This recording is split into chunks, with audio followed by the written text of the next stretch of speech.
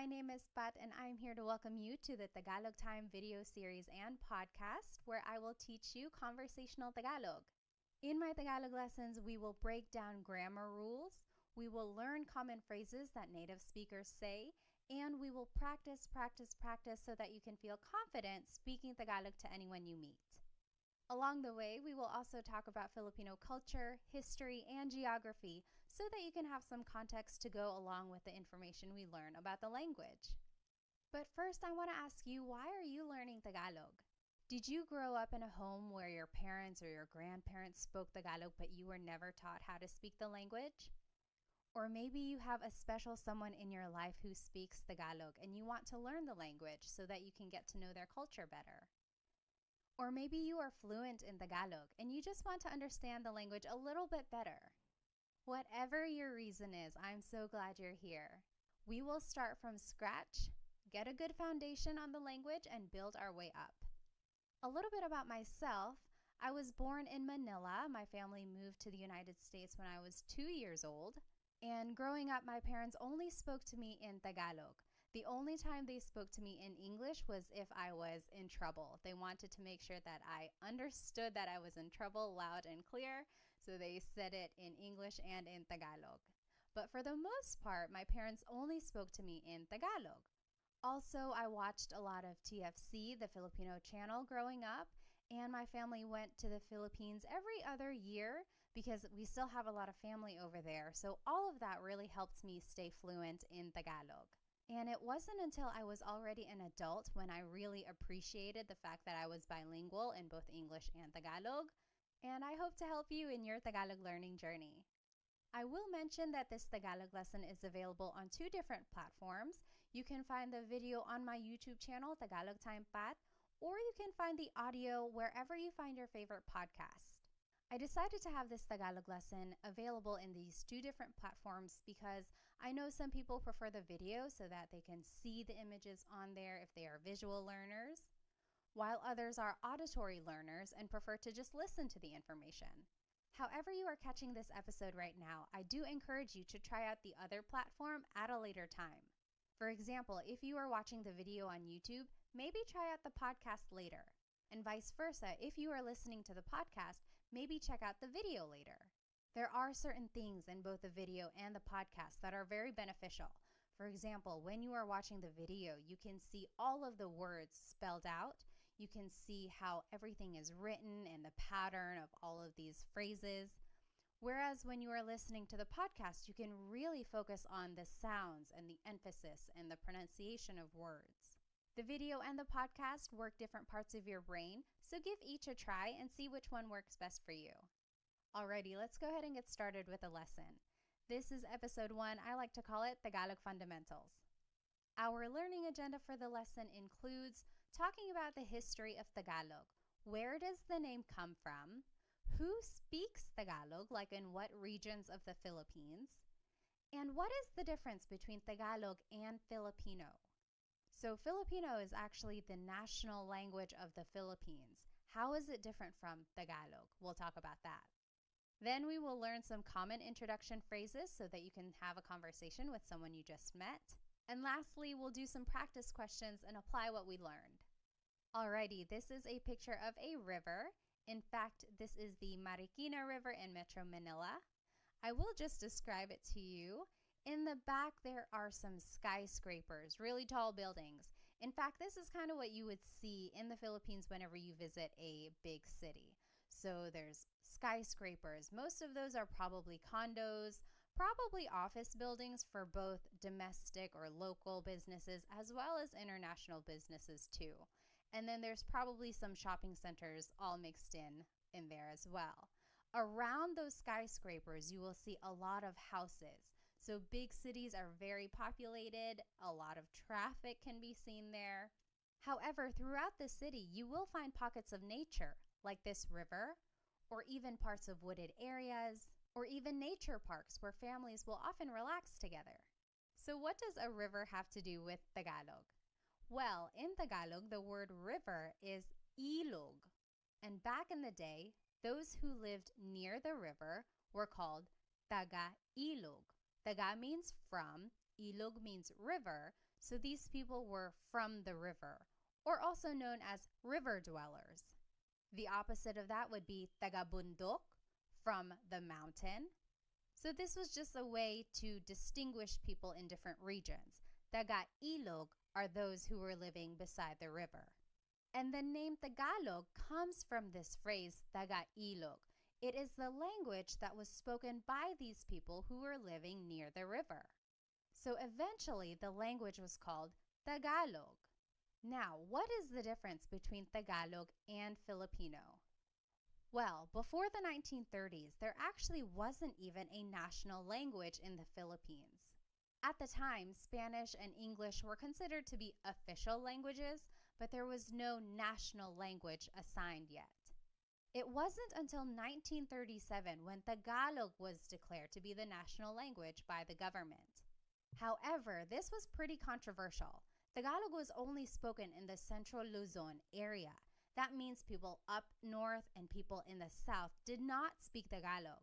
There are lots of languages and dialects throughout the country. In fact, some people didn't even recognize Tagalog as the national language. Some people did not support this decision, but ultimately Tagalog was chosen for a number of reasons. First, Tagalog was spoken in Manila and its surrounding areas. And this is where the government had resided for many years. So since this is the area where government decisions were being made about politics, economics, and social issues, many people decided that Tagalog would be more suitable to be the national language. Also, Tagalog was chosen because it didn't have as many smaller dialects like other languages did in the country at the time. Another reason why Tagalog was chosen to be the national language was because there was an extensive amount of historical documents and books written in Tagalog. So this showed that Tagalog had already been a well-established language. Lastly, Tagalog was chosen to be the national language at the time because even though not a lot of regions spoke it fluently, it was the most widely understood language throughout various regions in the Philippines. Eventually, in 1987, it was declared that Filipino would actually be the national language instead of Tagalog. So what is the difference between Tagalog and Filipino? Well, Filipino comes from Tagalog. However, it includes loan words that are also commonly used, but come from Spanish, English, and other languages. For example, let's take the word dictionary. In Filipino, people would just say diccionario, dictionary. However, a true Tagalog purist would say talatinigan. You'll notice that the word diccionario has a lot of Spanish influence. And that is what the Filipino language is all about. It incorporates all of these loan words that have been mixed into Tagalog. So that's the main difference between Tagalog and Filipino. Tagalog is the uninfluenced language, whereas Filipino incorporates all of these loan words and influences from other countries. So speaking of, what are some of the Tagalog influences? Well, Spain colonized the Philippines from 1521 to 1898. So for over 300 years, Spain occupied the country, so it had a big effect on the Filipino culture, language, and traditions. Here are some loan words from Spanish. Caballo, horse; radyo, radio; cuchara, spoon; tinidor, fork. Another country that influenced Tagalog is China. There were a lot of immigrants from the Hokkien community who were from the southern tip of China, and they immigrated to the Philippines between the 16th and 19th centuries. There are a lot of Chinese influences in the Filipino culture. For example, the cuisine, pancit and lumpia, come from the Chinese culture. Also, beliefs in feng shui and other things like that come from Chinese culture as well. Here are some Tagalog words that were influenced by China. Hikaw, earring; susi, key; ate and kuya, so older sister and older brother. Those are some words from the Chinese culture. Next, America influenced Tagalog. America occupied the Philippines between 1898 and 1946. And here are some English words that have influenced Tagalog. Wais, wise; ballpen, pen; nurse, nurse; driver, driver. Also, Japan influenced Tagalog. They occupy the Philippines between 1942 and 1945, and here are some Tagalog words that were influenced by Japanese. Karaoke, katol, which is the incense or some smoke that's used to deter mosquitoes, and then tsunami. And again, this is what the Filipino language incorporates. It adds all of these words that have been borrowed from other countries into Tagalog, whereas Tagalog purists would use other words that were more used in pre-colonial times. All right, so now let's take a look at where Tagalog is spoken throughout the Philippines. There are three main island groups in the Philippines: Luzon, Visayas, and Mindanao. Luzon is up in the north, then Visayas is in the central area, and then Mindanao is way down in the south. Tagalog is spoken here in this central Luzon area, so it's more up there in the north. There are so many languages in the Philippines, and here are just some of them. Ilocano is spoken up there in the north, northern Luzon area. Tagalog again is the central Luzon area. Bicolano is in the southern Luzon area. Waray is spoken in the Visayas region, also Cebuano and Bisaya. All of that is spoken in the southern areas of the Philippines. And then Hiligaynon is on the western side of the Visayas region. Now the big question is, what is the difference between language and dialect? I will say that not everyone agrees.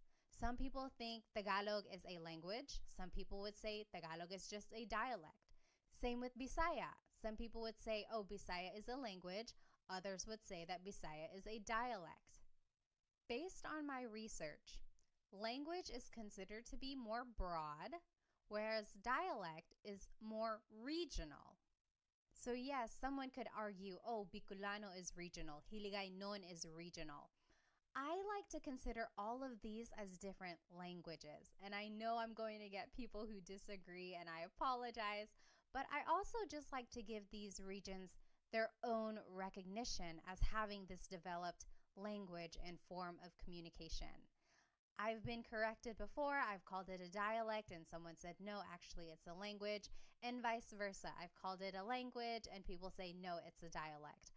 I would encourage you to maybe do your research. You figure out what you want to call these different forms of communication and call it what you would like. I will call them languages.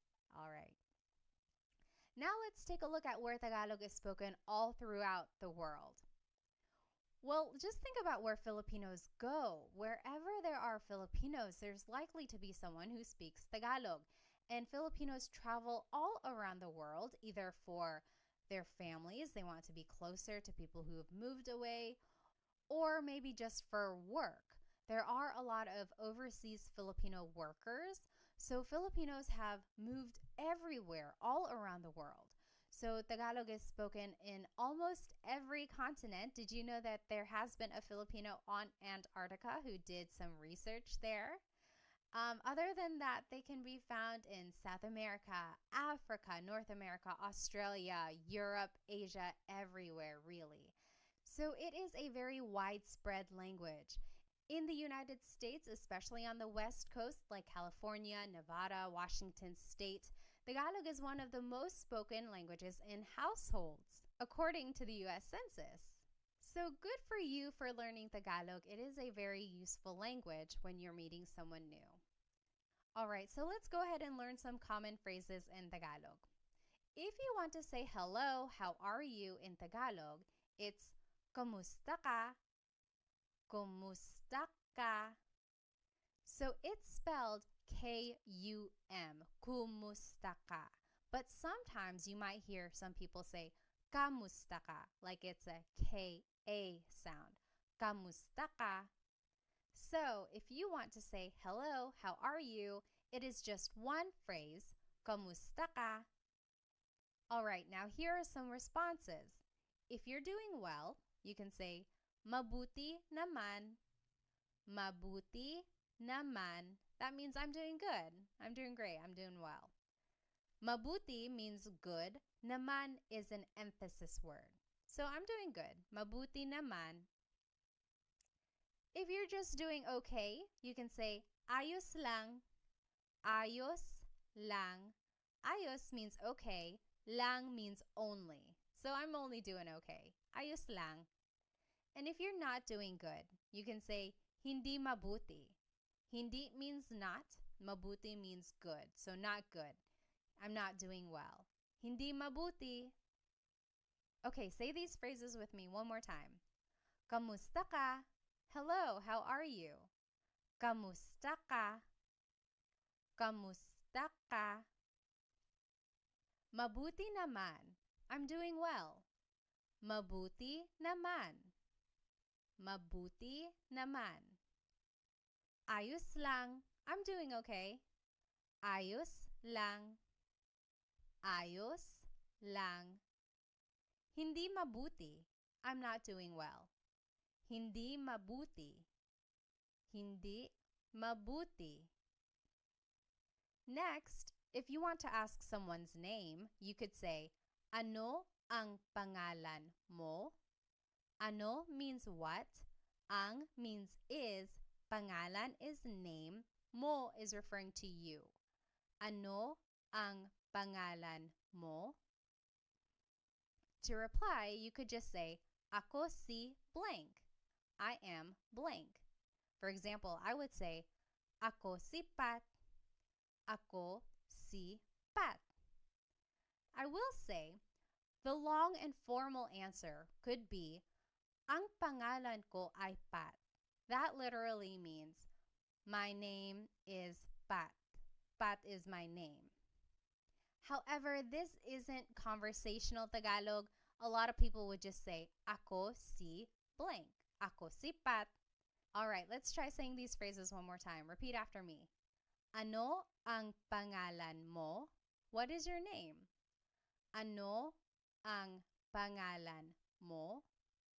Ano ang pangalan mo? Ako si blank. I am blank. Ako si Pat. Ako si blank. All right, if you want to ask someone where they're from, you would say, taga saan ka? Taga means from. Saan means where. Ka is referring to you. Taga saan ka? Where are you from? Taga saan ka? To reply, you would say, taga blank ako. I am from blank. Taga means from. Ako means I am. Taga Manila ako. I am from Manila. Taga blank ako. All right, say these phrases with me one more time. Taga saan ka? Taga saan ka? Taga saan ka? Taga Manila ako. Taga blank ako. Taga blank ako. Next, if you want to ask about someone's age, you would say, ilang taon ka na? Ilang taon ka na? Ilan means how many. Taon means year. Ka is referring to you. Na means already. Ilang taon ka na? Ilang taon ka na? To reply, you would just say, blank ako. I am blank. 30 ako. I am 30. Blank ako. Usually, when someone is saying their age, they use Spanish numbers. So an 18-year-old might say, 18 ako. I am 18. But you could also say it in Tagalog or in English. 30 ako. Let's say these phrases one more time. Ilang taon ka na? Ilang taon ka na? Ilang taon ka na? Blank ako. 30 ako. Blank ako.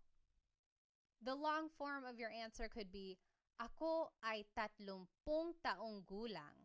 That literally means, I am 30 years old. Again, this is not so much conversational Tagalog. It's more common for someone to just say, 30 ako. Next, you can ask someone, ano ang trabaho mo? What is your job? Ano means what? Ang means is, trabaho means job, mo is referring to you. Ano ang trabaho mo? Ano ang trabaho mo? Your response would be, blank ako. So very similar to the last response. I am blank. I am a blank.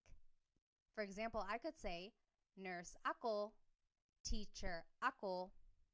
And here's just some vocabulary on some professions. Guro, teacher. Nurse, nurse. Doktor, doctor. Abogado, lawyer. So you could say, guro ako, nurse ako. All right, say these phrases with me one more time. Ano ang trabaho mo? Ano ang trabaho mo? Ano ang trabaho mo? Blank ako. Nurse ako. Guro ako. The long form answer would be, ako ay isang nurse. Literally, I am a nurse. Ako ay isang nurse. Again, this is not conversational Tagalog. More people would just say, blank ako, nurse ako. Next, someone might ask you, may asawa ka na ba? Are you married? May asawa ka na ba? May means to have. Asawa is a spouse. Ka is referring to you. Na means already. Ba is a question word. May asawa ka na ba? May asawa ka na ba? Your response would be, oo, yes, wala, or hindi, no, wala pa, not yet. So repeat after me, may asawa ka na ba? May asawa ka na ba? And you say your answer, oo, yes, wala, no, wala pa, not yet. Next is a very similar question. May anak ka na ba? May means to have, anak means child, ka is referring to you, na means already, and ba is a question word. May anak ka na ba? Do you have any kids? May anak ka na ba?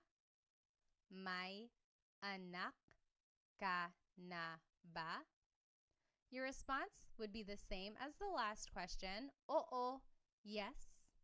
Wala or hindi, no. Wala pa, not yet. So the difference between wala and hindi. Wala technically means none or nothing. Hindi means no. And since the question has the word may, which means do you have, it's almost like a quantity, then you could answer with wala, none. I have none yet. I don't have any kids yet. So wala, none. Sometimes you might also hear someone say hindi, no. Most commonly you would hear someone say wala, none. If you do want to answer and say that you do have kids, you can add the number of kids in your response. Oo, may dalawang anak na ako. Let's review some Tagalog numbers. Isa, 1, dalawa, 2, tatlo, 3, apat, 4, lima, 5. Now, if you listen again to the response, it's oo, may dalawang anak na ako. When the number ends with a vowel, like dalawa, ends with the letter A, you have to add an NG at the end when you respond.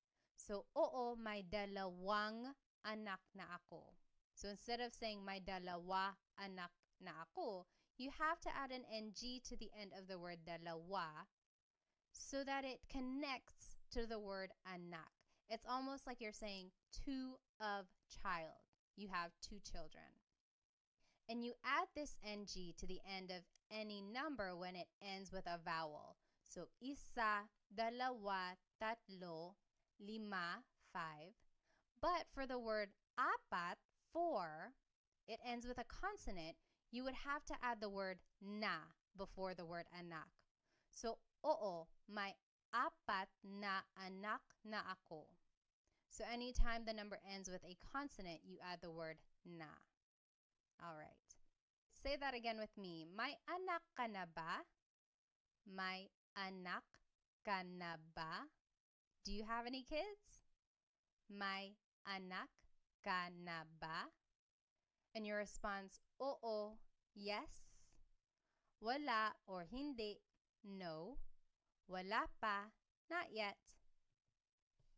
And to talk about how many kids you do have, you could say, oo, may dalawang anak na ako, and just fill in the number in the phrase. Lastly, to get to know someone, you can ask them, ano ang hilig mo? What are your hobbies? Ano means what, ang means are or is, hilig means your likings or things that you like. Mo is referring to you. Ano ang hilig mo? What do you like to do? What are your hobbies? Your response would be, mahilig ako blank. I like to blank. And here are some examples of some hobbies. Mahilig ako magluto, to cook, magluto, magbasa, to read, magbasa, manood ng TV, watch TV, manood ng TV, sumayaw, dance, sumayaw, mag-exercise, to exercise, mag-exercise. Now this is a great Taglish tip. When you don't know a verb in Tagalog, you can use the mag pattern. So mag-exercise is just the way to say exercise. That's commonly how people would say it. If you wanted to say that you like to swim, but you don't know how to say swim in Tagalog, you could say, mahilig ako mag-swim. I like to swim. Later on, go back and look up what to swim is in Tagalog. Then you can say, mahilig ako lumangoy, lumangoy. So I am a big supporter of using Taglish, especially while you are learning Tagalog. The main focus here is to learn the patterns and formation of phrases. And over time, you will learn more Tagalog vocabulary so that you can fill it into these phrases. But in the meantime, feel free to put English words wherever you need to. All right. Now, I always get asked, how do you use the word po? The word po is a part of speech that is used to show respect. Usually, kids say po throughout a conversation when they are speaking to an elderly person. Or adults even say po when they are trying to be respectful either to someone in authority or someone older than them. There are specific placements for the word po, but I will tell you about those in my next video, how to use po. But just as a rule of thumb, you can always add po to the end of anything you say and it will always work. It will always be respectful. So for any of the phrases that we learned today, add po at the very end when you are speaking to someone older than you. And that's just a good way to show respect. All right, now it's time to practice what we learned today. Translate these phrases in Tagalog. I will give you 10 seconds and then we'll go over the answer. Okay, so the first phrase that we're going to translate to Tagalog is, what is your name?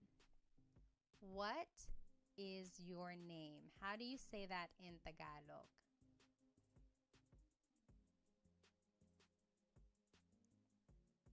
Ano ang pangalan mo?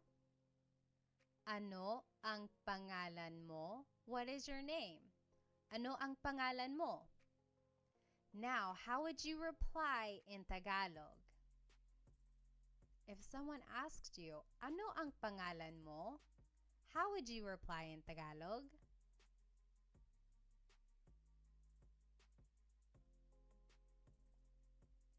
Ako si blank. Ako si Pat. Ako si blank. All right, next question. How do you say, what is your job in Tagalog? What is your job?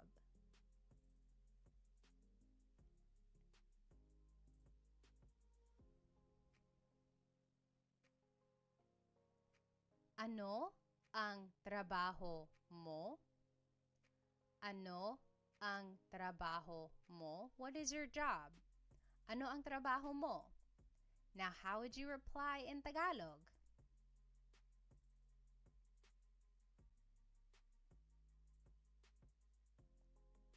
Blank ako. I am blank. Nurse ako. Teacher ako. Next, how would you say, hello, how are you in Tagalog?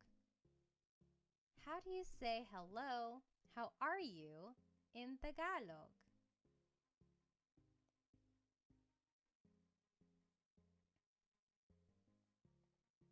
Kamusta ka? Kamusta ka? Kamusta ka? Now, how would you reply in Tagalog? Remember, there are 3 different responses that you could say. How would you reply to kamusta ka?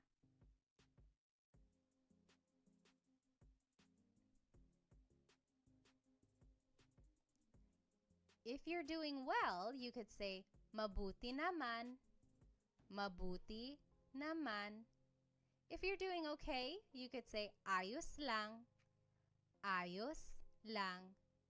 And if you're not doing so good, you can say hindi mabuti. Hindi mabuti. All right, now how do you say, are you married in Tagalog? Are you married?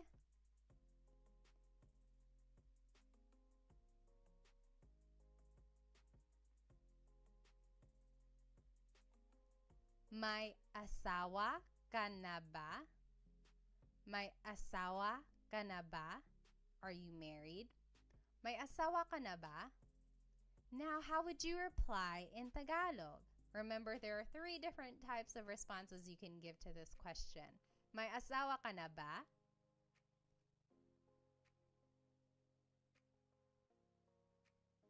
You can say, oo, yes, oo, or wala, hindi, no, wala, hindi, or wala pa, not yet, wala pa. How do you say, where are you from in Tagalog? Where are you from?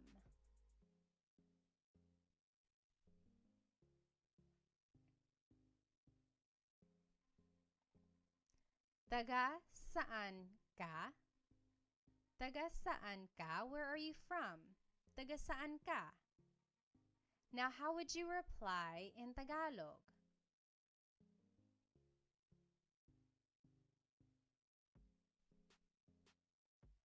Taga blank ako. Taga Manila ako. I'm from Manila. Taga blank ako. All right, how would you ask, how old are you in Tagalog? How old are you?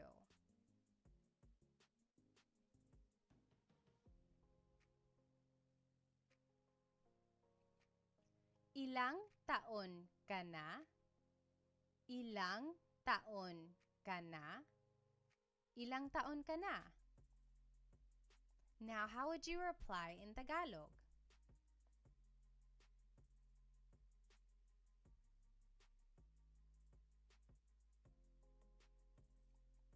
You can say blank ako. For example, I would say 30 ako. So blank ako. All right, next question. How would you ask, do you have any kids? Do you have any kids in Tagalog?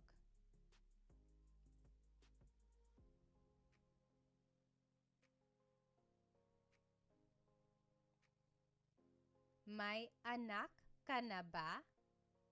May anak ka na ba? Do you have any kids? May anak ka na ba? And how would you reply in Tagalog?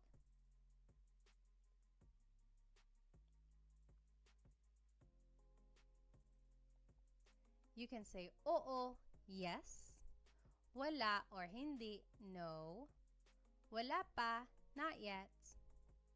And if you wanted to be specific and say how many kids you do have, it would be may blank anak na ako. May dalawang anak na ako. I have 2 kids. Or may apat na anak na ako. I have 4 kids. So that would be the sentence structure if you wanted to say how many kids you do have. Lastly, how would you ask someone, what are your hobbies in Tagalog? What are your hobbies?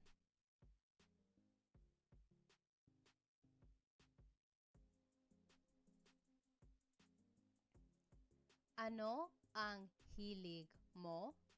Ano ang hilig mo? What are your hobbies? Ano ang hilig mo? And how would you reply in Tagalog? Mahilig ako. I like to. Mahilig ako magluto, to cook. Magluto. Magbasa, to read. Magbasa. Manood ng TV, to watch TV. Manood ng TV. Sumayaw, to dance. Sumayaw. Mag-exercise, to exercise. Mag-exercise. And remember, you can always use a Taglish tip. If you don't know a verb in Tagalog, just say it as a mag verb. Mahilig ako mag-swimming. Mahilig ako mag-shopping. And later on, go back and try to figure out what these words are in Tagalog. So to swim is lumangoy. Mahilig ako lumangoy. All right, we learned a lot today. We learned about the history of Tagalog. We learned where it's spoken and some influences of it. Then we learned some common phrases that hopefully you can start using when you meet someone new. And then we practiced. I encourage you to maybe write these phrases down on a note card. Write the English translation on one side and the Tagalog translation on the other side. And then just review them throughout the day. Practice really does make perfect. Try using these phrases to a native speaker that you know. Or if you don't have anyone you can speak to right now, really try practicing these note cards on your own. And a lot of people I meet get really nervous about their accent. I always say, ignore the accent. Forget about it for now. The accent will come the more you practice. I will say that even I have an English accent when I'm speaking Tagalog sometimes too. It usually comes out when I'm nervous or if I'm speaking too fast. But really, that doesn't matter. What matters in the end is that you are able to communicate in Tagalog. Be sure to subscribe to my YouTube channel for more Tagalog lessons and follow me on my other social media platforms. Thank you so much for joining me in this Tagalog lesson. In my next lesson, I will talk about how to use po when you want to be respectful. I hope to see you there. Paalam!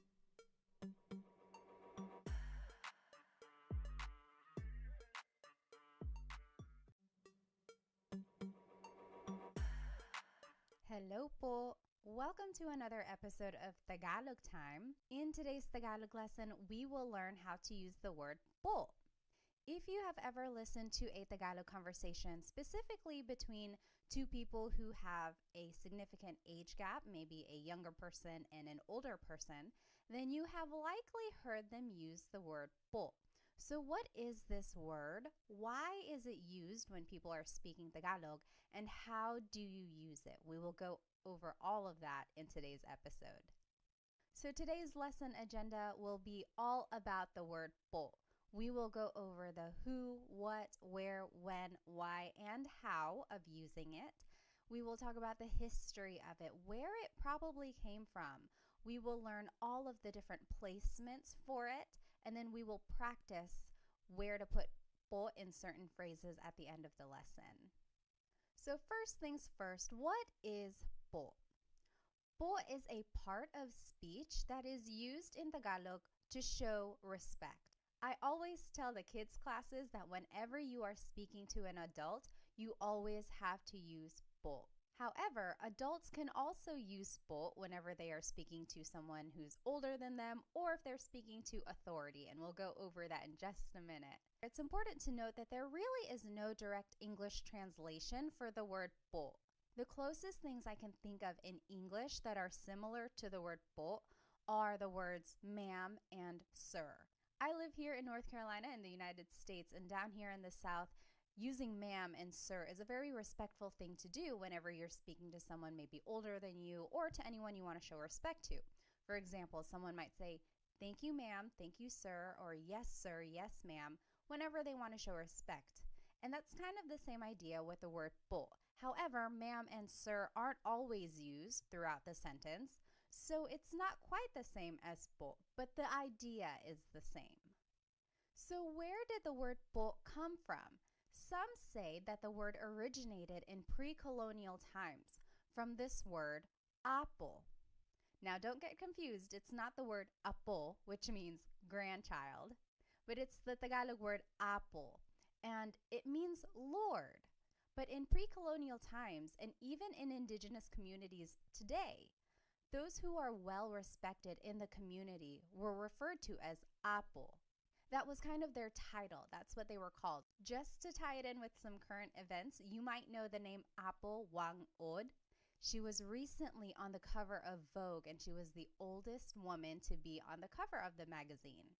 She is a Filipino woman who comes from an indigenous community called Kalinga, and she is known for her tribal tattoos.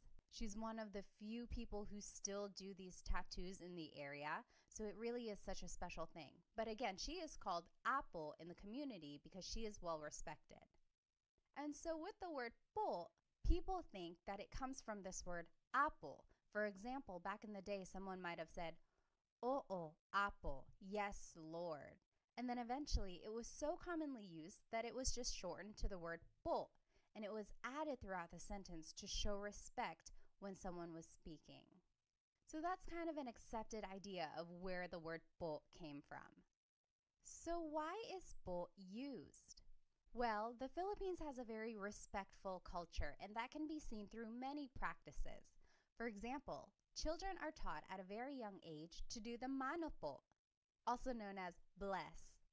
And that is where the young person takes the hand of an older person and touches the back of the hand to their forehead. It's said that this was a way for them to grant a blessing from the elderly person. And that just emphasizes the idea of how people are taught to really respect their elders. Another way people show respect towards others is through the way they refer to each other. For example, the titles ate and kuya are used for people who are older than you. Ate is what you call an older sister or even an older cousin or friend who's a girl. These are usually someone who's just a little bit older than you, not too much older, otherwise they would be tita and tito. But if they are just like one generation older than you, then they would be considered your ate. Same with the name kuya. These are your older brothers or older cousins and friends who are boys. For example, if I am older than you, you could call me atepat. Your older cousin might be Kuya Sam, and so on. So again, these titles just show how respect is embedded in the family and community unit. As I mentioned, kids are taught to say po whenever they are speaking to their elders. So their parents, their aunts and uncles, their grandparents. However, it's important to note that adults also use the word po whenever they are speaking, of course, to their elders, so maybe their grandparents or their parents, but also to anyone in authority, so bosses or police or priests or doctors. So anyone they want to be respectful to, they would say po. When and where is the word po used? It can be used anytime, whether you are just at home with your family, or if you're at the grocery store, or if you're at work. It's always appropriate whenever you want to show respect. Other than using the word po personally with your family, you might also hear the word po in hospitality settings. So for example, at hotels and restaurants. You will likely hear the staff speaking to you with the word po. And that again is just a way to show respect because you are a guest in that area. And that is just a way for them to be professional and respectful. All right, so how do you use the word po? Before we jump into the proper placements of po, let's go over some common Tagalog phrases that we can use as a reference. So first, the basic way to say hello and how are you in Tagalog is just kamusta ka, kumusta ka. To reply, you can say mabuti naman, I'm doing well, mabuti naman. Or if you're just doing okay, you can say ayos lang, ayos lang. And if you're not doing well, you can say hindi mabuti, hindi mabuti. Say these phrases with me one more time. Kamusta ka? Hello, how are you? Kamusta ka? Mabuti naman. I'm doing well. Mabuti naman. Ayos lang. I'm doing okay. Ayos lang. Hindi mabuti. I'm not doing well. Hindi mabuti. Next, if you want to ask for someone's name, you can say, ano ang pangalan mo? Ano ang pangalan mo? Your response would be, ako si blank. I am blank. I would say, ako si Pat.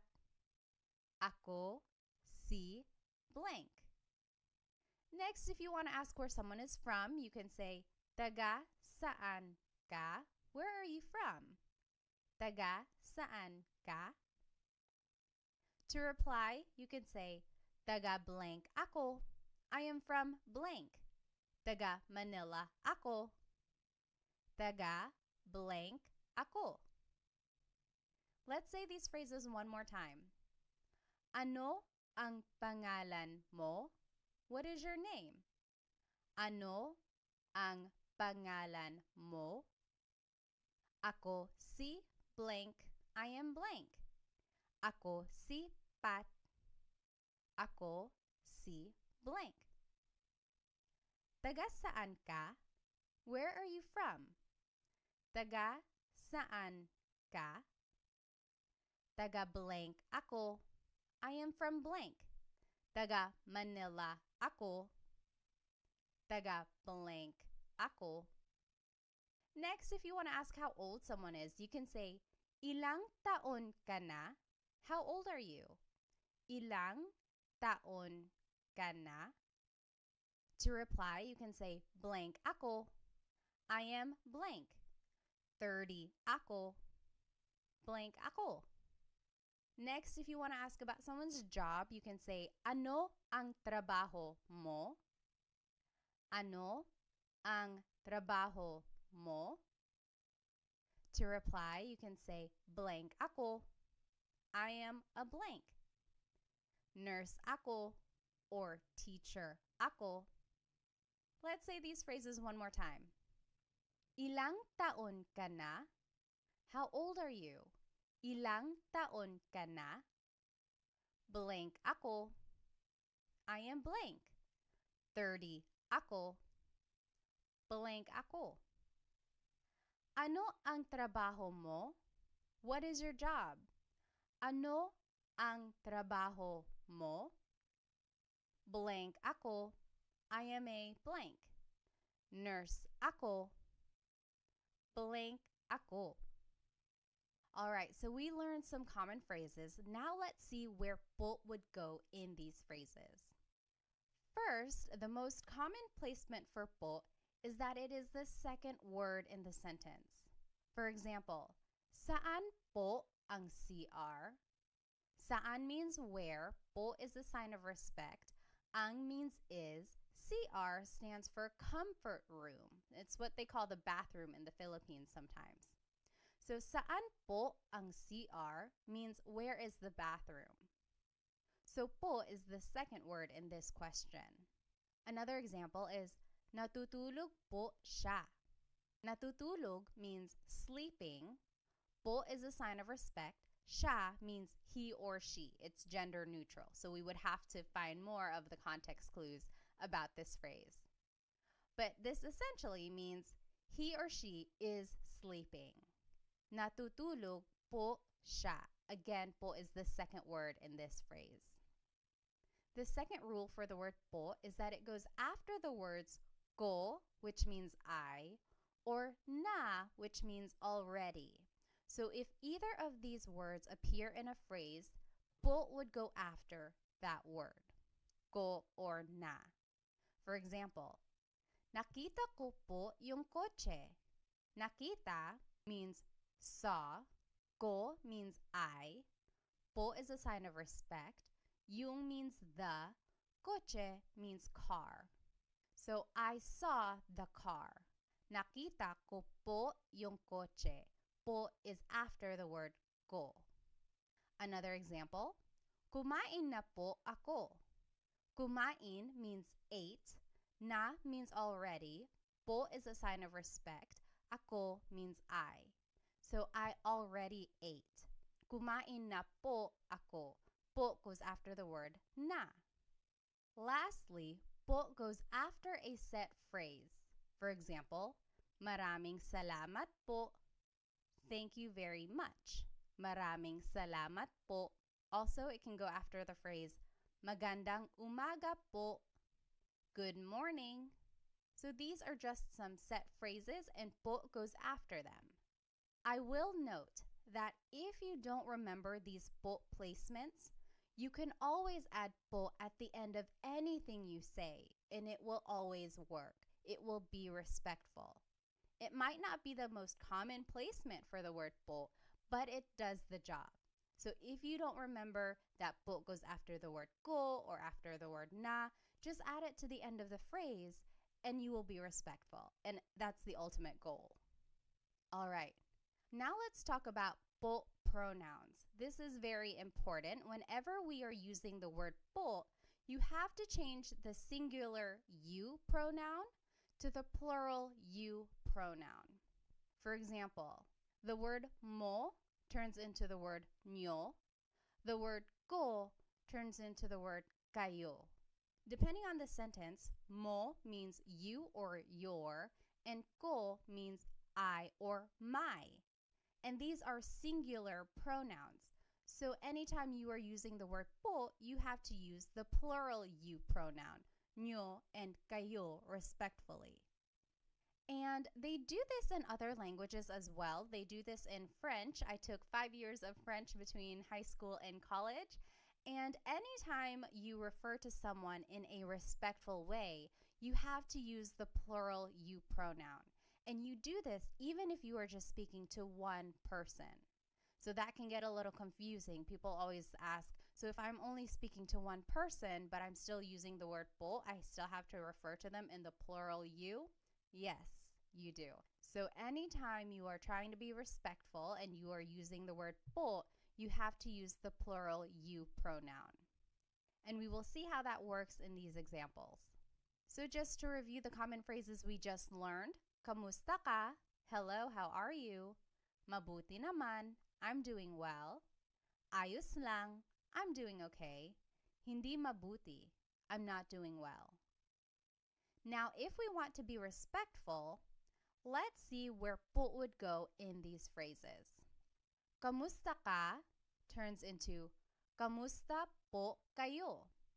So po is the second word in this question. And then ka becomes kayo. So that is an example of where the singular you pronoun becomes a plural you pronoun. So kamusta ka becomes kamusta po kayo. Next, mabuti naman becomes mabuti naman po. So that's just a set phrase. It would go at the end of that. Very similar, ayos lang becomes ayos lang po. Again, it just goes at the end because it's a set phrase.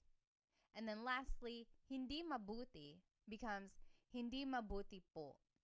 Again, that's just a set phrase. You might hear someone say, hindi po mabuti. I've heard that before, so it can also be the second word in this phrase, hindi po mabuti. But since it's a set phrase, I would add it to the end, hindi mabuti po. So those are some examples of where po would go. Just some more common phrases. Let's review. Ano ang pangalan mo? What is your name? Ako si Pat. I am Pat. Taga saan ka? Where are you from? Taga Manila ako. I am from Manila. Now let's see where po would go in these phrases. Ano ang pangalan mo becomes ano po ang pangalan nyo? So po is the second word here, goes right after the word ano. And then mo becomes nyo. So again, the singular you pronoun becomes a plural you pronoun. Next, ako sipat becomes ako po sipat. Po is the second word in this phrase. Taga saan ka becomes taga saan po kayo. So this po placement does not really fall into any of the three major placements that we learned. But I do want to point out that ka becomes kayo. Again, that is where the singular you pronoun becomes a plural you pronoun. And lastly, to respond, taga Manila ako becomes taga Manila po ako. So in this case, po is the third word, so it doesn't really fall into any of the categories that we learned earlier. But when in doubt, you can always add po to the end. Taga Manila ako po. That will also work. In fact, when I was a kid, that's what I was taught. Just always add po to the end of anything you say. The more you hear people speaking Tagalog, you'll catch on to where po typically goes. You'll hear the flow of the sentence, and you'll learn where po might and might not go. Alrighty, ilang taon ka na means how old are you? 30 ako, I am 30. Ano ang trabaho mo? What is your job? Nurse ako, I am a nurse. Let's see where po would go in these phrases. Ilang taon ka na becomes ilang taon na po kayo. So po goes after the word na anytime it appears in a phrase. And then ka becomes kayo. So ilang taon na po kayo? How old are you? 30 ako becomes 30 po ako. So po is the second word placement there. Ano ang trabaho mo? Becomes ano po ang trabaho nyo? Po is the second word placement here. And then mo becomes nyo.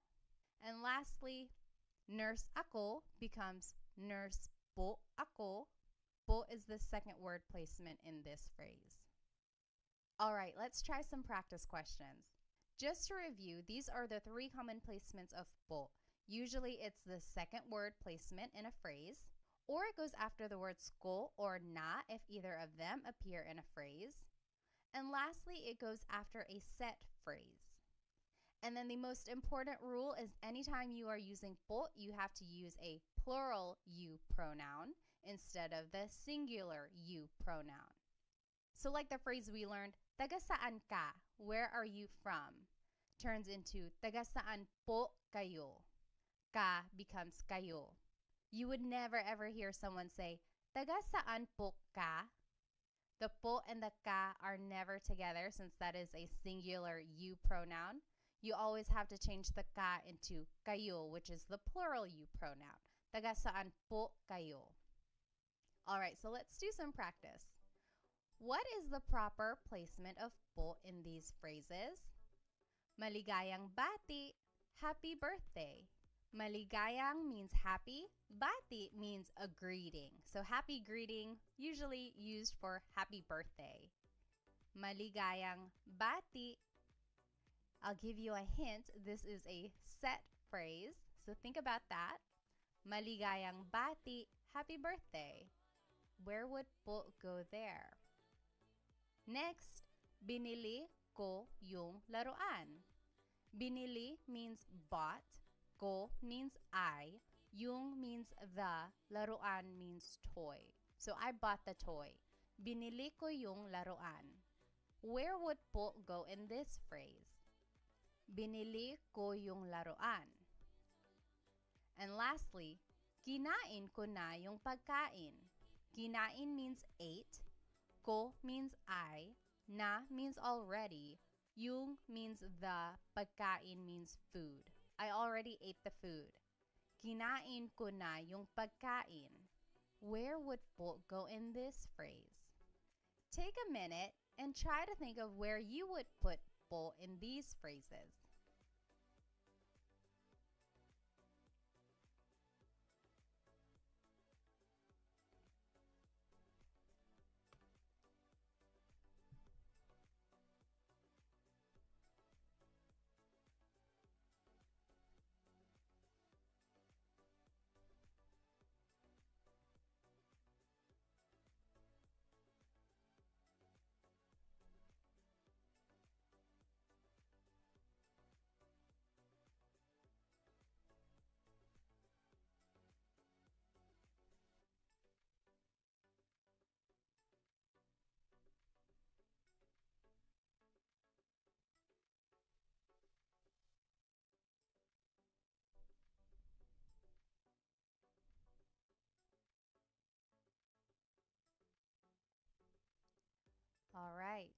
Maligayang bati becomes maligayang bati po. So that is a set phrase, so po would just go at the end of that. Maligayang bati po. Next, binili ko yung laruan. I bought the toy. Becomes, binili ko po yung laruan. Po would go after the word ko in this phrase. Lastly, kinain ko na po yung pagkain. So remember, one of the rules was it goes after the word ko or na if either of them appear in the phrase. What if they both appear in the phrase? It would just go after both of them. So, kinain ko na po yung pagkain. Po goes after the word na, which is after the word ko. So, did you get it right? I hope you did. It does take some practice, but remember, you can always add po to the end of your sentence. All right, so just a quick note. What is the difference between po and ho? For example, someone might say, ano po, which means what? Someone else might say, ano ho, which also means what. What is the difference between po and ho? Well, both are a sign of respect. They have the same placement rules that we just learned. However, ho is considered to be a little bit more informal and po is formal. Some people might use the word ho when they are speaking to an elderly person who is not really close to them or a stranger who they don't really know well. For instance, some people use the word ho when they are speaking to an older person who they don't really know very well. So maybe an older stranger or just an older acquaintance, they might use the word ho. Whereas po is really saved for older people in their family, people they really know and want to formally respect. I personally don't use the word ho very often. I just use po for everyone when I want to be respectful. However, I have heard people use the word ho whenever they're speaking to someone kind of informally but also still respectful. You might hear it in movies or Filipino shows or things like that. Just know that it is equivalent to the word po but just a little bit less formal. Alrighty, so we learned a lot today. We learned the placements of po. We learned a little bit about the history, where it comes from, how to use it, when and where. And then we were able to practice a little bit. So I encourage you, maybe when you are speaking to your parents or to your grandparents, just practice saying po, even if it's in English. Try adding po to anything you say at the end, even if it's an English phrase. That way you can get in the habit of using po and being respectful towards others in this way. If you would like to stay connected and get notified whenever I have a new Tagalog lesson, I encourage you to subscribe to my YouTube channel. And please follow me on my other social media platforms. I have a lot of other good content there as well. I'll see you in our next Tagalog lesson. Paalam!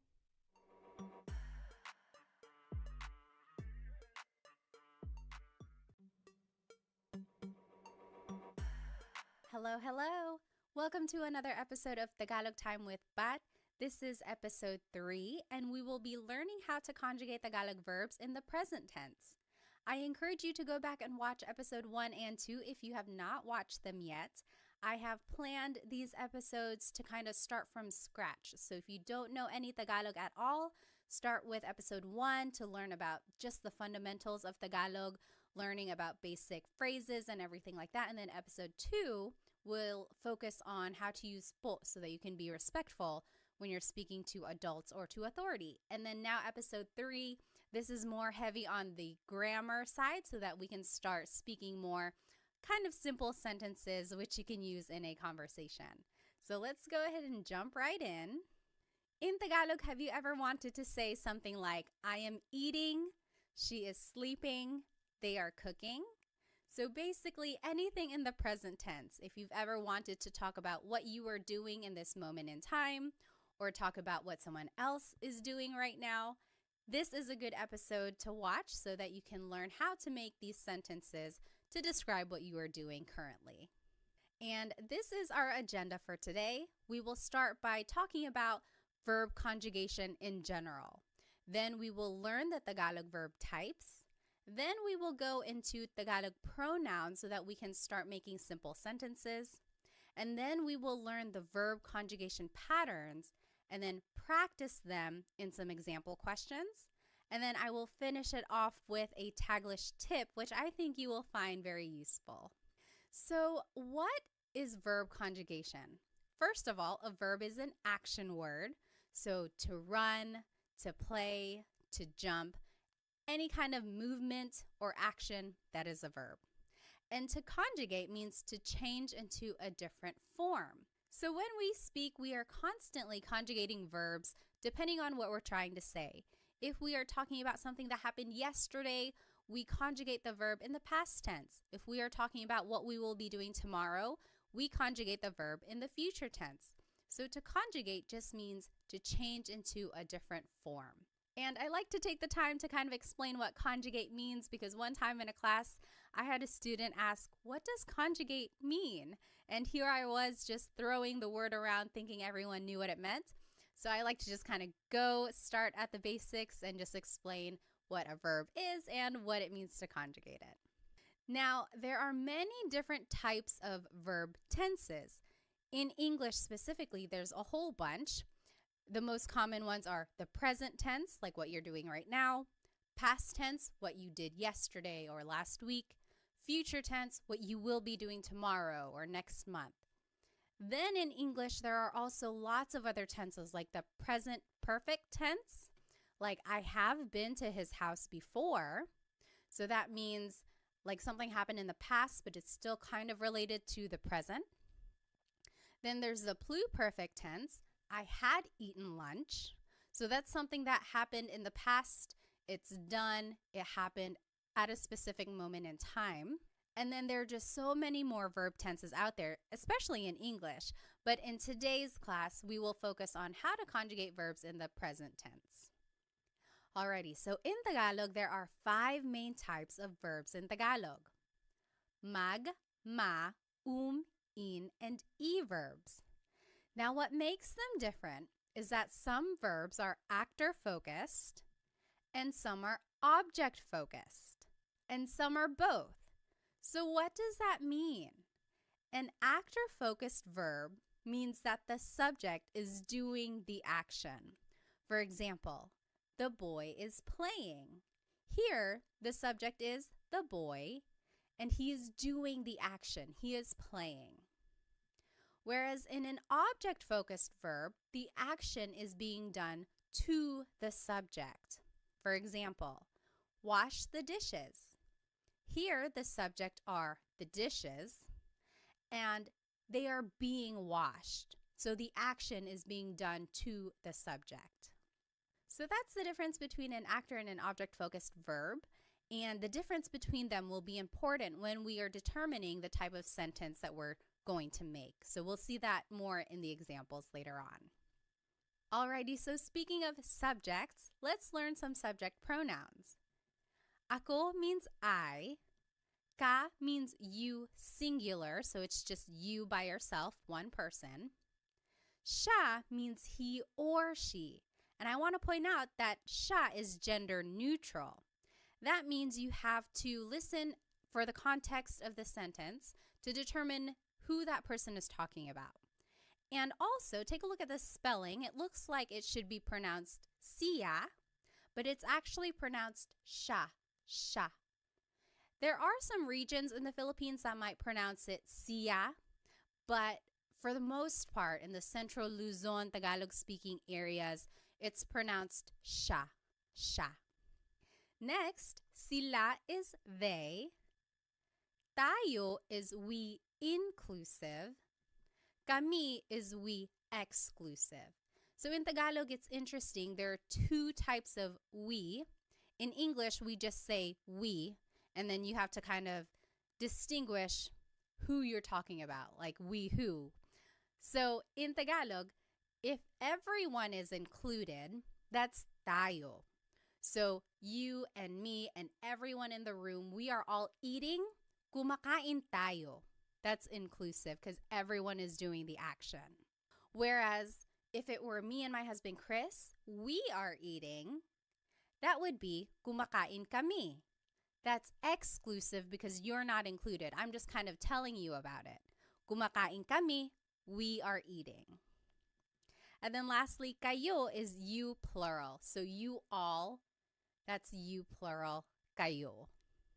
Okay, now the simplest sentence structure is verb plus pronoun. If we take a look at the verb to cook, in Tagalog it's magluto.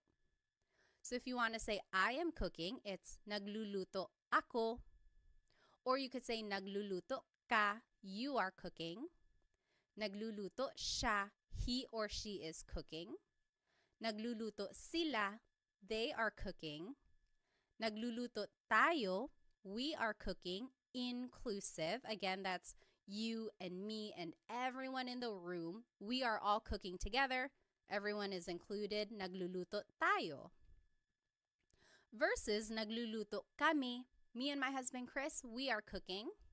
That's exclusive. And then nagluluto kayo, you all are cooking. Maybe you all as a class, nagluluto kayo. All right, so all of these examples just show the simple sentence structure, verb plus pronoun. So the verb goes first, and then the pronoun goes afterwards. It's the opposite of English, where the pronoun goes first. Like, I am cooking, I is the pronoun, and then it's the verb cook. So in Tagalog, it's the opposite, verb plus pronoun. All right, so one important thing about Tagalog verbs is that they all have a root word, and then something is added to them to conjugate it to a different tense. So an affix or an infix is added to the word to change it into a different tense. For example, let's take a look at the word magluto, to cook again. You could say nagluluto ako, I am cooking. That's the present tense. Past tense, nagluto ako, I cooked. Future tense, magluluto ako, I will cook. So I underlined here all of the root words. So luto is the root word. And then there's the affix that goes before the root, and that will determine the tense. And what I want you to get from this slide is that if you can pick out the root word in a conversation, then that will really help with the translation of Tagalog for you. So if I heard someone say, oh, nagluto ako kahapon, then I would say to myself, okay, I know luto means to cook. Now I have to use context clues to figure out, are they talking about something that happened yesterday, or are they cooking right now, or are they going to cook tomorrow?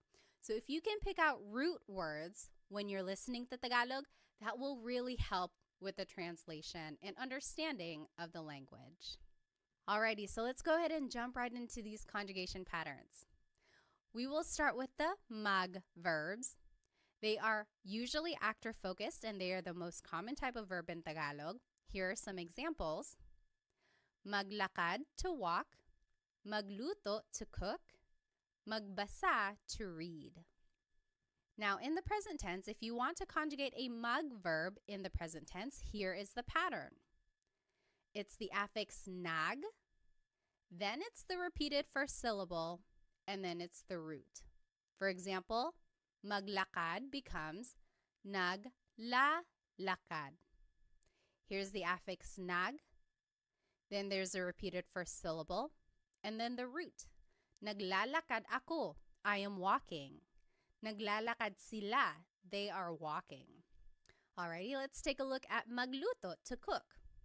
In the present tense, it becomes nagluluto. Here's the affix nag, then there's the repeated first syllable, and then the root. Nagluluto sila, they are cooking. Nagluluto. Lastly, magbasa, to read. It becomes nagbabasa. Here's the affix nag, then there's a repeated first syllable, and then the root. Nagbabasa ako, I am reading. So that is how you would conjugate a mag verb in the present tense. Let's take a look at ma verbs. They are very similar in their pattern. These are usually actor focused, and here are some examples. Maligo, to shower. Matulog, to sleep. Manood, to watch. In the present tense, if you want to conjugate a ma verb, here's the pattern. Now the affix is na, then it's the repeated first syllable and then the root. So maligo, to shower, will be naliligo. Naliligo ako. I am taking a shower. Naliligo siya. He is taking a shower. You jot it down on your paper. What do you think matulog and manood will be in the present tense? And feel free to pause the video if you need. All right, matulog in the present tense, to sleep, is going to be natutulog. The affix is na, then there's a repeated first syllable, and then the root. Natutulog ako. I am sleeping. Natutulog. Manood, to watch, will be nanonood. Nanonood sila. They are watching. Affix is na, then there's a repeated first syllable, and then the root, nanonood. So mag and ma verbs have a very similar pattern. The only difference is that affix in the beginning. Now let's take a look at verbs. These can be actor or object focused, depending on the context. And here are some examples. Kain is to eat. Takbo is to run. Tawa is to laugh. Now you might be wondering, why are these verbs? Doesn't appear in the word at all. It's because is the infix that goes into the word when you are conjugating it. So in the present tense, to conjugate an verb, the infix goes between the first and second letter, and then it's the root at the end. So for example, kain, to eat, becomes kumakain. Goes between the first and second letter, and then you add the root at the end. Kumakain ako. I am eating. Kumakain ako. Next, takbo means to run. In the present tense, it would be tumatakbo. Tumatakbo siya. He is running. Goes between the first and second letter, and then it's the root at the end. Tumatakbo. You jot it down. What do you think tawa will be in the present tense? And just use the pattern we learned. In the present tense, tawa, to laugh, will be tumatawa. Goes between the first and second letter, and then the root goes at the end. Tumatawa sila. They are laughing. Tumatawa. Alrighty, now let's move on to verbs. These are also object focused. And here are some examples. Gamit means to use. Walis means to sweep. It has a very similar pattern to verbs. The only difference now is that the infix in goes between the first and second letter, and then it's the root. So gamit, to use, in the present tense becomes ginagamit. In goes between the first and second letter, and then it's the root. Ginagamit ko. I am using something. Ginagamit. What do you think walis will be in the present tense? Remember to just use the pattern and plug everything in. Walis in the present tense is winawalis. So in just goes between the first and second letter, and then the root goes at the end. Winawalis ko yung sahig. I am sweeping the floor. Winawalis. Lastly, verbs. These are object focused. Some examples are isara, to close, ibigay, to give, itago, to hide. And now the pattern is the infix in goes between the second and third letter, and then it's the root. So isara, to close, becomes isinasara. Isinasara. So in goes between the second and third letter, and then the root goes at the end. Isinasara ko yung pinto. I am closing the door. You jot it down. What do you think ibigay and itago will be in the present tense? In the present tense, ibigay, to give, will be ibinibigay. ibinibigay.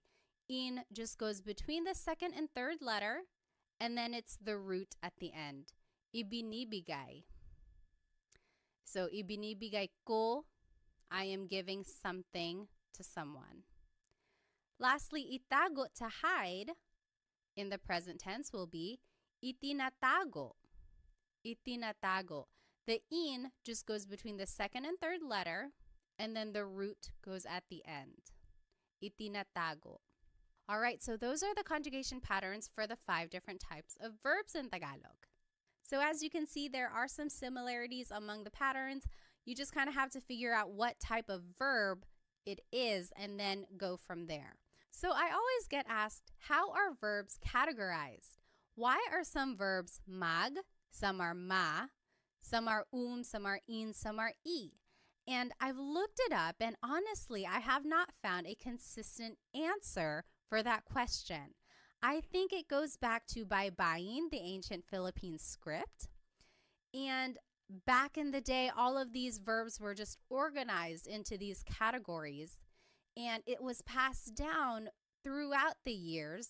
And as Tagalog has evolved over time, all of these verbs have just been accepted into these categories.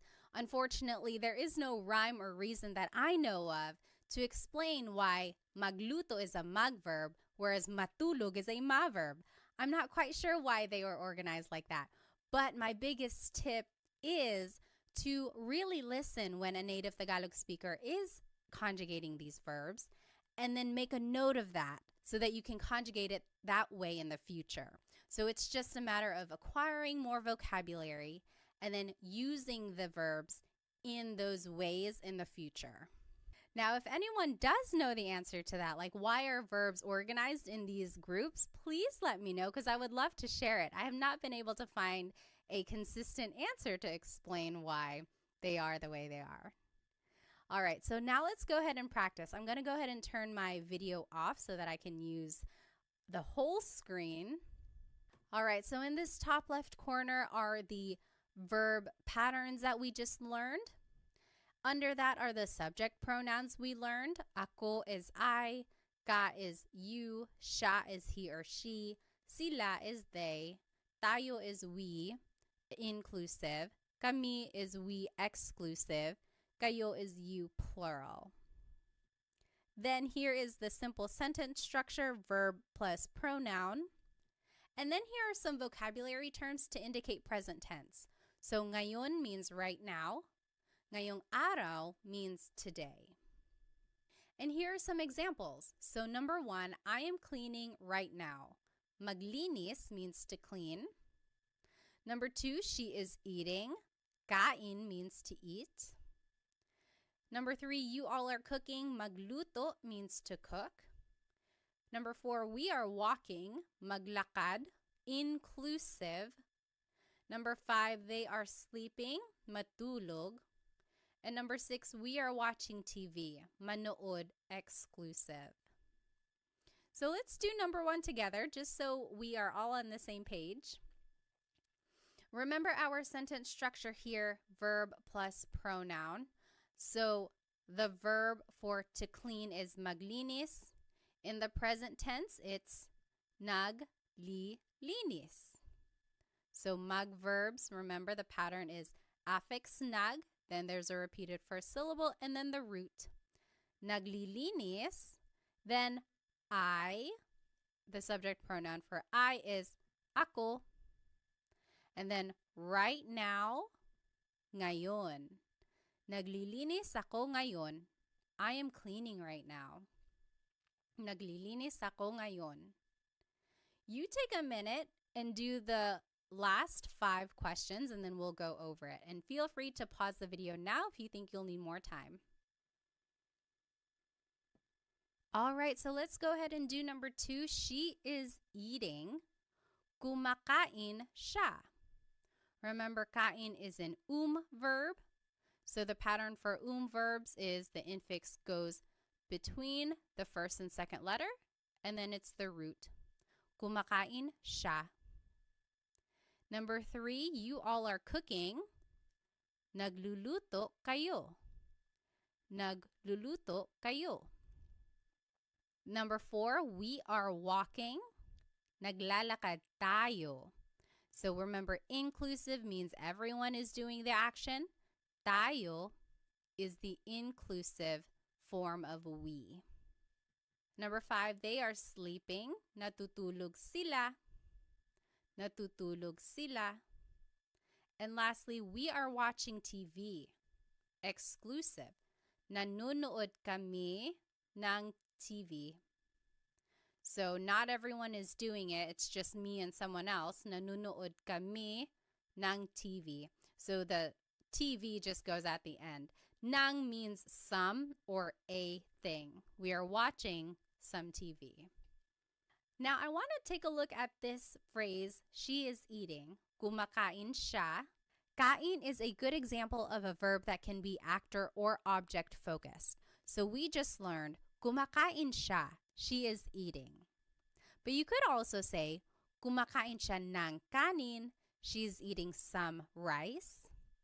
Or kumakain siya ng saging. She's eating a banana. So ng can mean some or a thing. And in all of these examples, kain is being conjugated as an verb. But you could also say, kinakain niya yung cake. She is eating the cake. Or, kinakain niya yung pandesal. She's eating the pandesal. Pandesal is like a sweet bread that's usually eaten for breakfast. So these last two examples, kain is being conjugated as an in verb. What's the difference here? When kain is being conjugated as an verb, it is an actor-focused verb. So in these examples, it's like asking, what is she doing? Oh, she's eating. She's eating some rice. She's eating a banana. What is she doing? Versus when it's an object-focused verb, it's almost like you're asking, what is she eating? Oh, kinakain niya yung cake. She's eating the cake. Or kinakain niya yung pandesal. She's eating the pandesal.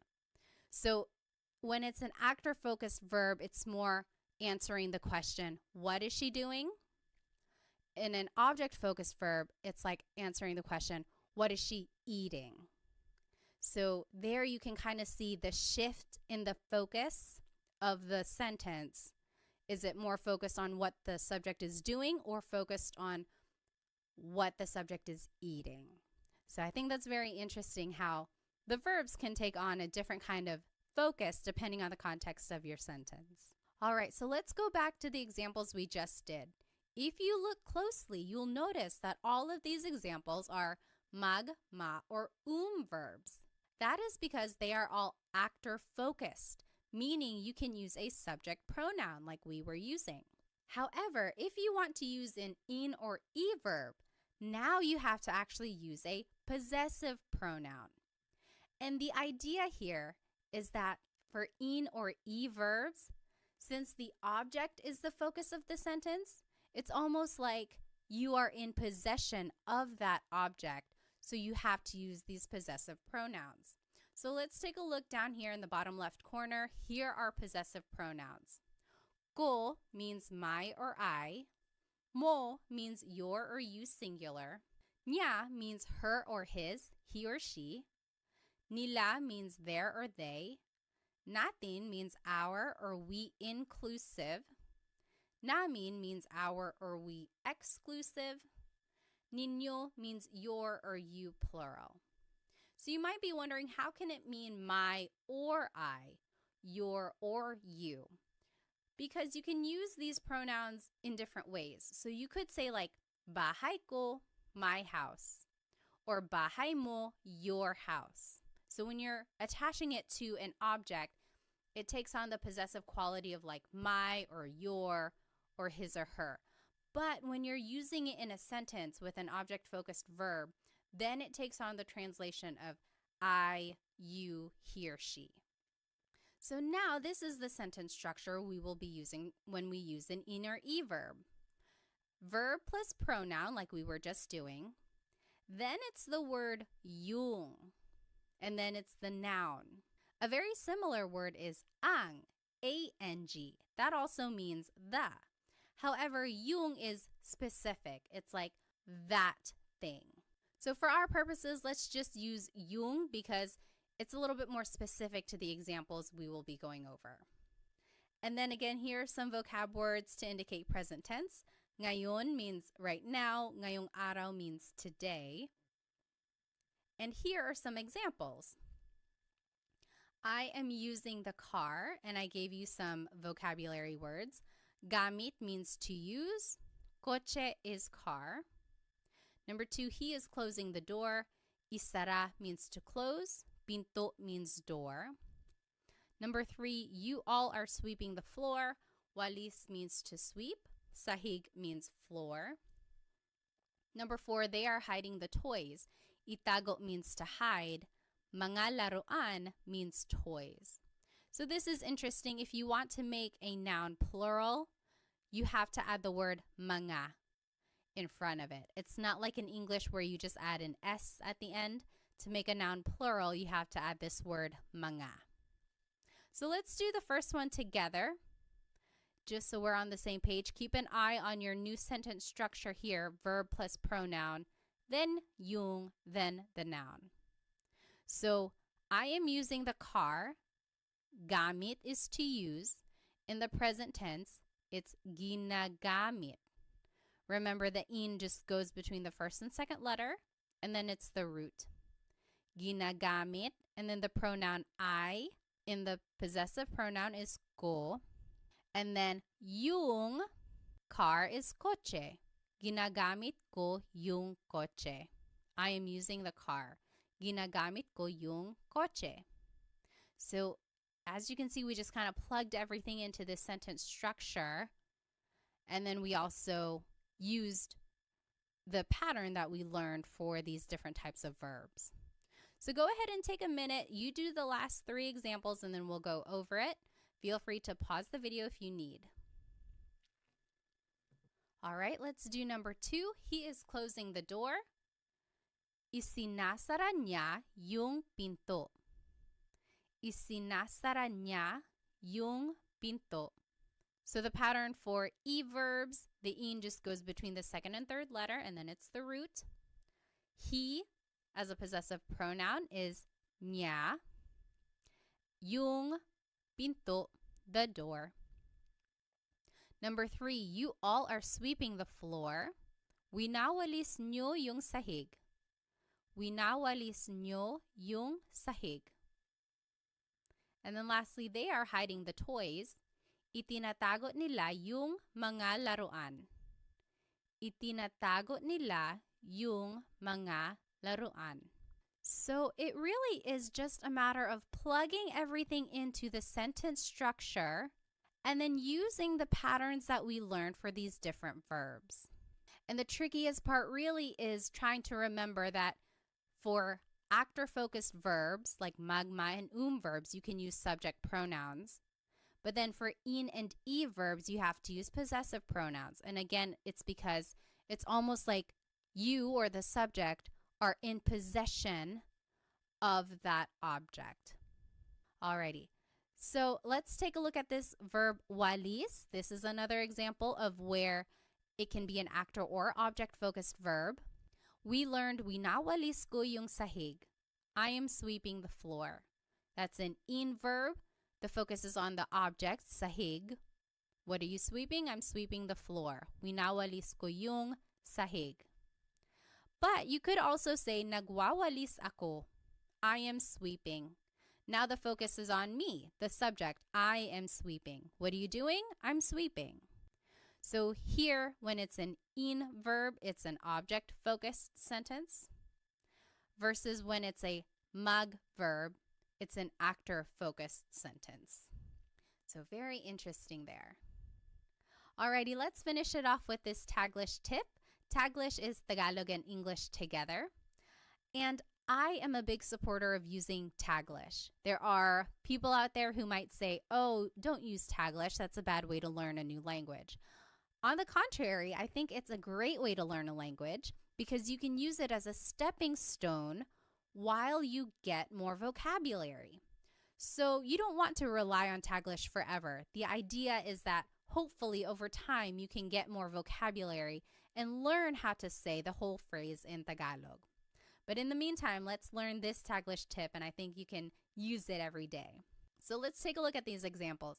I am driving, she is swimming, they are jumping. We didn't learn how to say to drive, to swim, or to jump. We didn't learn those verbs. But you could always turn them into a mug verb. So mug plus the English verb, and then you could just conjugate it in the present tense using the pattern we learned. Affix is nug, then there's the repeated first syllable and then the root, and then use the subject pronouns like we learned. So what if for number 1, I said, I am driving, and I told you to use the verb mug drive. Now you could conjugate it as nagdadrive ako. So you see there's the affix nag, then there's a repeated syllable, more like a repeated sound, and then there's the root. Nagdadrive ako. I am driving. Nagdadrive ako. I know it's kind of funny. It's like, is this even allowed? But honestly, I hear this phrase a lot. It's like, oh, sorry, I can't pick up the phone right now. Nagdadrive ako. I am driving right now. Next, she is swimming. What if I told you to use the verb mag-swim? How would you say that in Taglish? In Taglish, you could say, nagsiswim siya. So the affix is nag, then there's the repeated first syllable, and then the root. Nagsiswim siya. Lastly, they are jumping. What if I told you to use the verb mag-jump? How would you write they are jumping in Taglish form? In Taglish, you could say, nagjajump sila. They are jumping. Nagjajump sila. So the affix is nag, then there's the repeated first syllable or sound, and then the root. Nagjajump sila. So I think this tip is useful, but again, try to go back later on and try to figure out what that word is in Tagalog so that you can say the whole phrase in Tagalog. So to drive in Tagalog is magmaneho. So nagmamaneho ako. I am driving. To swim in Tagalog is lumangoy. So lumalangoy siya. She is swimming. And then to jump in Tagalog is talon. Tumatalon sila. They are jumping. So try using Taglish whenever you can, because I think it's a great way to practice using the sentence structure. You also get to practice using the different pronouns, and also it's a way to practice the conjugation patterns that we learned. And then also, of course, it's a good way to gain vocabulary when you go back and look up what these words actually are in Tagalog. Alrighty, so here's just a quick recap of everything we learned today. We went over a lot of information. First, we talked about what it means to conjugate a verb. Then we talked about the 5 different types of Tagalog verbs, mag, ma, in, and e verbs. Then we talked about different Tagalog pronouns, so subject pronouns for actor-focused verbs, and then possessive pronouns for object-focused verbs. Then we learned the different conjugation patterns for all of these verbs and even did some practice questions. And then we finished it off with a Taglish tip, which I hope you can start using in a conversation. I encourage you to go back and rewatch this video if you would like, because I know it'll take some time to kind of learn and understand the different patterns and how they are used throughout a conversation. Maybe go back and try doing the practice questions again. And then, of course, try using the Taglish tip that I taught you so that you can start using a little bit of Tagalog every day. And if you would like some more Tagalog resources, please find me on Instagram, TikTok, and Facebook. I post shorter videos throughout the week that will help you learn Tagalog on the go. Also, check out my Stan store because sometimes I have group classes going or other resources on there that might be helpful to you. Lastly, feel free to check out my Amazon storefront because I have a whole list of Tagalog learning books that I think are very useful. There are some in there that are very comprehensive with some practice quizzes and assessments, and then there are some that are quick and easy reads that will help you learn Tagalog very quickly. So feel free to check out those other resources that I put together for you. Thank you so much for spending some time with me today. Keep an eye out for the next Tagalog lesson where I will be teaching how to conjugate verbs in the past tense and the future tense. And I think it will go a little bit quicker if you were able to follow along with this lesson, because now it's just a matter of learning a new pattern and learning new infixes and affixes. Wherever you are in your Tagalog learning journey, I am here to support you. So thank you so much. I'll see you in the next episode. Paalam!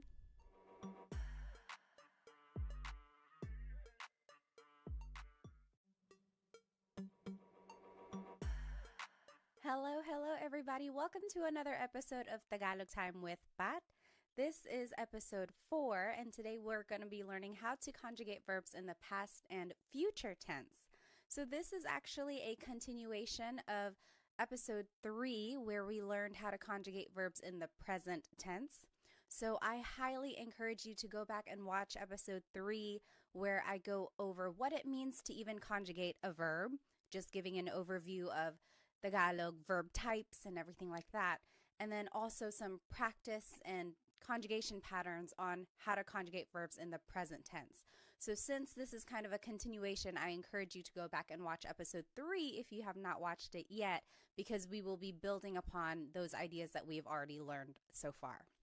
Okay, so in Tagalog, have you ever wanted to say something like, I ate something earlier today, or she slept early? So anything in the past tense. Or have you ever wanted to say something like, they will cook something, or we will use something? So things in the future tense. If you've ever wanted to say things about the past or the future, this is the episode for you. So here's the agenda for today's lesson. We will do a quick review of the Tagalog verb types.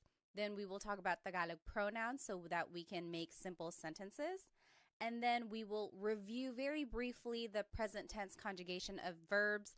Then we'll jump right into the past tense conjugation patterns, and then the future tense conjugation patterns, and then some practice questions throughout as well. And then we'll finish off with a Taglish tip, which I think you will find very useful. Alrighty, so there are 5 main Tagalog verb types in Tagalog: mag, ma, in, and e verbs. And what makes them different is that some are actor-focused, like mag, ma, and and then some of these verbs are object-focused, like in, and e. So you can see that the verbs, some of them can be actor or object-focused, depending on the context of the sentence. And again, in lesson 3, I go over which types of verbs can be actor or object-focused. So that's a really good episode to watch. Okay, so what does it mean to be an actor or an object-focused verb? Well, an actor-focused verb means that the subject is doing the action. For example, the boy is playing. Here, the subject is the boy, and he is doing the action. He is playing. So the focus here is on the subject. Whereas for an object-focused verb, the action is being done to the subject. For example, wash the dishes. Here, the subject is the dishes, and something is being done to them. They are going to be washed. So here the focus is more on the object, which is the dishes, versus when the focus is on a subject like a person or the actor. And then let's just review some subject pronouns. Ako is I. Ka is you singular. Siya is he or she. Again, this is gender neutral. You have to listen to the context of the sentence to figure out who someone is talking about. And again, just to point out the pronunciation, it looks like it should be pronounced siya, but it's usually pronounced siya, siya. Sila is they. Tayo is we inclusive. Kami is we exclusive. We'll go back to that. Kayo is you plural. So you all as a class, kayo. So now let's go back to the 2 different types of we here. So tayo is all of us together. You and me and the whole class, we are all doing the action. So kumakain tayo. We are all eating. Kumakain tayo. So it's inclusive because everyone is doing the action. Versus kami means me and someone else. So me and my husband Chris, we are eating. Kumakain kami. we are eating. You're not doing the action. I'm just telling you about it. So maybe you're calling me and I'm like, oh, kumakain kami. We are eating. So that's exclusive. So the simplest sentence structure in Tagalog is verb plus pronoun.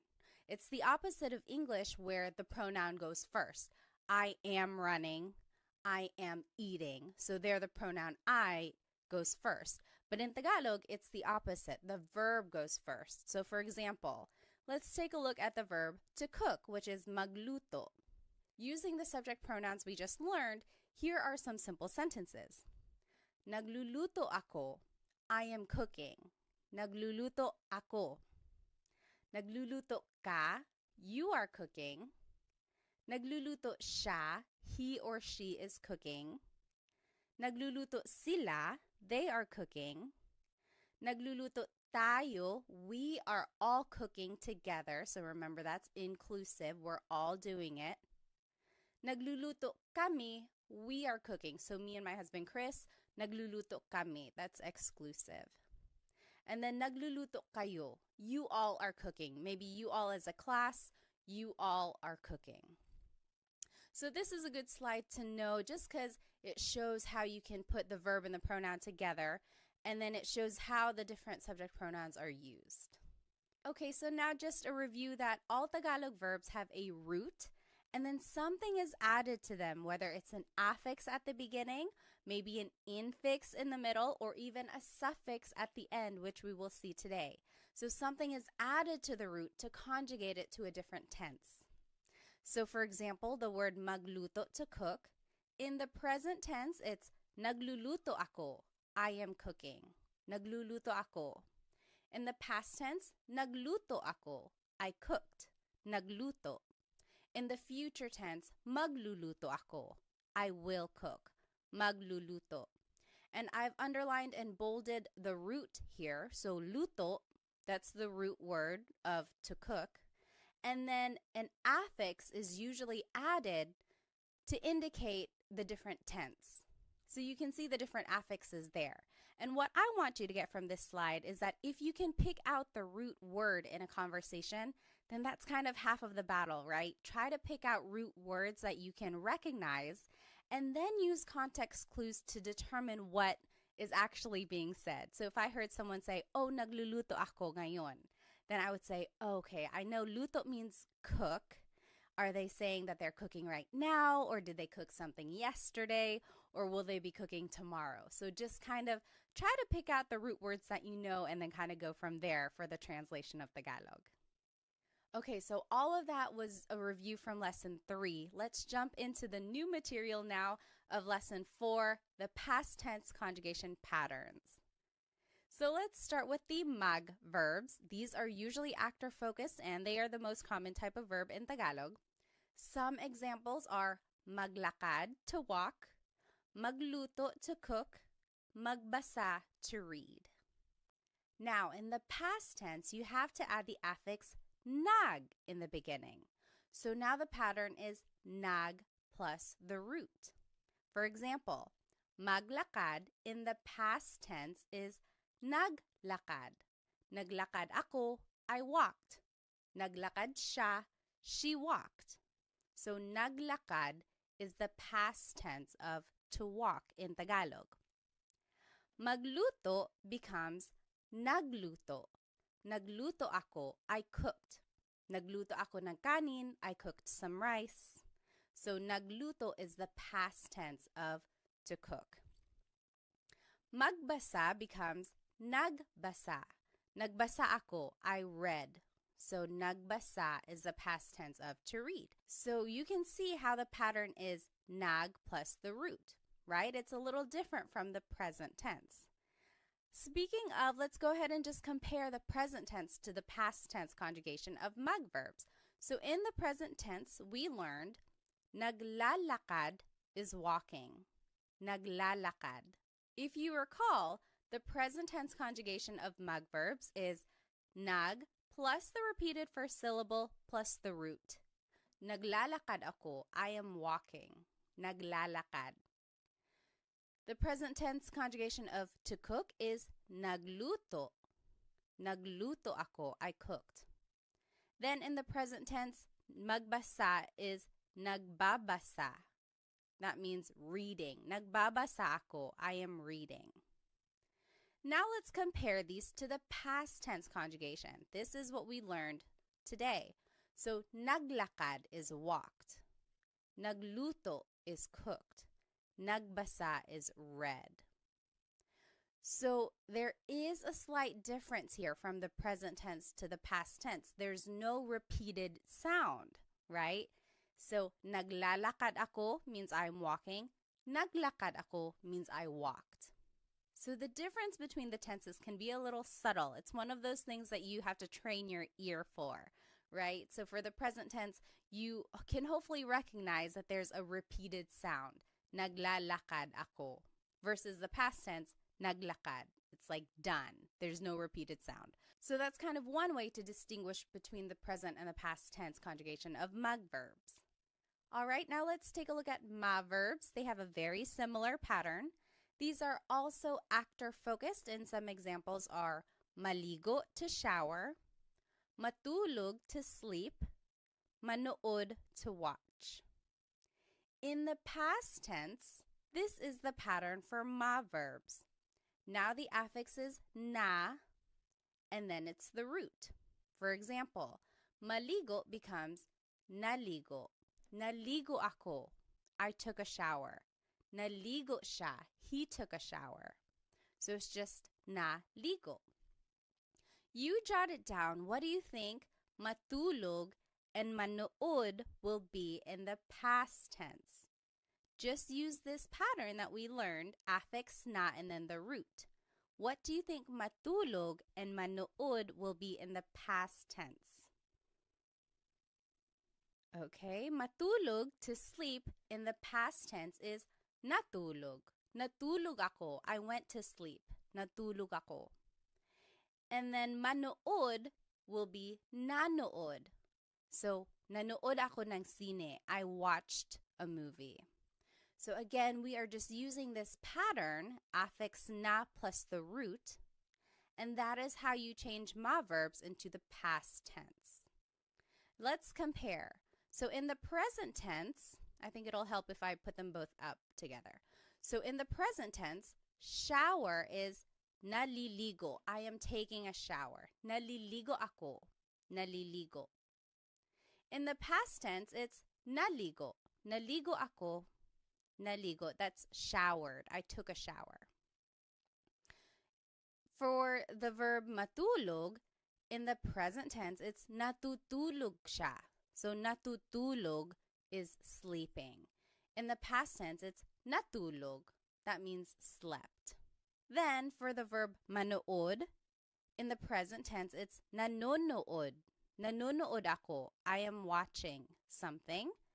In the past tense, it's nanood. Nanood ako. I watched something.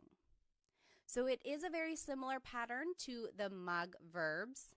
The only difference is that it doesn't have the G in the affix. But you can see here in the present tense, there is that repeated syllable, whereas in the past tense, there is no repeated syllable. It's just the affix, then the root.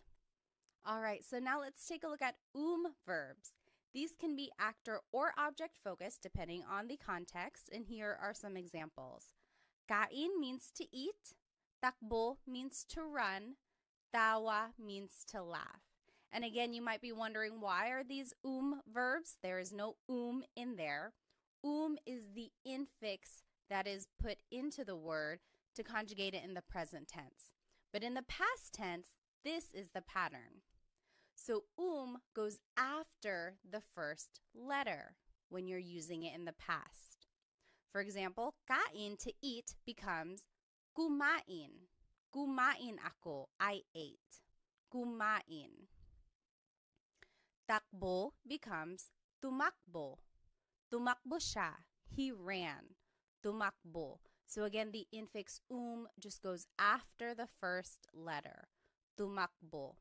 You give it a try. What do you think tawa, to laugh, will be in the past tense? Just use that pattern that we learned. Tawa in the past tense becomes tumawa. Tumawa sila. They laughed. Tumawa. So again, we are just adding the infix after the first letter. So now let's compare. In the present tense, kain is kumakain. Kumakain ako, I am eating. Kumakain ako. In the past tense, it's kumain. Kumain ako, I ate. Kumain. For the word takbo, in the present tense, it's tumatakbo. That means running. Tumatakbo siya, he is running. In the past tense, it's tumakbo. He ran. Tumakbo. Then for the word tawa, which means to laugh, in the present tense, it's tumatawa. Tumatawa sila. They are laughing. Tumatawa. In the past tense, it's tumawa. Tumawa sila. They laughed. Tumawa. Again, if you need to review the present tense conjugation patterns for verbs, be sure to watch lesson 3 because I go over all of that and there are practice questions as well. All right, so let's take a look at in verbs. These are usually object focused and here are some examples. Gamit means to use. Walis means to sweep. In the past tense, the infix in goes after the first letter. So gamit, to use, in the past tense is ginamit. Ginamit ko, I used something. Ginamit. So you can see in just goes after the first letter. You jot it down. What do you think walis, to sweep, will be in the past tense? Walis in the past tense will be winalis. Winalis ko yung sahig. I swept the floor. Winalis. So let's compare. In the present tense, using is ginagamit. Ginagamit ko. I am using something. Past tense, ginamit. That means I used something. Ginamit ko. In the present tense, to sweep is winawalis. That means sweeping, winawalis. In the past tense, it's winalis. Winalis ko yung sahig. I swept the floor.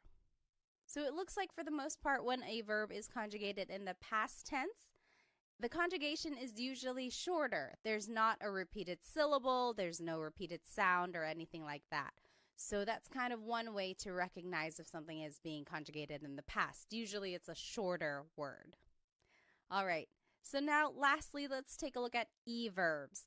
These are usually object-focused, and here are some examples. Isara means to close. Ibigay means to give.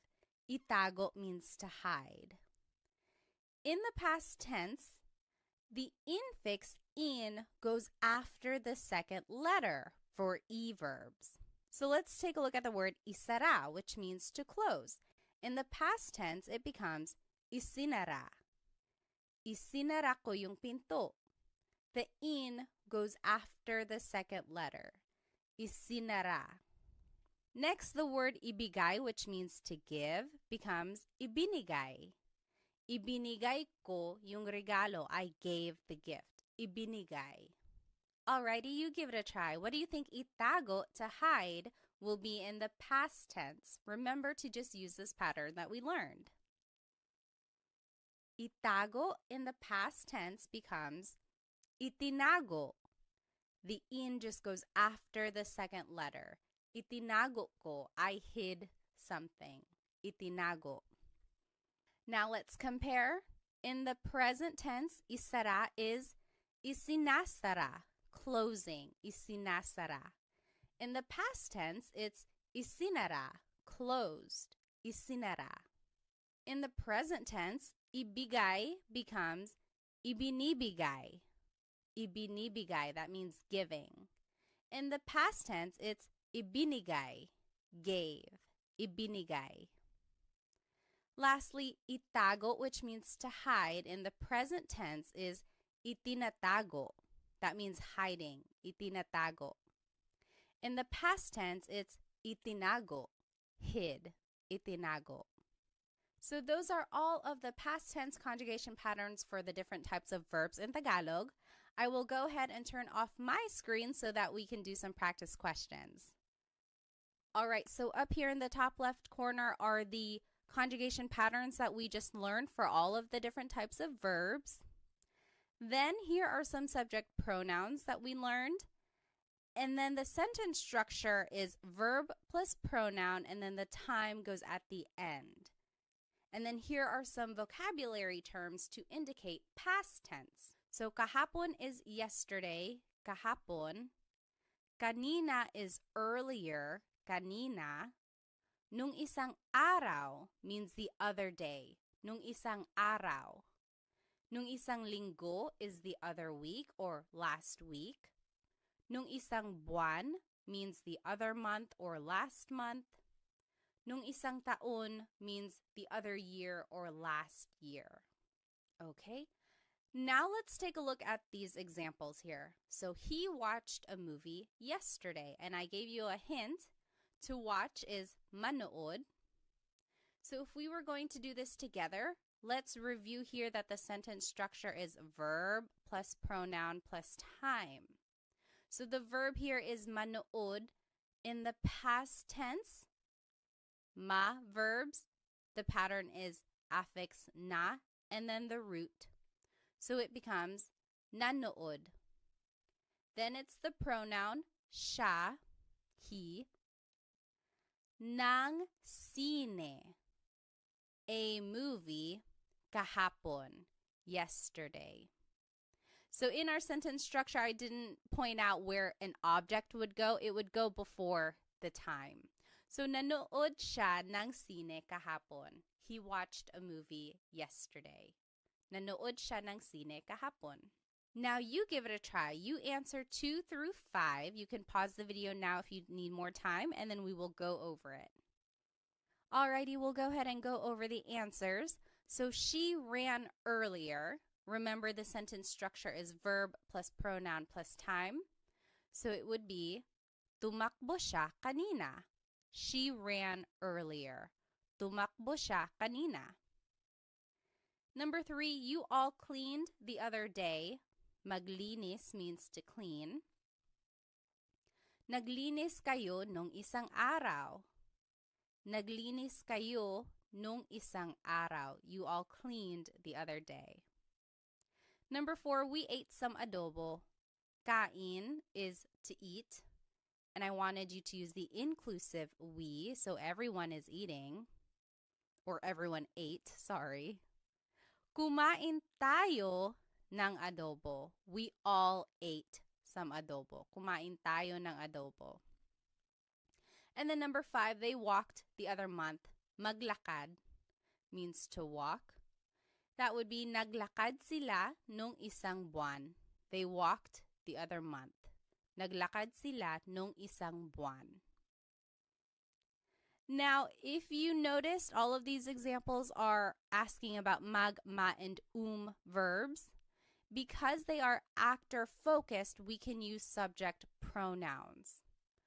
But if you wanted to use an in or e verb, you actually have to use a possessive pronoun. Remember, for an object-focused verb, the subject here is an object, so we have to use a possessive pronoun because it's almost like the person possesses that object that is in focus. Okay, so that's kind of why we have to use a possessive pronoun. And then the sentence structure now would be verb plus pronoun plus the word yung, which means the. Sometimes it can be ang. They are interchangeable usually. Then it's the noun and then time. And then again, down here in the bottom left corner are the vocab terms to indicate past tense. And let's take a look at some examples. So number 1, I used the car the other week. And I gave you some hints. Gamit means to use. Coche means car. So let's do this one together. So the sentence structure is verb plus pronoun. So it would be ginamit. That is the past tense conjugation of gamit. Remember, for in verbs, the infix in goes after the first letter. So ginamit. Then it's the pronoun ko, which is the possessive pronoun I. Then it's the word yung, which means the. Kotse nung isang linggo. So, ginamit ko yung kotse nung isang linggo. I used the car the other week. Go ahead and try 2, 3, and 4. You can pause the video now if you need more time. And remember to just plug in all of the words into this sentence structure. Remember to use the patterns that we learned, and also remember to use possessive pronouns because we are using an object-focused verb now. Okay, go ahead and do these examples and we'll go over it in just a bit. All right, let's go ahead and start with number 2. He closed the door earlier. Isara means to close. Pinto means door. This would be, isinara niya yung pinto kanina. Isinara niya yung pinto kanina. He closed the door earlier. So again, remember for e-verbs, the in just goes after the second letter. Then it's the pronoun niya, which is he or she in the possessive pronouns. Then it's the word yung, which means the. Then it's the noun pinto, which means door. Earlier is kanina. So we are just plugging all of the words into the sentence structure and then using the conjugation patterns that we learned. Okay, number 3, you all swept the floor yesterday. Walis means to sweep, sahig means floor. Winalis ninyo yung sahig kahapon. Winalis ninyo yung sahig kahapon. You all swept the floor yesterday. And lastly, they hid the toys the other month. Itago means to hide. Mga laruan means toys. And to make a noun plural, you have to add this word mga. So mga laruan means toys. It's not like in English where we can just add an S. You actually have to add this word mga. In Tagalog, this would be, itinago nila yung mga laruan nung isang buwan. Itinago nila yung mga laruan nung isang buwan. They hid the toys the other month.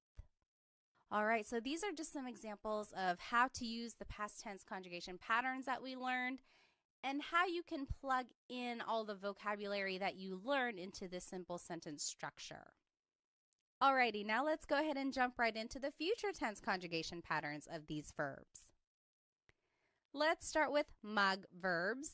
Again, our mag verbs are maglakad to walk, magluto to cook, magbasa to read.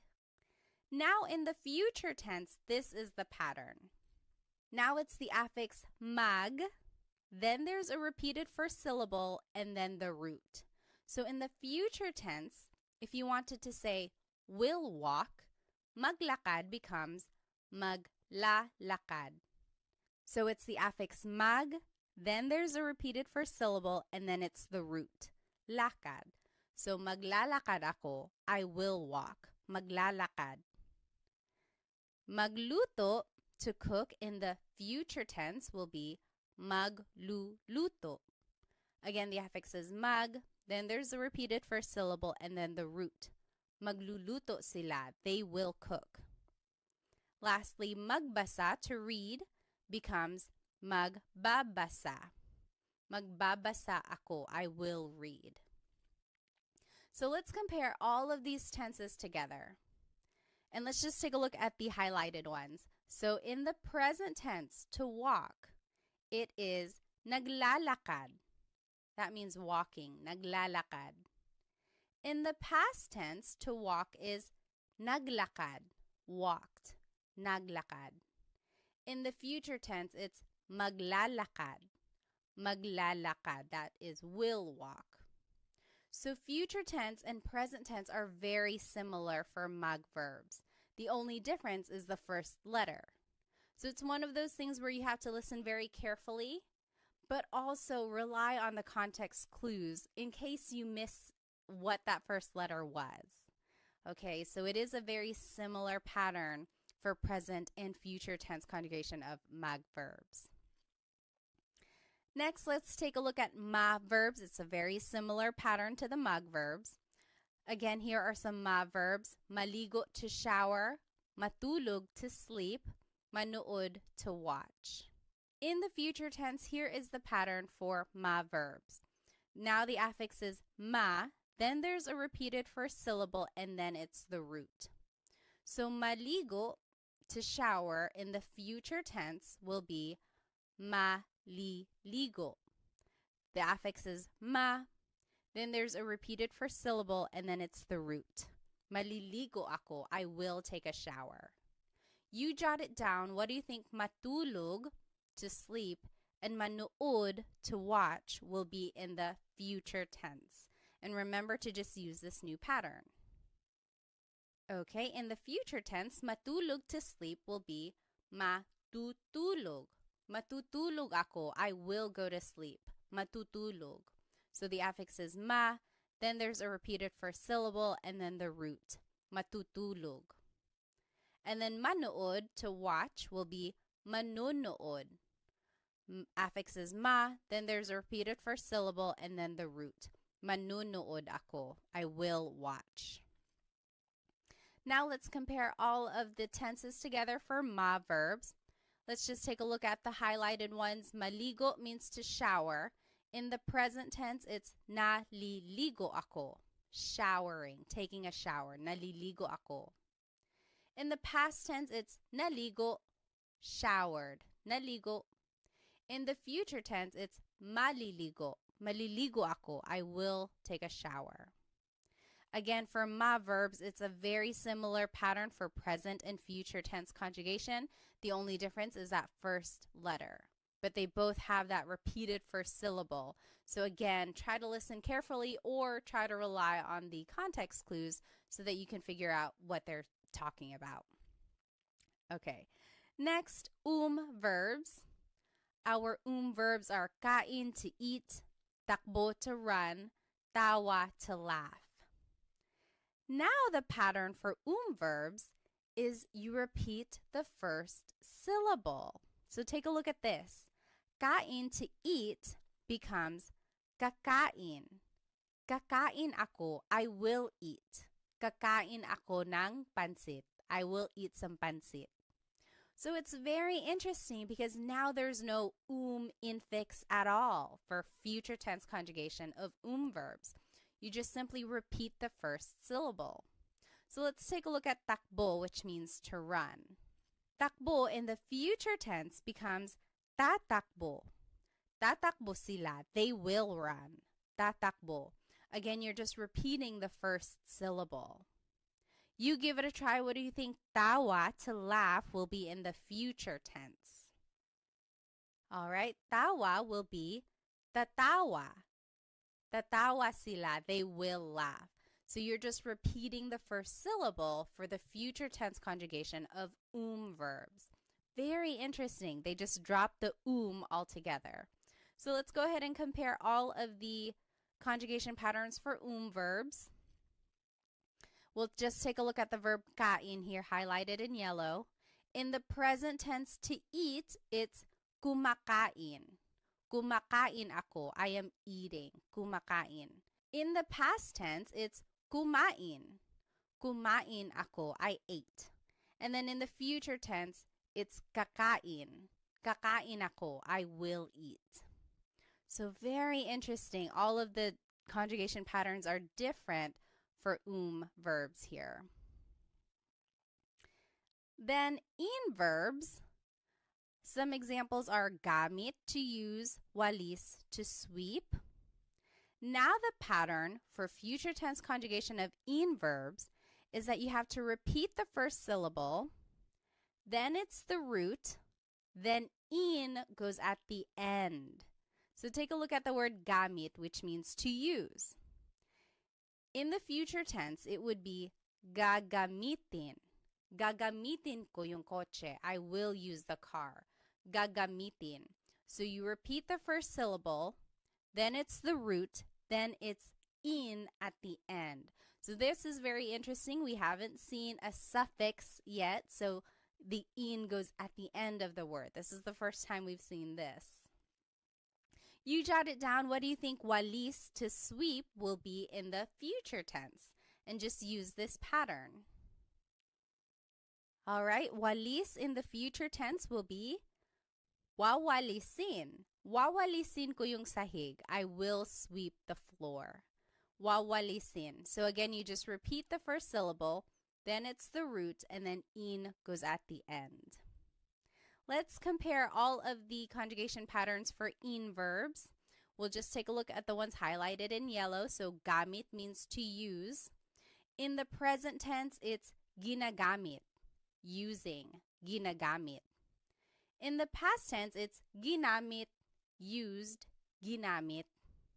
And in the future tense, gagamitin, will use, gagamitin. So very interesting there. Lastly, e-verbs. Some examples are isara, to close, ibigay, to give, itago, to hide. Now, for the future tense conjugation of e-verbs, you would just repeat the second syllable. Isara, to close, becomes isasara. Isasara ko yung pinto. I will close the door. Isasara. You just repeat the second syllable. You give it a try. What do you think ibigay, to give, and itago, to hide, will be in the future tense? And just follow this pattern. Okay? Ibigay will be ibibigay. Ibibigay ko yung regalo. I will give the gift. Ibibigay. And then itago, to hide, will be itatago. Itatago ko yung pera. I will hide the money. Itatago. So again, you are just repeating the second syllable. Let's go ahead and compare all of these conjugation patterns for e-verbs. In the present tense, isara, to close, is isinasara.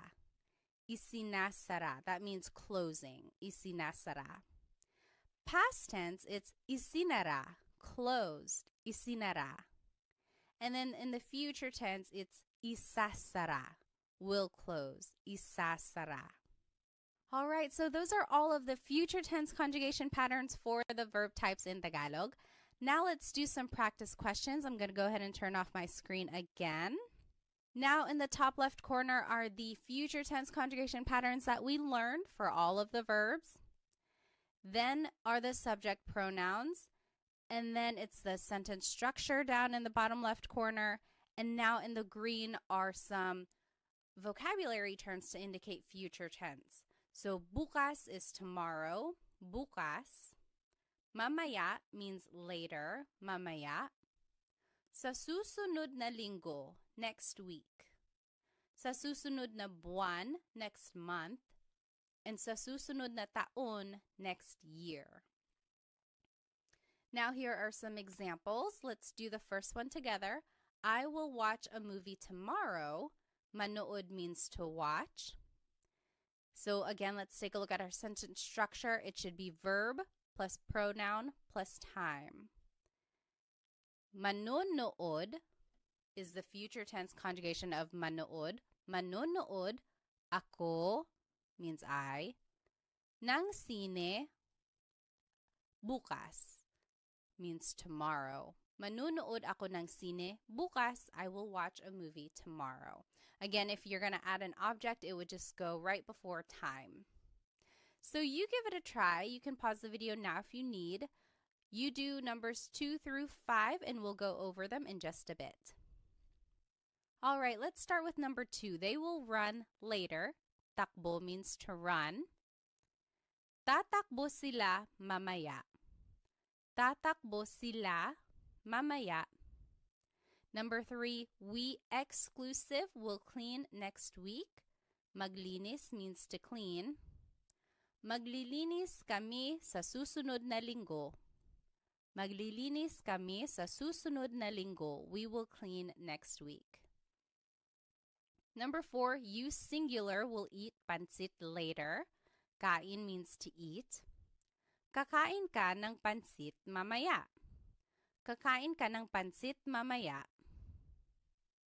And then lastly, she will walk next month. Maglakad. Maglalakad siya sa susunod na buwan. Maglalakad siya sa susunod na buwan. All right. Again, these examples focus on the mag, ma, and verbs. Since they are actor focused, we can use subject pronouns. But if we want to use in or e verbs, we actually have to use possessive pronouns. Remember, when we are using object-focused verbs, we have to use a possessive pronoun because it's almost like the subject or the person is in possession of that object. And the sentence structure is verb plus pronoun plus the word yung, which means the. Then it's the noun, then it's time. And again, the box in green has the vocabulary terms to indicate future tense. And now let's do these examples. Let's start with number 1. We, exclusive, will use the car later. Gamit means to use. Coche means car. So let's take a look at the sentence structure. The verb should come first. So the future tense conjugation of gamit, let's take a look at in verbs. Repeat the first syllable, then it's the root, then you add in at the end. So it would be gagamitin. Gagamitin, then it's we exclusive, namin, yung kotse mamaya. Gagamitin namin yung kotse mamaya. You give it a try. You can pause the video now. You try 2, 3, and 4. Just plug in the vocabulary into the sentence structure and then use the conjugation patterns for in and e verbs. Go ahead and do that and we'll check it in just a bit. Alrighty, let's go ahead and do number 2. He will close the store next week. Isara means to close. Tindahan means store. Isasara niya yung tindahan sa susunod na taon. Isasara niya yung tindahan sa susunod na taon. He will close the store next week. Number 3, you all will sweep the floor tomorrow. Walis means to sweep. Sahig means floor. Wawalisin ninyo yung sahig bukas. Wawalisin ninyo yung sahig bukas. You all will sweep the floor tomorrow. And lastly, number 4, they will hide the toys next month. Itago means to hide. Mga laruan means toys. Itatago nila yung mga laruan sa susunod na buwan. Itatago nila yung mga laruan sa susunod na buwan. So these are just some examples on how to use the future tense conjugation of these verbs. And it gives a good practice on how to use this sentence structure where the verb comes first, then it's the pronoun, and then sometimes an object, and then the time goes at the end. So hopefully you can recognize this pattern when you hear native Tagalog speakers speaking Tagalog. Now I want to finish off our lesson with a quick Taglish tip. And Taglish is Tagalog and English put together. I am a big supporter of using Taglish. I think it's a great stepping stone for learning new vocabulary, especially while you are learning a new language. It's not very attainable to try and speak a language fluently right away, and no one is making you do that, okay? So take your time, try to use as much Tagalog as you can, even if that means having to use Taglish or Tagalog and English put together in a sentence. So let's take a look at these examples. I drove yesterday. She will swim later. They jumped earlier. We didn't learn these verbs. We didn't learn to drive. We also didn't learn to swim or to jump. But you can always turn them into a mug verb. So that means mug plus the English verb. Then conjugate it like you would in the past or the future as a mug verb. And then you can use subject pronouns in your sentence. So let's take a look at number 1, I drove yesterday. What if I told you to use mug drive? Now conjugate it in the past tense because it's drove. I drove yesterday. It would be nag-drive. Nag-drive ako kahapon. I drove yesterday. Nag-drive ako kahapon. So see, we are just using the pattern that we've already learned and using this mug plus an English verb. So go ahead and try number 2 and 3. You can use mug swim and mug jump. And then we'll go over it in just a second. Alrighty, for number 2, she will swim later. If I told you to use mag-swim, it would be magsiswim siya mamaya. Magsiswim siya mamaya. So again, for the future tense conjugation of a mag verb, it's mag plus the repeated first syllable plus the root. Magsiswim siya mamaya. She will swim later. Lastly, they jumped earlier. If I told you to use mag-jump, it would be nag-jump sila kanina. The affix is nag, then it's the root for a past tense conjugation of mag verbs. So nag-jump sila kanina.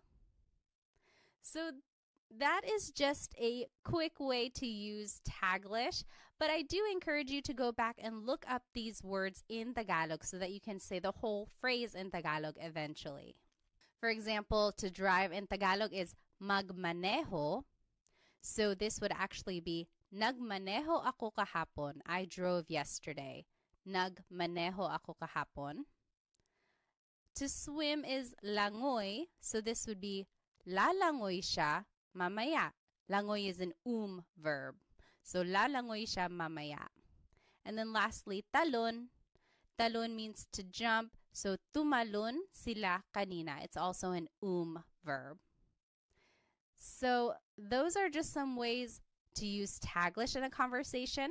Now, you don't want to rely on Taglish forever. The goal is to hopefully get fluent in Tagalog. So look up words that you don't know so that you can say the whole phrase in Tagalog eventually.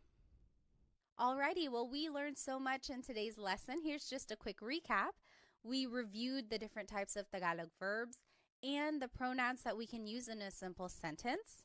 Then we reviewed the present tense conjugation of these verbs and then jumped right into the past and future tense patterns. Then we did some practice questions and then finished off with a Taglish tip, which I hope you can start using in your everyday conversations. Again, I strongly encourage you to watch lessons 3 and 4 together because they build on each other. Be sure to take detailed notes so that you can keep all of these conjugation patterns straight.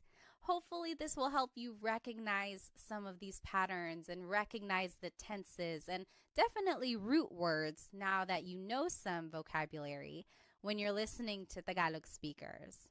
If you would like some more Tagalog resources, please follow me on Instagram, TikTok, and Facebook, where I post shorter videos throughout the week that will help you learn Tagalog on the go. I also have an Instagram subscription if you would like extended videos and also a monthly newsletter where I recap all of my Tagalog lessons that I post on Instagram. I also have a Stan store where I have some products and then sometimes some group classes if they are available. You might want to check that out. And lastly, feel free to check out my Amazon storefront where I have links to some fun products about the Filipino culture, which I think you might enjoy. Well, thank you again for spending some time with me. I hope to see you in the next Tagalog Time episode. Paalam!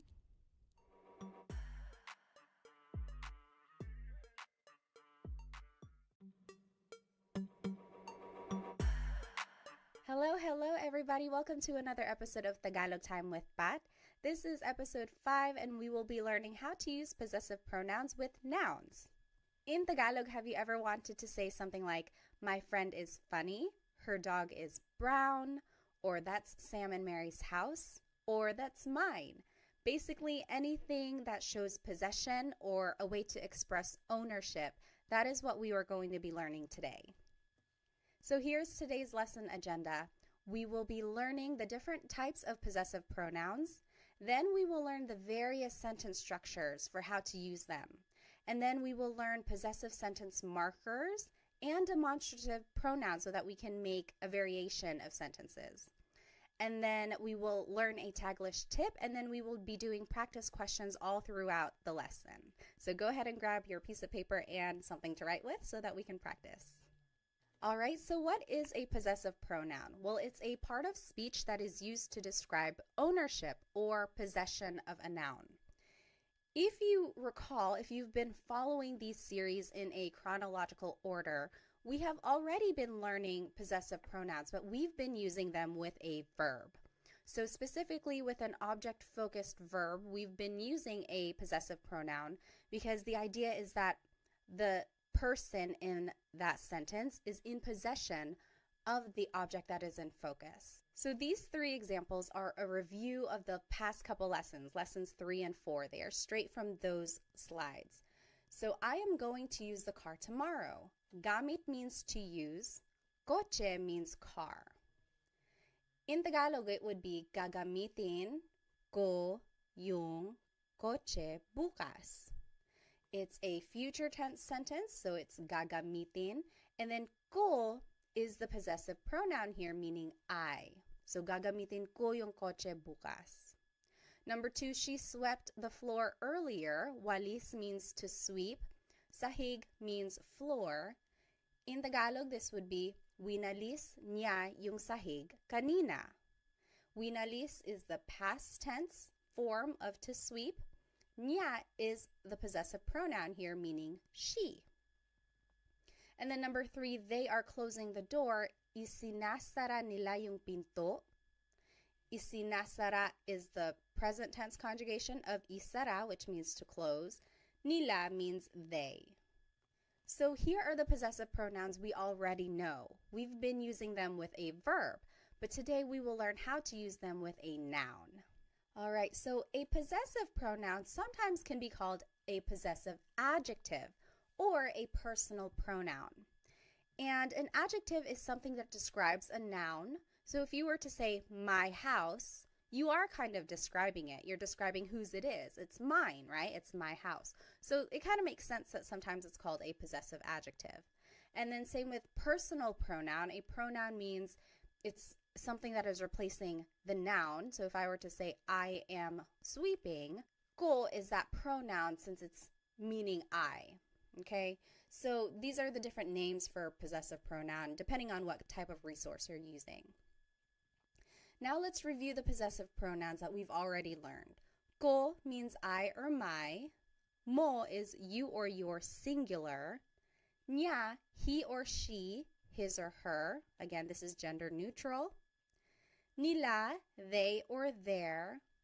Natin, we or our inclusive. Namin, we or our exclusive. Ninyo is you or your plural. So that's you all as a class. And we will take a look at the difference between this inclusive and exclusive meaning here. So let's take a look at the noun house. In Tagalog, house is bahay. Bahay ko is my house. Bahay ko.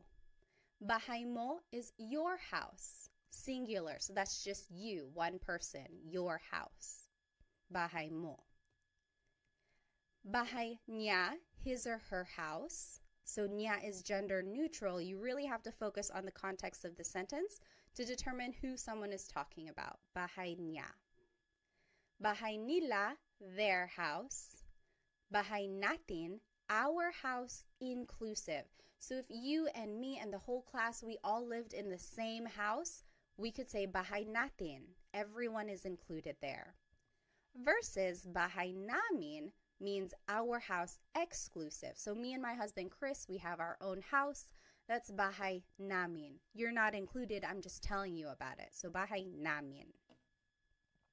And then bahay ninyo, your house, plural. So you all as a class, you all have a house. That's bahay ninyo, your house.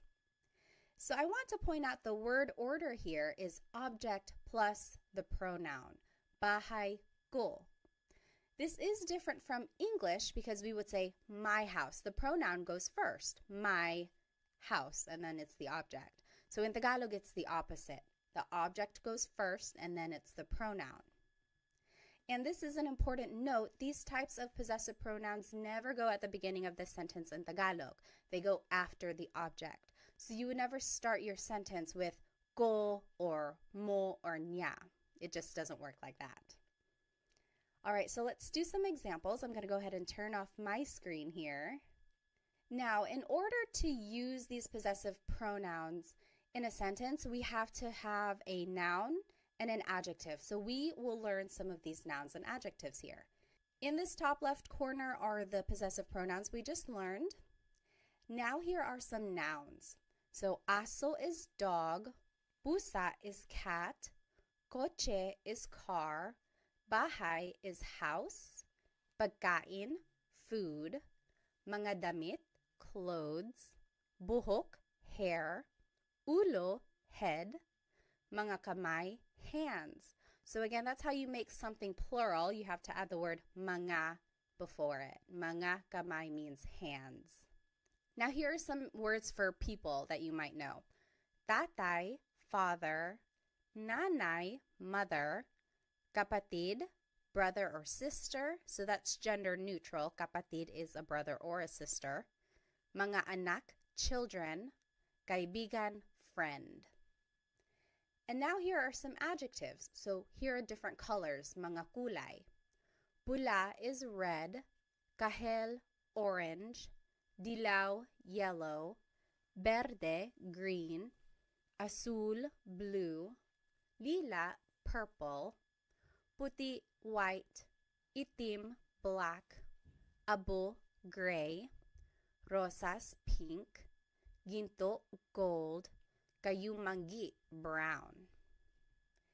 And some more adjectives, masakit, hurts, sira, broken, nawawala, missing, masaya, happy, bago, new, malayo, far away, masarap, delicious, malamig, cold. And lastly, let's finish off with some more adjectives, matangkad, tall, maliit, little, malaki, big, mahaba, long, maikli, short, thing, nakakatawa, funny, maganda, beautiful, guapo, handsome. All right, so that's a lot of vocabulary right there, which is great because then we can make a variety of sentences. Now here is the sentence structure for using these possessive pronouns. So first comes the adjective, then it's the word ang, which means is or are, then it's the object, and then it's the pronoun. So let's take a look at some examples. Number 1, your, plural, food is delicious. Let's do this one together. So the adjective comes first. Take a look at the sentence structure. Adjective comes first, so it would be masarap. It's right over here in this pink box. Masarap means delicious. Then it's the word ang. Then it's the object, food, which is here in the noun section, food, pagkain. And then it's the pronoun, ninyo, plural. Your food is delicious. Masarap ang pagkain ninyo. So do you see how we just plugged everything into the sentence structure here? It's a matter of knowing these vocabulary terms and then just putting it into the sentence structure. This is a good phrase to know if you're visiting like a Filipino restaurant or if you are visiting a family member, like someone who's older than you and you want to be respectful after they fed you. You could say, masarap ang pagkain ninyo. Your food is delicious. All right, so go ahead and take a minute and do the rest of these examples, and then we will go over it in just a bit. All right, so let's start with number 2. My head hurts. It would be, masakit ang ulo ko. Masakit ang ulo ko. My head hurts. Number 3, his brother is funny. Nakakatawa ang kapatid niya. Nakakatawa ang kapatid niya. So kapatid is one of those words that's gender neutral. If you wanted to be specific and say brother, like this sentence is perfectly fine, but you could go further and say, nakakatawa ang kapatid na lalaki niya. Or nakakatawa ang kapatid niya na lalaki. So, but usually you can just say nakakatawa ang kapatid niya. Number 4, their car is broken. Sira ang kotse nila. Sira ang kotse nila. Number 5, our exclusive house is far away. Malayo ang bahay namin. Malayo ang bahay namin. Number 6, your singular hands are cold. Malamig ang mga kamay mo. Malamig ang mga kamay mo. And lastly, number 7, our inclusive cat is black and white. Itim at puti ang pusa natin. And that is how you say and it's just the word at, A-T. Itim at puti ang pusa natin. All right, so here is a quick Taglish tip. Taglish is Tagalog and English put together. I am a big supporter of using English in Tagalog if you are still learning new vocabulary. So here is one way you can use it. So here is the sentence structure we just learned. If you don't know an adjective or an object in Tagalog, just say that word in English. For example, his cousin is beautiful, or my child is heavy. We didn't learn the word for cousin, we didn't learn the word for heavy. So you can just say them in English. Maganda ang cousin niya. His cousin is beautiful. Maganda ang cousin niya. Or heavy ang anak ko. My child is heavy. Heavy ang anak ko. So that works. That's perfectly fine. But the idea is to go back and look up what those words are later so that eventually you can say the whole thing in Tagalog. Maganda ang pinsan niya. So pinsan is cousin. And this is gender neutral as well. Maganda ang pinsan niya. Or mabigat ang anak ko. Mabigat means heavy. So if you don't know a word in Tagalog, don't be discouraged. I do want you to try and use Tagalog as much as you can, even if that means having to sneak in some English here and there. And then hopefully someone will just correct you and say, oh, cousin in Tagalog is pinsan. So then you can just start saying pinsan in your sentences. All right, so here are the examples we just did, and I want to take a closer look at number 1. Your food is delicious. And you can say it in an alternative way. So your food is delicious. We just learned, masarap ang pagkain ninyo. Adjective comes first, then it's the object, then it's the possessive pronoun. That's the sentence structure we just learned. However, you could switch it up and say, ang pagkain ninyo ay masarap. That also means your food is delicious. Ang pagkain ninyo ay masarap. Now the object is at the beginning. Then it's the possessive pronoun, then it's the adjective. So there is kind of a change in the grammar structure here. And now you are using this word ay, which is a sentence connector, which means is. So ang in this phrase means is, but then when you're switching it up, I is the connector here. Not a lot of people use this second form. It's more formal, it's more casual to just say, masarap ang pagkain ninyo. But this is not wrong. Ang pagkain ninyo ay masarap. That is perfectly correct. It's grammatically correct. It's just not very colloquial. It's not what's used in common conversation every day. Okay, so that's just a note on how you can say or hear things if you happen to hear it this way. All right, and then I just want to point out that all of these phrases could be turned into that alternative phrase. So, masakit ang ulo ko could turn into, ang ulo ko ay masakit. That also means my head hurts. It's kind of more poetic. It's like not a lot of people say it that way. Ang ulo ko ay masakit. It's just very literal. So, it's more common for someone to say, masakit ang ulo ko. But you could hear it as, ang ulo ko ay masakit. That's right. It's correct. And then, nakakatawa ang kapatid niya. That could be said as, ang kapatid niya ay nakakatawa. So again, you're just switching up the word order here, but it means the same thing. All right, so now let's learn some demonstrative pronouns. It started to rain over here. I wonder if you can hear it. So what is a demonstrative pronoun? Sometimes they're called demonstrative adjectives, again, because it's describing a noun. Well, it's a part of speech that helps identify someone or something. So here are some examples. Ito means this or these. Yan means that or those. So I'm saying yan, but it's technically iyan, iyan. But it's more common to just hear someone say yan. So here's the sentence structure for how demonstrative pronouns can be used. Ito or iyan goes first. It's taking the place of the adjective. Then it's the word ang, then it's the object, then it's the pronoun. So the last part of this sentence structure is the same as what we've just learned. So here's how it's used.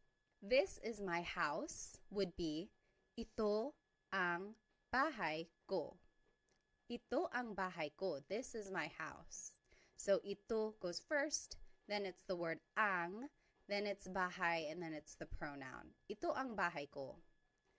That is my house would be iyan ang bahay ko. That is my house. Iyan ang bahay ko. So ito means this, iyan means that. And it can be used in a plural way as well. They can mean singular or plural things. So these are my kids is still ito ang mga anak ko. Ito ang mga anak ko. These are my kids. Those are my kids. Iyan ang mga anak ko. So ito means these. Iyan means those. Now there is an alternative way to say these phrases, which is still correct. So this is my house, we just learned. Ito ang bahay ko. You might also hear it as bahay ko ito. Bahay ko ito. So it's using that demonstrative pronoun ito, and then there's the object and there's the pronoun. So the word order is switched up and we took out the word ang. It's just kind of included in that phrase already. Bahay ko ito, this is my house. Same with that is my house. We learned iyan ang bahay ko.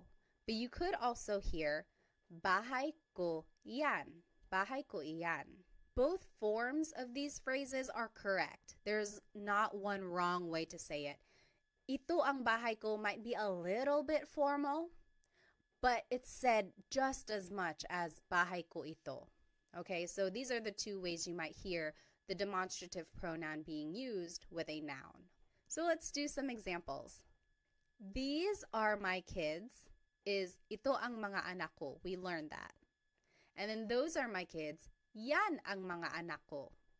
I want you to think of the alternative. Remember, we took out the word ang, and then we had to switch up the order. So if you need to take a look at the last slide, you can flip back.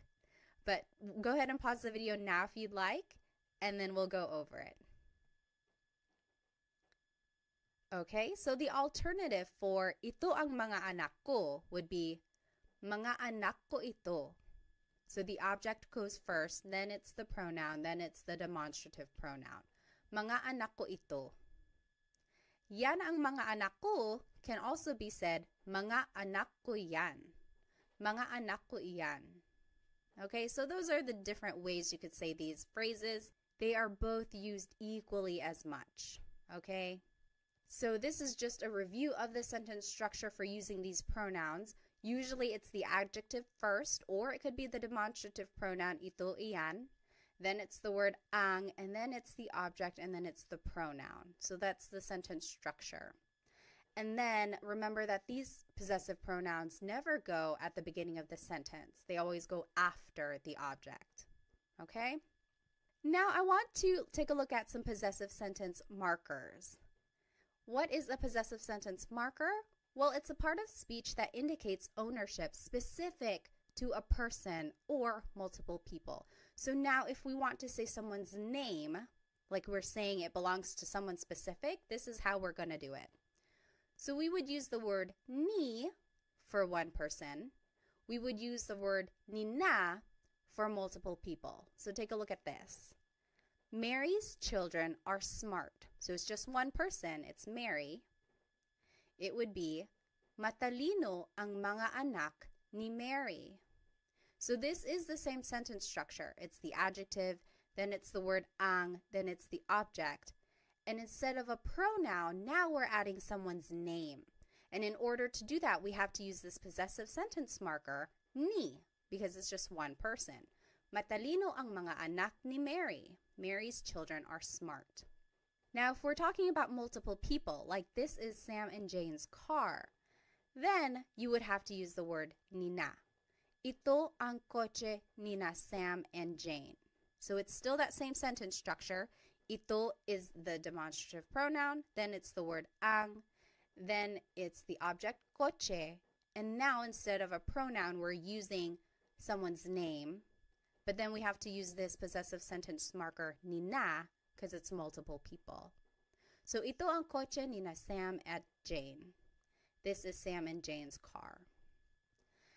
All right, so this is that sentence structure I was just talking about. It's the adjective, plus it's the word ang, then it's the object, then it's ni or ni na, and then the names go at the end. So here are some examples. Let's do number 1 together. Sarah's head hurts. Head is ulo, hurts is masakit. So let's just follow this sentence structure. So adjective comes first, masakit, ang, ulo, which is the object, ni, Sarah. So it's just one person, so we would choose ni. Masakit ang ulo ni Sarah. Sarah's head hurts. You take a minute, you do number 2 and 3, and then we will go over it. Okay, number 2, John and Amy's house is far. House is bahay, far is malayo. Malayo ang bahay nina John at Amy. Malayo ang bahay nina John at Amy. So we use nina because it's multiple people. And number 3, that is Mario's cat. Cat is pusa. Yan ang pusa ni Mario. Iyan ang pusa ni Mario. So it's just one person, so we would use the possessive sentence marker, ni. Now, there are some different ways to say these phrases. Let's take a look at the example. This is Sarah's house. We learned, ito ang bahay ni Sarah. But you could also hear, bahay ito ni Sarah. So in this case, the object goes first, then it's the demonstrative pronoun, then it's the possessive sentence marker, ni, and then it's the name. Bahay ito ni Sarah. Another example, that is Mark and Molly's house. It would be, iyan ang bahay ni Mark at Molly. So we've learned these sentence structures already. It's the demonstrative pronoun, then it's the word ang, then it's the object, and then it's usually the pronoun, or in this case, it's the people with the possessive sentence marker. Now, the alternative way to say this is, bahay iyan ni Mark at Molly. So the object goes first, then it's the demonstrative pronoun, then it's the sentence marker, and then it's the people's name. Bahay iyan ni Mark at Molly. So these two ways to say these phrases are both correct. They are used equally as much. So you might hear them in those ways, or you could practice saying them either way. I would say it's more casual to say, bahay ito ni Sarah. But if I'm walking around and we happen to be walking by Sarah's house, I could say, oh, ito ang bahay ni Sarah. This is Sarah's house. So it kind of just depends on the context of what you're trying to say. Okay, but they are both used equally as much. Okay, now let's take a look at this last set of possessive pronouns. They are different from the first set that we learned. These are also known as sa personal pronouns, and you'll see why. So these pronouns can replace the noun in the sentence. Not always, but they can, and you'll see what I mean. So akin means mine, akin. Iyo means yours, singular. That's just you, it's yours. Kanya means his or her. Kanila is theirs. Atin is ours, inclusive. Amin is ours, exclusive. Inyo is yours, plural. So these are all pronouns that still show possession or ownership, but they are different from the ones we just learned. So it's not ko or mo or nya, but now it's akin, iyo, kanya, and it means mine, yours, his or hers. Okay, so we'll take a look at how they are used. Let's take a look at car. Car in Tagalog is coche. And remember how I said that these possessive pronouns are usually considered sa pronouns? And this is why. Usually you would use them with the word sa. Sa akin ang coche. The car is mine. Sa akin ang coche. Sa by itself is a preposition which means to, but it can be used in a number of different ways in Tagalog. And with these possessive pronouns, it's usually said before the possessive pronoun when you're using it in a sentence. So, sa akin ang coche, the car is mine, sa akin. Sa iyo ang kotse. The car is yours, singular. Sa kanya ang kotse. The car is his or hers. And that's gender neutral, kanya. Sa kanila ang kotse. The car is theirs. Sa atin ang kotse. The car is ours, inclusive. Maybe we are all sharing a car. Sa atin ang kotse. The car is ours. Sa amin ang kotse. The car is ours, exclusive. So me and my husband Chris, the car is ours. Mine and his. It's ours. Sa inyo ang kotse, the car is yours. So maybe you all as a class, you are sharing a car. The car is yours, you plural. So this is the word order now. So it's the pronoun first, then it's ang, then it's the object. Sa akin ang kotse, the car is mine. And these pronouns go before the object. Remember, I had been saying that the pronouns ko, mo, nya never go at the start of the sentence. Well, for these pronouns, akin, iyo, kanya, they actually do go at the beginning and they go before the object. So that's kind of a difference there. Okay, let's take a look at some examples. I think I have to turn off my screen, so let me go ahead and do that. Now here is the word order that we just talked about. Pronoun first, then it's ang, then it's the object. And here are some examples. And here are the pronouns that we just learned. So go ahead and take a minute to do these 3 examples and then we'll go over them together. All right, so let's start with number 1. The dogs are yours, plural. Sa inyo ang mga aso. So the pronoun is sa inyo, which is yours, plural. Ang, and then it's the object, mga aso. Mga makes it plural. So sa inyo ang mga aso, the dogs are yours. Number 2, the food is ours, inclusive. So yours and mine together, we are sharing it. The food is ours. Food is pagkain. It would be sa atin ang pagkain. Sa atin ang pagkain. Lastly, number 3, the clothes are hers. Clothes is mga damit. It would be sa kanya ang mga damit. Sa kanya ang mga damit. Now I want to take a look at the difference between ang and yung. Both of these words mean the, so it's an article leading up to a noun. So far, we've been practicing with the word ang, and that just means the in a general sense. But in common conversation, and oftentimes I say yung, which is specific to a thing, like that one thing over there or that specific one. So for example, the dogs are yours, plural. Sa inyo ang mga aso. That just means, oh, the dogs are yours. The dogs, any dogs, the dogs are yours. Whereas if I were to say, sa inyo yung mga aso, maybe we had already been talking about specific dogs, like, oh, the 2 right there. Sa inyo yung mga aso, the dogs are yours. So it's a very subtle difference there, ang and yung. And oftentimes people are just using them interchangeably. But when I use yung, it's like I'm already talking about something specific. We had already been talking about some specific dogs, and I'm like, oh yeah, the dogs are yours. Now the next example, the clothes are hers. We learned, sa kanya ang mga damit. The clothes are hers. We're just talking about it in a general sense. We don't know what clothes specifically. We're just saying, oh, the clothes are hers. But if we had already been talking about maybe a box of clothes that's on the floor and someone was like, whose clothes are these? We could say, sa kanya yung mga damit. Oh, the clothes are hers. These specific ones, the clothes are hers. So that is the slight difference there between ang and yung. You will certainly hear them interchangeably in common conversation. Just for our practice, I indicate which one I want you guys to use. So sometimes it's ang, sometimes it's yung, but just know that there is a slight difference, but they are mostly the same. All right, now let's switch gears a little bit. Na is a sentence marker that is used to connect an adjective.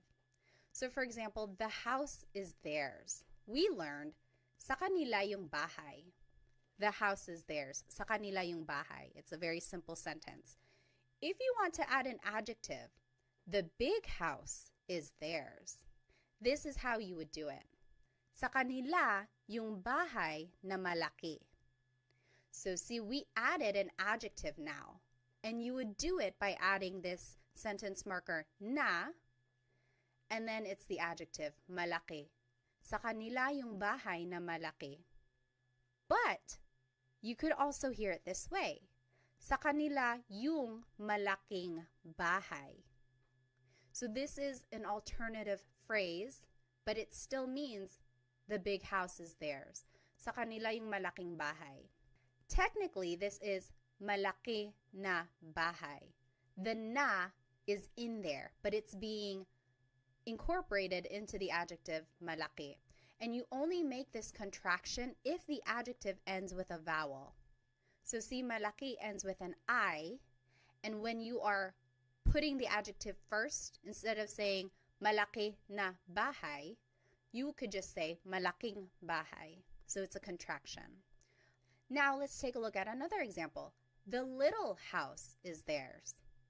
Sa kanila yung bahay na maliit. So there's that sentence marker na, and then the adjective maliit means little. You could also hear sa kanila yung maliit na bahay. So we just switched it. We put the adjective first. And now we don't make the contraction. We don't put it together because it doesn't end with a vowel. You would still use the sentence marker na. So that's just one important thing. If the adjective does end with a vowel, you can make a contraction, and just know that the sentence marker na is there. Malaking bahay technically is malaki na bahay.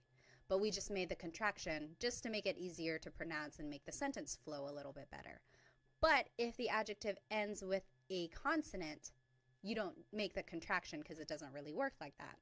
And these two ways to say these phrases are used equally as much. There isn't a formal way, there isn't a casual way. It's just kind of personal preference or depending on what someone wants to say. Now let's do some examples.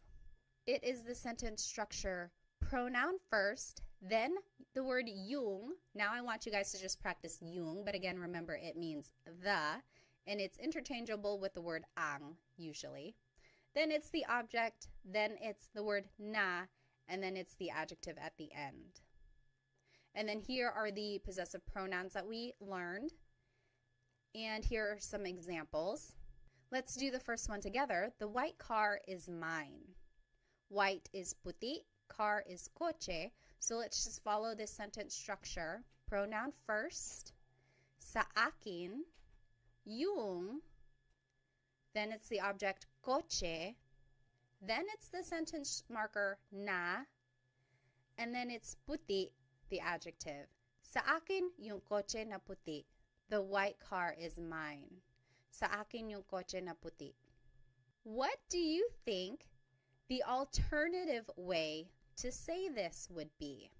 So remember, you can put the adjective before the object, and depending on whether or not there's a vowel at the end, you can make the contraction. What do you think the alternative phrase would be for sa akin yung coche na puti? The alternative phrase you could say is sa akin yung puting coche.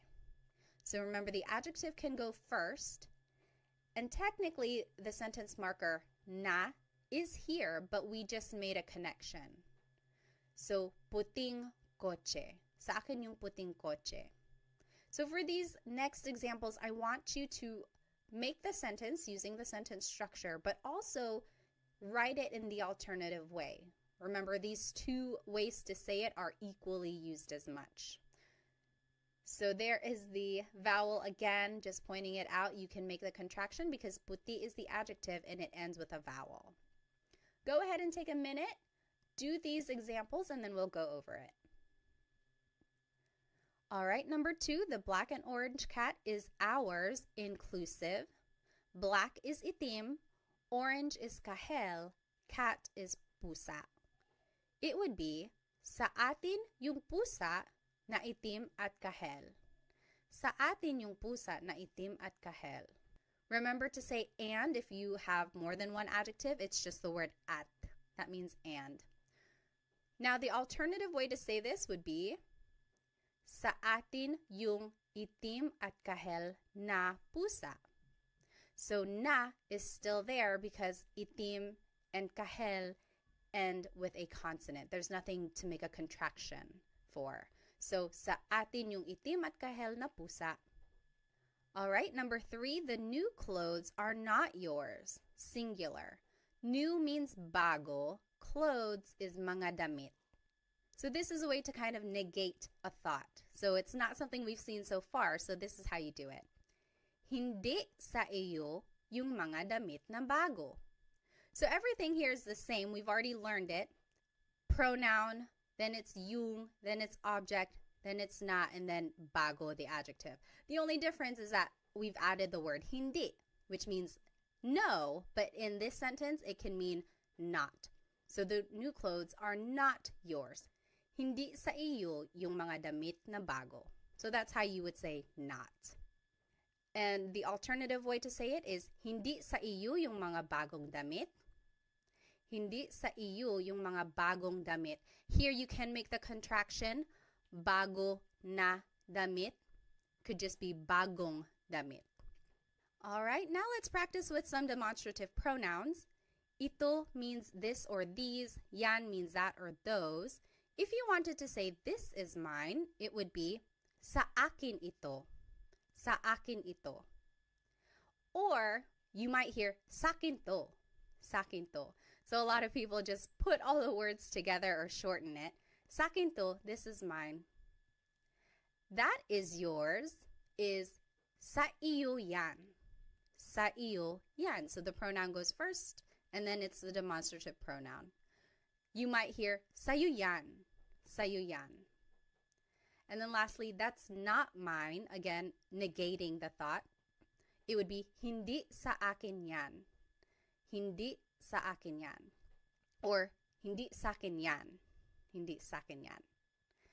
All right. Now let's do some examples. First, it's the pronoun, and then it's the demonstrative pronoun. And these are the pronouns we learned. So now take a minute and do these examples. If you wanted to say those are his, it would be sa kanya yan. Sa kanya yan. Number 2, these are ours. Exclusive would just be sa amin ito. Sa amin ito. So we are just following that sentence structure, pronoun, then the demonstrative pronoun. Number 3, that's not yours. Plural is hindi sa inyo yan. Hindi sa inyo yan. So you just add the word hindi at the beginning to mean not. Okay, so let's just do a quick recap. We learned so much in today's episode. We learned the different types of possessive pronouns. Certain pronouns can go at the beginning of the sentence, and some do not ever go at the beginning, so remember to keep track of that. We also learned the different sentence structures and how to use the possessive sentence markers and demonstrative pronouns throughout these sentences. We also learned how to use English throughout these phrases if we don't know the word in Tagalog. And then we did lots of practice questions throughout the lesson, which I hope will help you understand some of these concepts. Now, let's go back to these phrases that we learned at the beginning. I want you, for your homework, to try and translate them, and I will put the answers in the video description. And then you can go over it. If you have any questions, feel free to write them in the comments. And if you need some more Tagalog resources, please feel free to follow me on Instagram, TikTok, or Facebook. I post shorter videos throughout the week to help you practice. And then feel free to check out my Amazon storefront. I have lots of good links in there for Tagalog resource books that I think are helpful. Also some Filipino-inspired products which I think you might enjoy.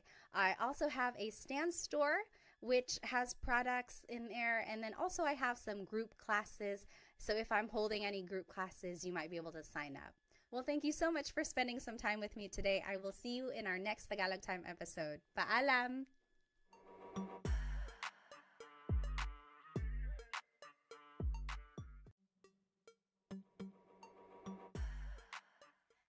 Hello everyone. Welcome to another episode of Tagalog Time with Pat. Today we will be learning how to ask questions in Tagalog. And someone asked me if they could get a copy of these slides, maybe like a PDF form, so that you can print them out and then write on them when you are studying. I have uploaded them onto my Stan store, so you are able to download them if you would like. The link to that is in the description. So let's go ahead and get started. Here is today's agenda. Today we will be learning the different Tagalog question words. Then we will be learning how to use them to make a question formation. We will also be practicing some Tagalog responses and learning some common questions, and then doing a lot of practice questions as well. So go ahead and grab a piece of paper and something to write with so that we can get started. So here are some Tagalog question words. There are a lot, and then we're going to be talking about them and then some variations as well. So let's just go through them. They don't have the translation just yet, but as we go through them, the translation will pop up as well. So ano, bakit, saan, kailan, sino, kanino, paano, ilan, alin, and ba. So these are all of the question words that we're going to be talking about today. The very first question word that we're going to learn is ano. So that means what? Ano. If you have ever heard a native Tagalog speaker, they might sometimes say ano as a filler in their conversation. Like if they can't think of the word, they say yung ano, yung ano. So it's like sometimes it can mean or the thing, but technically it means what. So here are the different ways to use ano in a question. So ano, then the word ang, then a noun. So for example, ano ang pangalan mo? What is your name? Ano ang pangalan mo? And I underlined pangalan because that's the noun. Your response could be, ang pangalan ko ay Pat. That literally means my name is Pat. But you might also hear someone say, Pat ang pangalan ko. Pat ang pangalan ko. That also means my name is Pat. Or you might just hear someone say, ako si Pat. Ako si Pat. I am Pat. So all of those are the different ways to respond. I will say the most common response in casual conversation is ako si Pat. So ano ang pangalan mo? Ako si Pat. After that, the most common response would probably be Pat ang pangalan ko. Pat ang pangalan ko. Ang pangalan ko ay Pat is a little bit formal. It's not very natural. It's kind of what you would read, like if something is written out. That is like the grammatically correct way to say, my name is Pat. But those are different ways to respond, and they're all correct. Another example, ano ang trabaho niya? Trabaho means job. So ano ang trabaho niya? What is her job? His or her. Niya is a gender-neutral pronoun. So you have to listen to the context of the conversation to determine who someone is talking about. So ano ang trabaho niya? And the responses could be, ang trabaho niya ay nurse. Ang trabaho niya ay nurse. Or it could be, nurse ang trabaho niya. Nurse ang trabaho niya. Or nurse siya. Nurse siya. I will say nurse siya is a little bit more like grammatically correct because it's like a person. You're not really, I don't know, it just kind of doesn't sound as correct when you say, ang trabaho niya ay nurse. It's almost, I guess it does work. It does work. Don't listen to me. But yeah, so these are the different ways to say this. Again, ang trabaho niya ay nurse is a little bit more on the formal side. Not a lot of people say it like that. It's more common for someone to say nurse siya. She is a nurse. While you are learning Tagalog vocabulary, if you see something and you want to be like, oh, what is this in Tagalog? You can say, ano ang blank sa Tagalog? For example, ano ang dog sa Tagalog? The answer would be, dog sa Tagalog ay aso. Dog sa Tagalog ay aso. Or, aso ang dog sa Tagalog. Aso ang dog sa Tagalog. So these both mean dog in Tagalog is aso. So you might be wondering, why are there so many different ways to respond? And I think it's just, a lot of languages have that. It's like you can move around some of the words, change up the grammar a little bit, and it means the same thing, but there are certain phrases or certain ways that things are more used in common conversation. In this case, I think aso ang dog sa Tagalog. Or actually, dog sa Tagalog ay aso. I think aso ang dog sa Tagalog is a little bit more casual. Okay. Next, ano ang verb? So this is another way to use ano. So ano ang kinakain mo?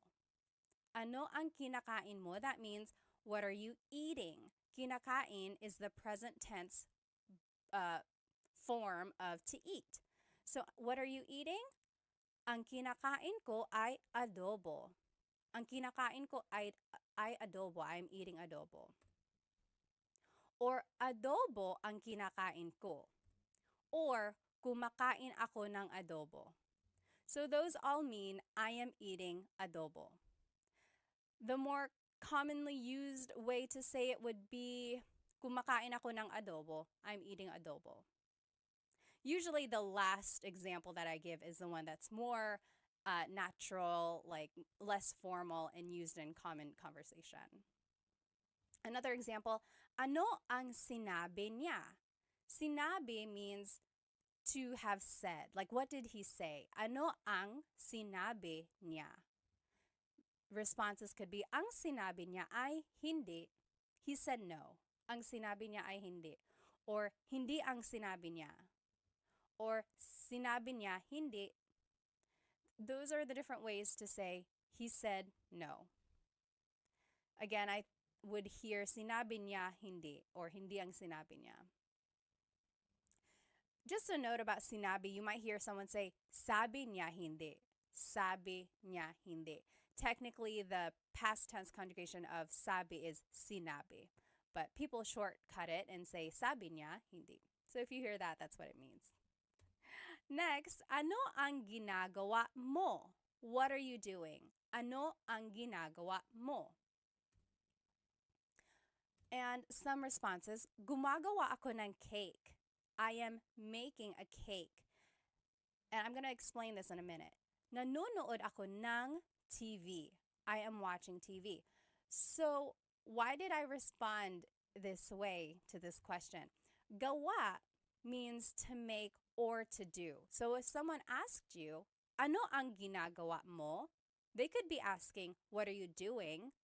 And I responded, nanonood ako ng TV. I'm watching TV. Or if someone asks, ano ang ginagawa mo? That could also mean, what are you making? So I responded, gumagawa ako ng cake. I'm making a cake. So that's just the different ways gawa can be used. And then just another little note here, you'll see in the blue, verbs can be in any tense. So when you are using ano with a verb, it could be asking about what someone did in the past, what someone is doing currently, or what someone will be doing tomorrow or in the future. So verbs can be in any tense. And if you need a review of the different ways to conjugate verbs in Tagalog, go ahead and watch my previous videos. I have a video just for present tense conjugation, and then the video after that is for past and future tense. Once you get the patterns down, it's just a matter of learning new vocabulary and trying to remember the different ways they're conjugated. Okay, so here are the different uses for ano. So, ano na means what's up. Na is an emphasis word, or sometimes it means already. And in this case, it's kind of lost in translation. It's just an expression meaning, hey, what's up? For example, if someone was taking a long time to get ready and I'm like, hey, ano na, we're going to be late, ano na. So it's like, hey, what's up? Or if you haven't seen someone in a very long time, you're like, oh, ano na, hey, what's up? So that's just a different way to use ano na. Next, ano ba means what the heck? And ba is a question word, and we'll learn how to use that later at the very end of the lesson. But in this case, again, it's lost in translation, but it means like, what the heck? So for example, if someone bumped into you and they didn't say sorry, you can say, ano ba? Ano ba? What the heck? Or if someone is just joking with you, you could say, ano ba? Okay, so it's an expression meaning what the heck. Next, ano daw? That means what did they say? So daw means like you're referring to someone else after they've said something. So ano daw? What did they say? Ano daw? Next, ano ito? What is this? And then ano iyan? What is that?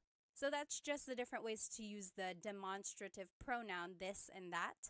Ano ito? Ano yan? What is this? What is that? And then there's another demonstrative pronoun. Ano yun? Ano iyon? So what is that over there? So what is this? What is that? What is that over there? So it's like a little bit farther. That's the difference there. And then anong problema? What's the problem? Anong problema? So the ng at the end there is like ano ang problema, and you can put it together and it would be anong. So anong pangalan mo? That also works. Instead of ano ang pangalan mo, you can put it together, anong pangalan mo? And you will see this happen to a lot of the question words that we'll be learning. Anytime the previous word ends in a vowel, you can usually make this contraction or like putting the words together. You'll see that. Now let's just practice using ano. So on the left side, let me turn off my screen, so sorry. So on the left side here, you will see the rules that we just learned. So ano ang plus a noun. The example was, ano ang pangalan mo? Ang pangalan ko ay Pat. Or Pat ang pangalan ko, or ako si Pat. Again, remember, ako si Pat is the more casual way to respond. And then the next example we learned was ano ang plus a verb. So ano ang kinakain mo? What are you eating? And then those are the responses. Kumakain ako ng adobo. Now what I want you to do is to translate these examples. So they're in Tagalog. I want you to translate them to English. So number 1, what are you cooking? And then I gave you a vocab hint. Niluluto means cooking. Number 2, what is his girlfriend's name? Nobya means girlfriend. Number 3, what is cat in Tagalog? 4, what did Mark and John eat yesterday? Kinain means ate. Number 5, what are you watching? Pinapanood means watching. So let's do number 1 together.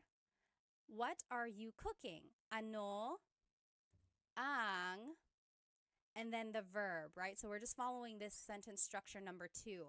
Ano ang niluluto mo?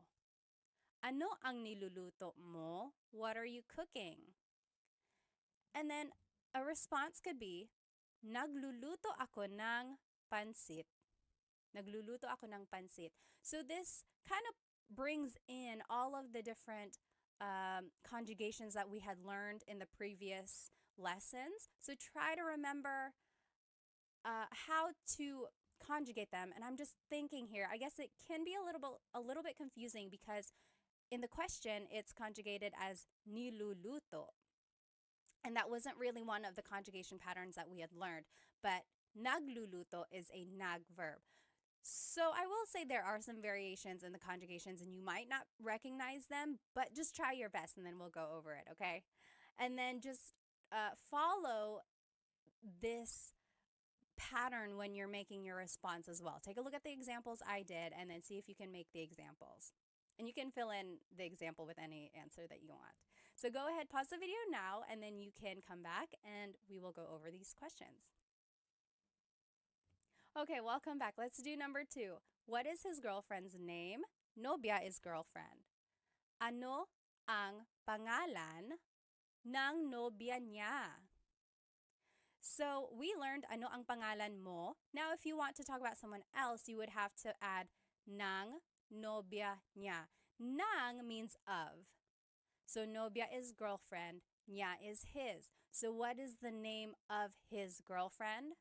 You see how everything just kind of fits together, but it might not be in the order that we're used to in English. So just take note of this. It would be ano ang pangalan ng nobya niya. That's how you would say that.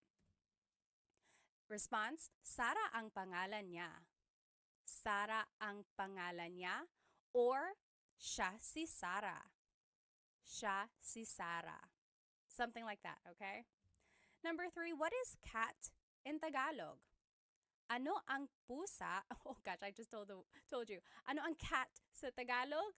Pusa ang cat sa Tagalog. Pusa ang cat sa Tagalog. Next, what did Mark and John eat yesterday? Ano ang kinain nila Mark at John kahapon? Ano ang kinain nila Mark at John kahapon? I want to show you this word nila. This is like a sentence marker that is used to indicate people. So it's like their ownership. When it's multiple people, Mark and John, it's nila. When it's just one person, it's ni. So for example, if it was just Mark, ano ang kinain ni Mark kahapon? Ano ang kinain ni Mark kahapon? It's just one person. But when it's multiple people, you have to use nila. Ano ang kinain nila Mark at John kahapon? Response, kumain sila ng lechon kahapon. Kumain sila ng lechon kahapon. So, sila is the pronoun here. And that's a subject pronoun. So, kumain sila ng lechon kahapon. Using subject pronouns can be tricky, and I don't expect you to know these pronouns or these conjugations right off the bat, but hopefully you can recognize them, and then from these examples, use them this way in the future, okay? So don't get too worried if you're not getting the questions right. Just use this as a way to learn them, okay? Number 5, what are you watching? Ano ang pinapanood mo?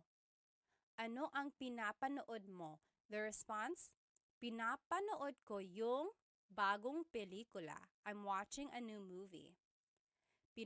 Pinapanood ko yung bagong pelikula. Or pinapanood ko yung TV, something like that. You might also hear someone say, nanonood ako ng TV. So we learned in the previous lessons, nanonood or manood means to watch. But this one is pinapanood, and it's focusing more on the object. So the movie or the show, pinapanood. Okay. Next question word is bakit. Why? Bakit. And here is one way to use it. Bakit plus an adjective plus the word ang and then a noun. So for example, bakit madumi ang kotse? Bakit madumi ang kotse? Why is the car dirty? And then the response, madumi ang kotse kasi maputik sa labas. Madumi ang kotse kasi maputik sa labas. So the car is dirty because it's muddy outside. Maputik means muddy, labas means outside. Okay, and then another example is, bakit mainit ang cellphone ko? Why is my cell phone hot? Bakit, mainit is an adjective meaning hot, ang cellphone ko. And then a response, mainit ang cellphone ko dahil masyado kong ginagamit. My cell phone is hot because I'm using it too much. So hopefully you can see here the pattern that we are following. Bakit goes first, and then it's the adjective, and then it's the word ang, and then it's the noun. Or you could also do bakit plus a pronoun and then a verb. So bakit ka umiiyak? Why are you crying? Bakit ka umiiyak? Some responses, umiiyak ako kasi nawawala yung aso ko. I'm crying because my dog is lost. Umiiyak ako kasi nawawala yung aso ko. Nawawala means lost or missing. Another example, bakit mo ginawa iyon? Why did you do that? Bakit mo ginawa iyon? Ginawa ko yun dahil mahal kita. I did that because I love you. Ginawa ko yun dahil mahal kita. You might hear me saying yun, as if there's no I, and that's commonly how it's pronounced. you might hear people say, ginawa ko iyon dahil mahal kita, but usually the letter I sound is dropped. And then another way to use bakit plus a verb. Bakit umiiyak si Michelle? So bakit plus a verb, bakit umiiyak si Michelle? Why is Michelle crying? Umiiyak si Michelle kasi nakakalungkot yung palabas. Michelle is crying because the show is sad. Nakakalungkot means it's like feeling sad, makes someone feel sad. Yung palabas, the show. So those are the different ways bakit can be used. And again, verbs can be in any tense like we saw in ano. I want to point out the different responses that you can say when you're using bakit questions. So because can be kasi or dahil or sapagkat. Sapagkat. Okay, so kasi is informal. It is most commonly used. You'll hear it a lot in common conversation. Kasi.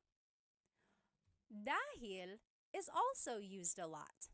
We saw it in the examples, but it's a little bit more formal, but it can also be used casually. And then sapagkat is very formal. It's rarely used. It's almost like Shakespearean. You'll see it in like writing, or someone might use it maybe to prove a point or something, but it's not used a lot. It's almost like a deep Tagalog, really.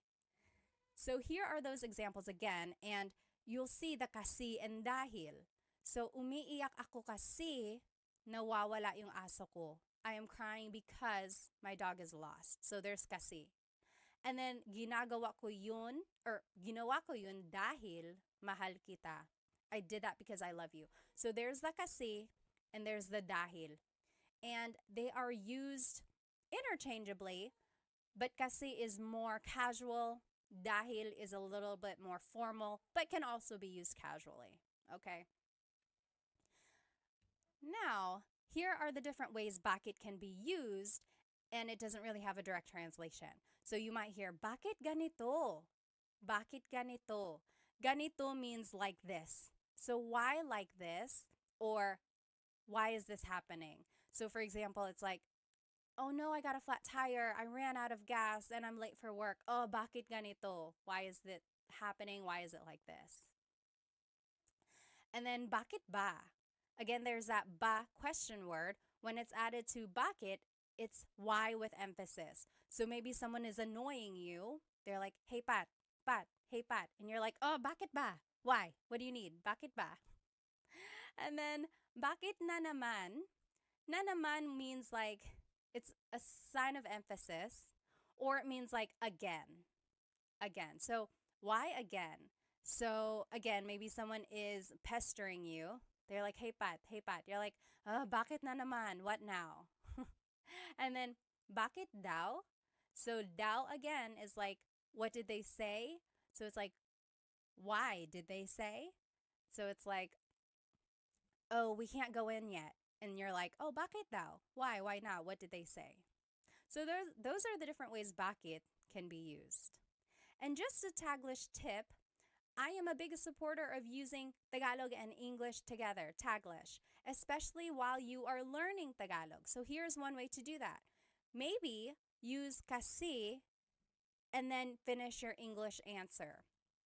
For example, why are you sad? Kasi I stayed up late why are you tired? And it would be kasi I stayed up late to finish a movie. So instead of saying because, say kasi.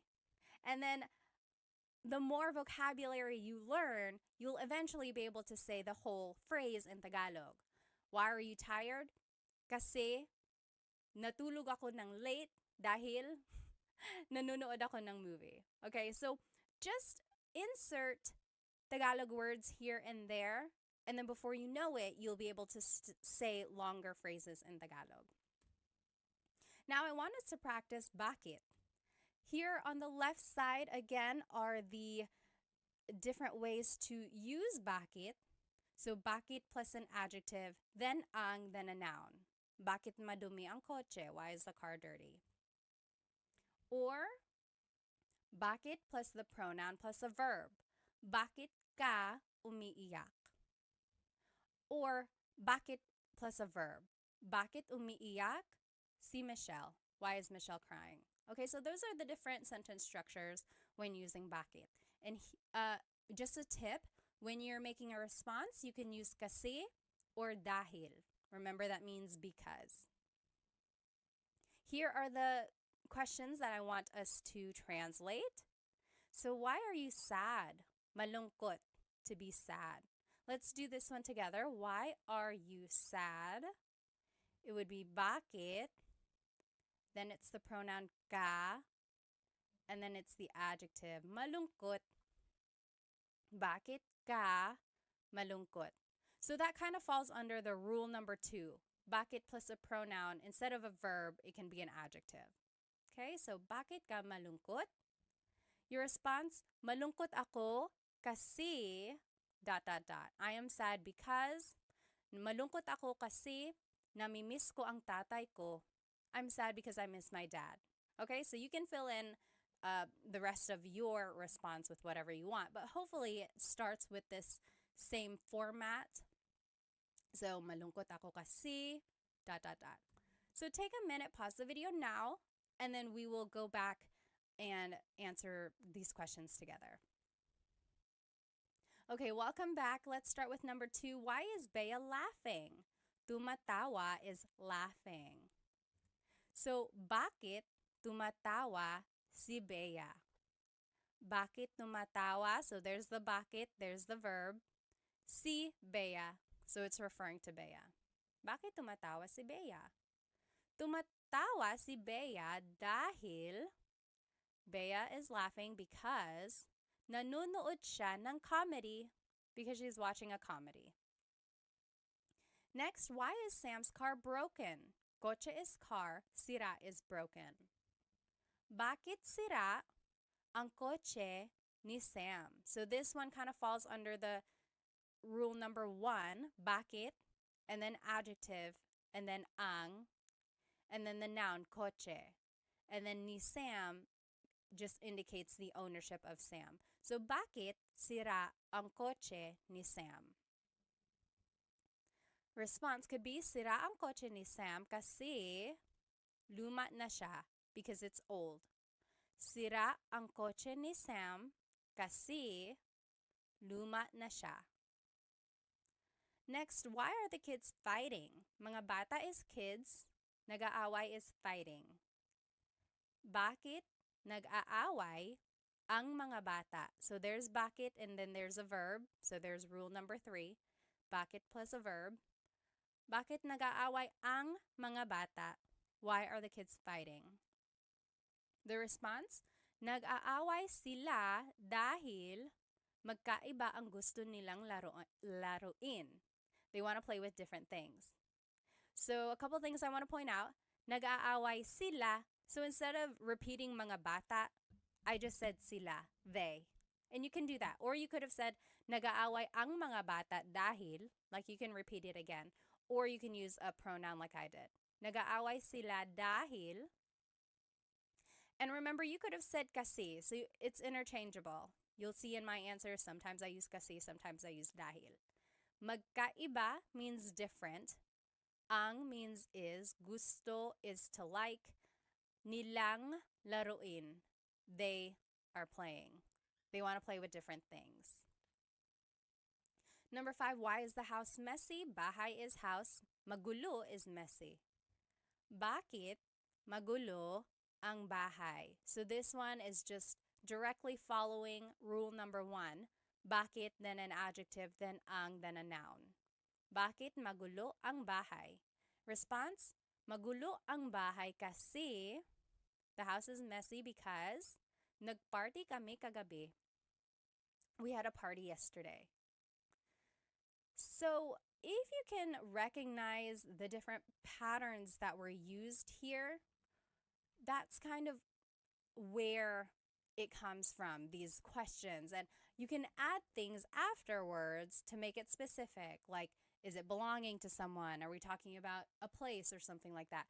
So follow these rules on the left side, and then if you have to, add more information at the end. And then when you're making a response, that is where you choose kasi or dahil, and then bring in part of the question into your response as well. If you have any questions about anything we're learning, please feel free to write it in the comments and I will try to respond. The next question we are going to learn is saan. Saan means where. So saan plus a verb. That's an example of how to use this. Saan matutulog si Bobby? Saan matutulog si Bobby? Where is Bobby going to sleep? A response is matutulog si Bobby sa sala. Bobby is going to sleep in the living room. Matutulog si Bobby sa sala. Now, you might also hear saan plus a pronoun plus a verb. For example, saan ka pupunta? Where are you going? Saan ka pupunta? That should have saan. It just says sa there. Sorry about that. So then the response, pupunta ako sa tindahan. I am going to the store. Pupunta ako sa tindahan. So that's the difference there. If you are talking about someone specific, you would add si and then their name. Saan matutulog si Bobby? Or if you just want to use a pronoun, the pronoun would go right after the question word. Saan ka pupunta? Okay, so those are the different ways to use it. I do want to point out that your response has this word sa. Sa. When the question is saan, the response is sa. Sa is a preposition and it means at a place, but it can mean to or from or something like that. So sa has a lot of different translations depending on the context. In this case, it means at a place or to, okay? Next, there's this question word, nasaan. So it's similar to saan, but it's nasaan. And here are the different ways to use it. Nasaan plus ang plus a noun. For example, nasaan ang CR? CR is comfort room in Tagalog, or in the Philippines, that's what they refer to the bathroom as. Where is the bathroom? Nasaan ang CR? The response, nasa labas ang CR. The bathroom is outside. Nasa labas ang CR. Or you could ask about a person. Nasaan si a person? Nasaan si nanay? Where is mother? Nasaan si nanay? The response, nasa trabaho si nanay. Mother is at work. Nasa trabaho si nanay. Now I want to point out that the responses all start with nasa. Okay, so when the question is nasaan, now your response has to have nasa. So that was a difference that's here. So when it's saan, the response has sa. When it's nasaan, the response has nasa. So just to go over it, when do you use saan? When do you use nasaan? Saan napunta ang cellphone ko? Where did my cell phone go? Versus nasaan ang cellphone ko? Where is my cell phone? Saan always goes with a verb. When you're asking about a verb or something that has happened with like an action, then you use saan. Saan napunta? Saan napunta? The root word of punta means to go. So napunta means went. Where did my cell phone go? Saan napunta? There's the verb. And then the response is sa. Oh, sa kotse. And then nasaan ang cellphone ko? Nasaan plus the word ang plus a noun. So when you're asking about the location of something, then it's nasaan. So it's like nasaan noun, nasaan noun. Anytime there's like the ends, try to remember that. So your response has nasa. Nasaan ang cellphone ko? Nasa bag ko. It's in my bag. Okay? So this is just to look at it again. These are the examples we just saw. You might hear someone say asan or saan when they're referring to nasaan. So that's just like a short way to say it. So instead of saying nasaan ang CR, someone might ask asan ang CR? Where is the bathroom? Or they might even just say saan ang CR, even though technically it should be nasaan. So people shorten it, but technically, just so you know, it should be nasaan. Okay? Now let's take a look at this response. Nasa labas. Nasa labas ang CR. The bathroom is outside. These are the location vocabulary. So let's take the question, nasaan ang susi? Where is the key? Susi is key. Nasa labas. It's outside of the car. Nasa labas. Or nasa loob. It's inside the car. Nasa loob ng kotse. Nasa ibabaw, it's on top. Nasa ilalim, it's under. Nasa tabi, it's beside. So if you wanted to be specific, you would add the object afterwards. Nasa tabi ng kotse, it's beside of the car. Ng kotse, nasa tabi ng kotse. So those are just the different location vocabulary words that you might hear. And just the sentence structure for the response, it would be nasa plus the location word that we just learned. Then it's nang, then it's a place, then it's ang, then the thing. So let's take a look at it. Nasa loob ng kotse ang susi. The key is inside the car.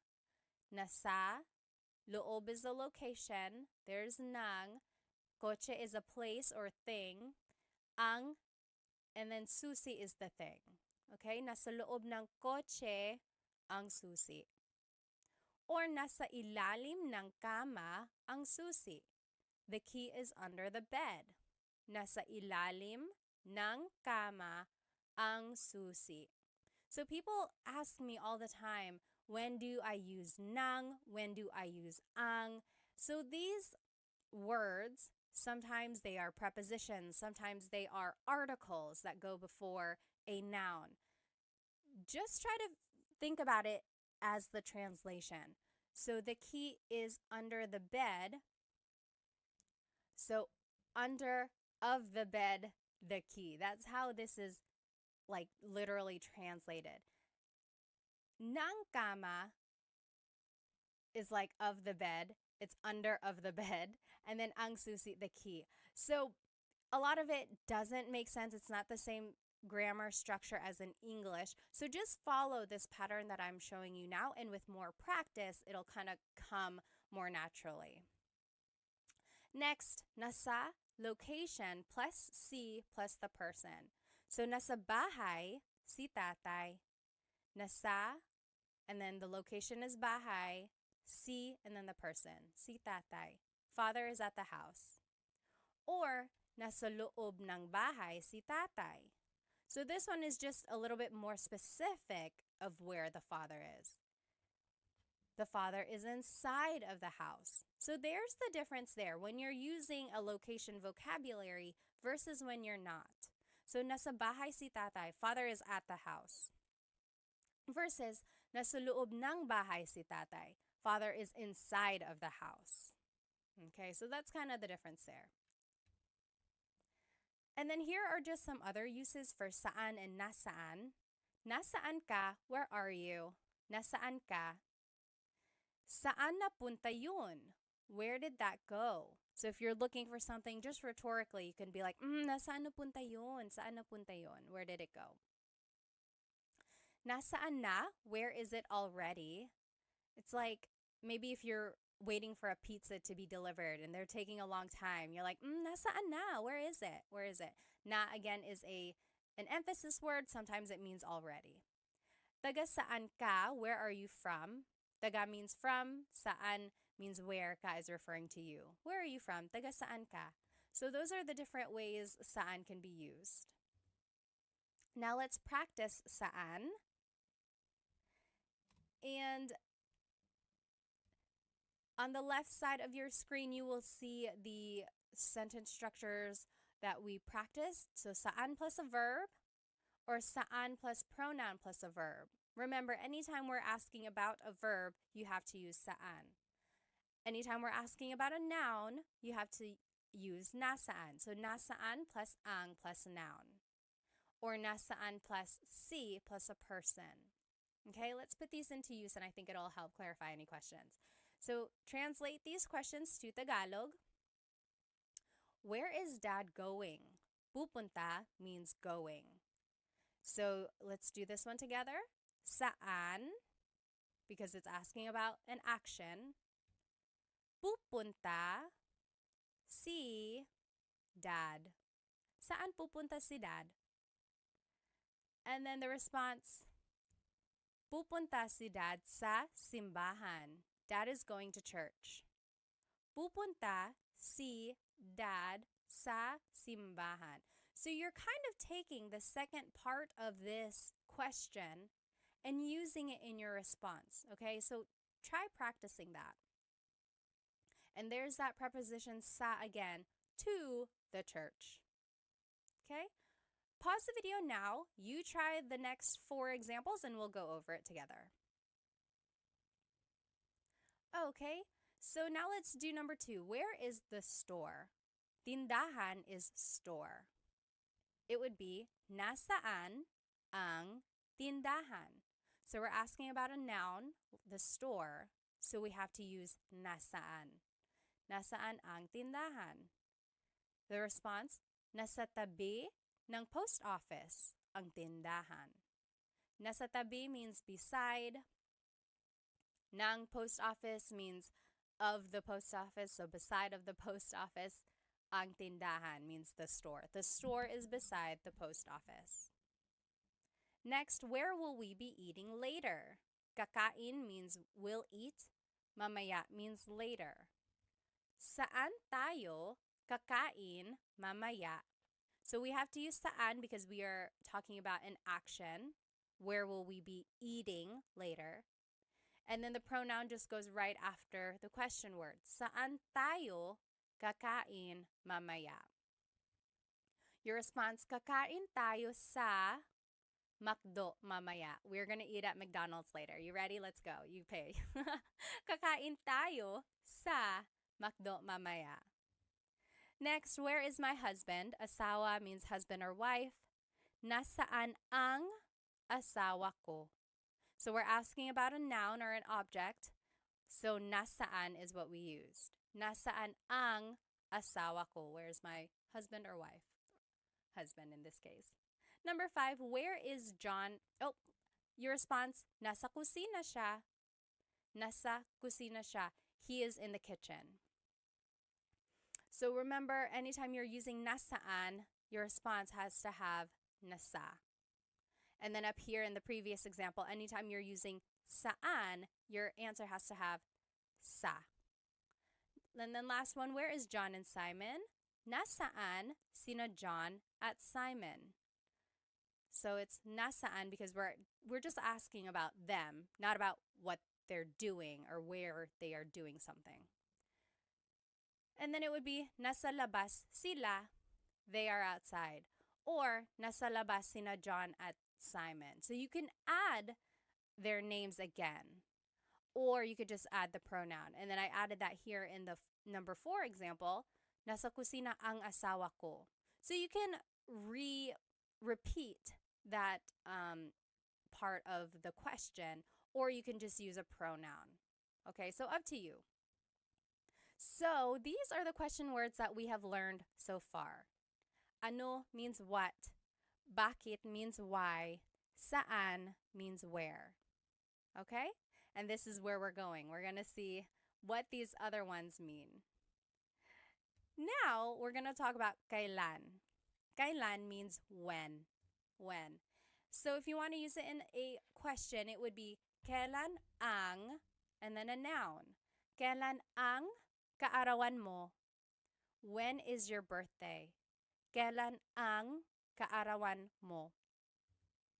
Sa March ang kaarawan ko. My birthday is in March. Sa March ang kaarawan ko. Kailan ang handaan? When is the gathering? When is the party? Sa Sabado ang handaan. The party is on Saturday.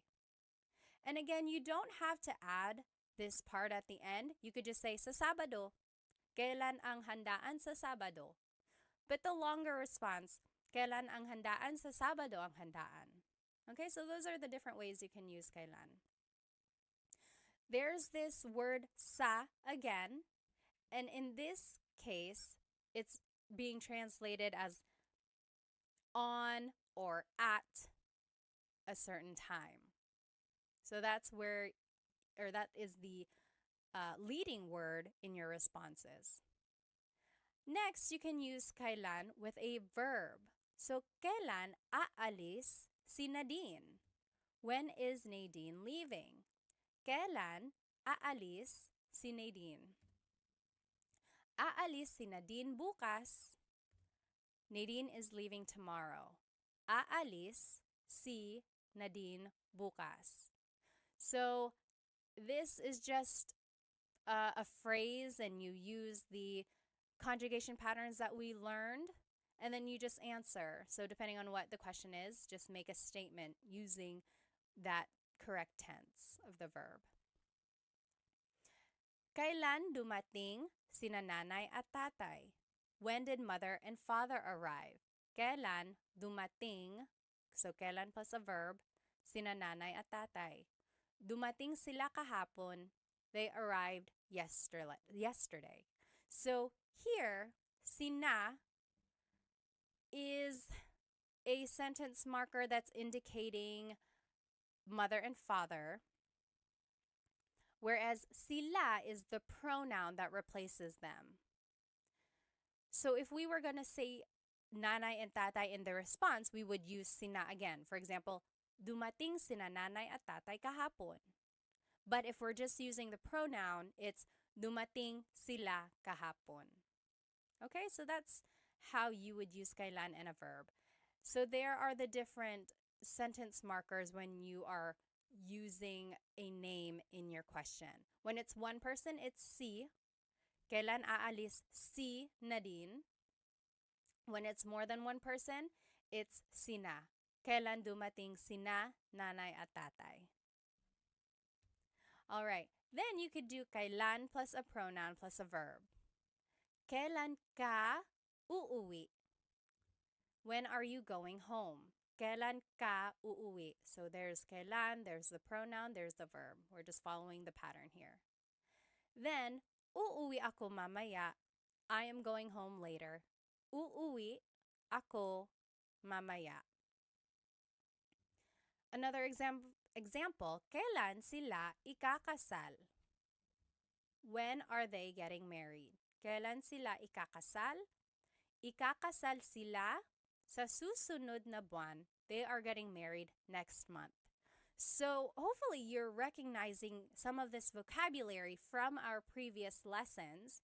So we're pulling those patterns of conjugation and the vocabulary words from those lessons, and now we are using them in like a hypothetical conversation, right?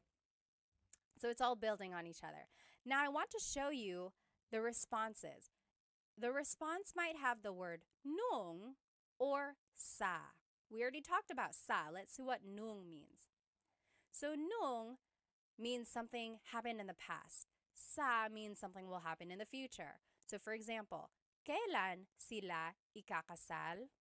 When will they get married? The response, sa susunod na buwan, next month. So sa July or sa June, in June or in July. But sa is thinking of the future. When are they getting married? Next month or in June, in July. So sa is the future. However, nung is talking about the past.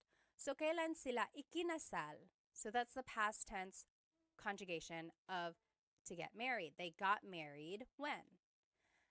Nung nakaraan buwan. So last month. Or nung February, nung January. So last February, last January. So that's the difference there. Sa versus nung. Okay? And there's the emphasis there. And here are just some other ways to use kailan. Kahit kailan, that's just an expression meaning anytime, whenever. So maybe someone is inviting you to eat out for dinner. They're like, oh, when are you available? When can you go out for dinner? You're like, kahit kailan, anytime. Or hanggang kailan means until when. So maybe your car is broken, it's in the shop. They're like, oh, you have to keep the car here. And you're like, hanggang kailan? Until when? How long does it stay here? Have to stay here.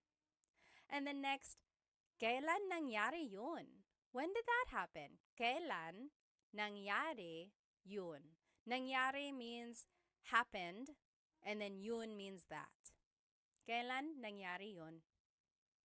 And then just a pronunciation tip, it's pronounced kailan, kailan, but you will often hear it pronounced kailan, kailan. Kailan ang kasal? Kailan ang kasal? But it's not wrong to hear kailan ang kasal. It's a little bit more formal. Okay. So here are some examples. On the top, on the top left here, you will see the kailan rule. So kailan plus ang plus a noun. Kailan ang kaarawan mo? Kailan plus a verb. Kailan aalis si Nadine? Kailan plus a pronoun plus a verb. Kailan ka uuwi? When are you going home? And then here are the examples I want us to practice. Number 1, when is your vacation? Bakasyon is vacation. So let's just follow, I think it would be rule number 1. Kailan ang bakasyon mo? So, kailan, then the word ang, then the noun, which is vacation, and then the pronoun. Kailan ang bakasyon mo? The response, sa susunod na linggo ang bakasyon ko. Next week. My vacation is next week. So, a couple things I want to point out in the response. It should have the word sa because it's talking about the future, right? It will be next week, so there's sa. And then just try to remember how to phrase things. And if you weren't able to watch or if you don't remember the past lessons, just go from here and just copy my sentence structures. Okay, so moving forward when you answer these questions, see if you can follow these sentence structures. Okay, so go ahead and pause the video now, and then we will go over the examples in just a minute. Okay, so number 2, when are you leaving? Aalis means leaving. Kailan ka aalis? That's just rule number 3. Kailan plus the pronoun plus the verb. Kailan ka aalis? The response, aalis ako sa Lunes. Aalis ako sa Lunes. So there's sa because it's a future action. Number 3, when did Tony come back? Bumalik means came back. Kailan bumalik si Tony? So this is rule number 2. Kailan plus a verb. Kailan bumalik? And then you add si Tony. The response, bumalik si Tony kahapon. He came back yesterday. Bumalik si Tony kahapon. Number 4, when did you buy that? Binili means bought. Kailan mo binili yan? Kailan mo binili yan? So that's rule number 3. Kailan plus the pronoun plus the verb. Kailan mo binili yan? Binili ko yan nung isang linggo. Or binili ko ito nung isang linggo. I bought that last week or I bought this last week, depending on how you want to answer your question. Number 5, when are you going to sleep? Matutulog means will go to sleep. So, kailan ka matutulog? This is just rule number 3. Kailan plus a pronoun plus a verb. Kailan ka matutulog? Matutulog ako mamaya. Matutulog ako mamaya. I know it can get a little tricky figuring out which structure to use, and then when there's a pronoun or when there's like added information that has to be added to the end. I know it can get tricky, But use these examples to see the patterns in use and then try to use them in the future. Okay, so don't get bogged down if you're not getting the answers right. Really just use this as another form of learning, right? It's okay if it's not correct yet, but I want you to see how they are being used. Okay, so the next question word we are going to learn is sino, and that means who. Sino. So these are the different ways sino is used. Sino plus the word ang, then it's a verb, a noun, or an adjective. So it's easy because you just have to use sino ang, and then you just fill in the end with a verb, noun, or an adjective. Sino ang kumakanta? Singing. Who is singing? Sino ang kumakanta? Ang kumakanta ay si Mario. Si Mario ang kumakanta, or kumakanta si Mario? Si Mario. I wanted to show you all the different ways a response could be made. So, sino ang kumakanta? Who is singing? This first example is formal. Ang kumakanta ay si Mario. This next one is a little bit formal as well. Si Mario ang kumakanta. Si Mario ang kumakanta. That's kind of formal. This one is casual. Kumakanta si Mario. Mario is singing. Kumakanta si Mario. And then this last one is just a short answer. So, si Mario. Who is singing? Mario.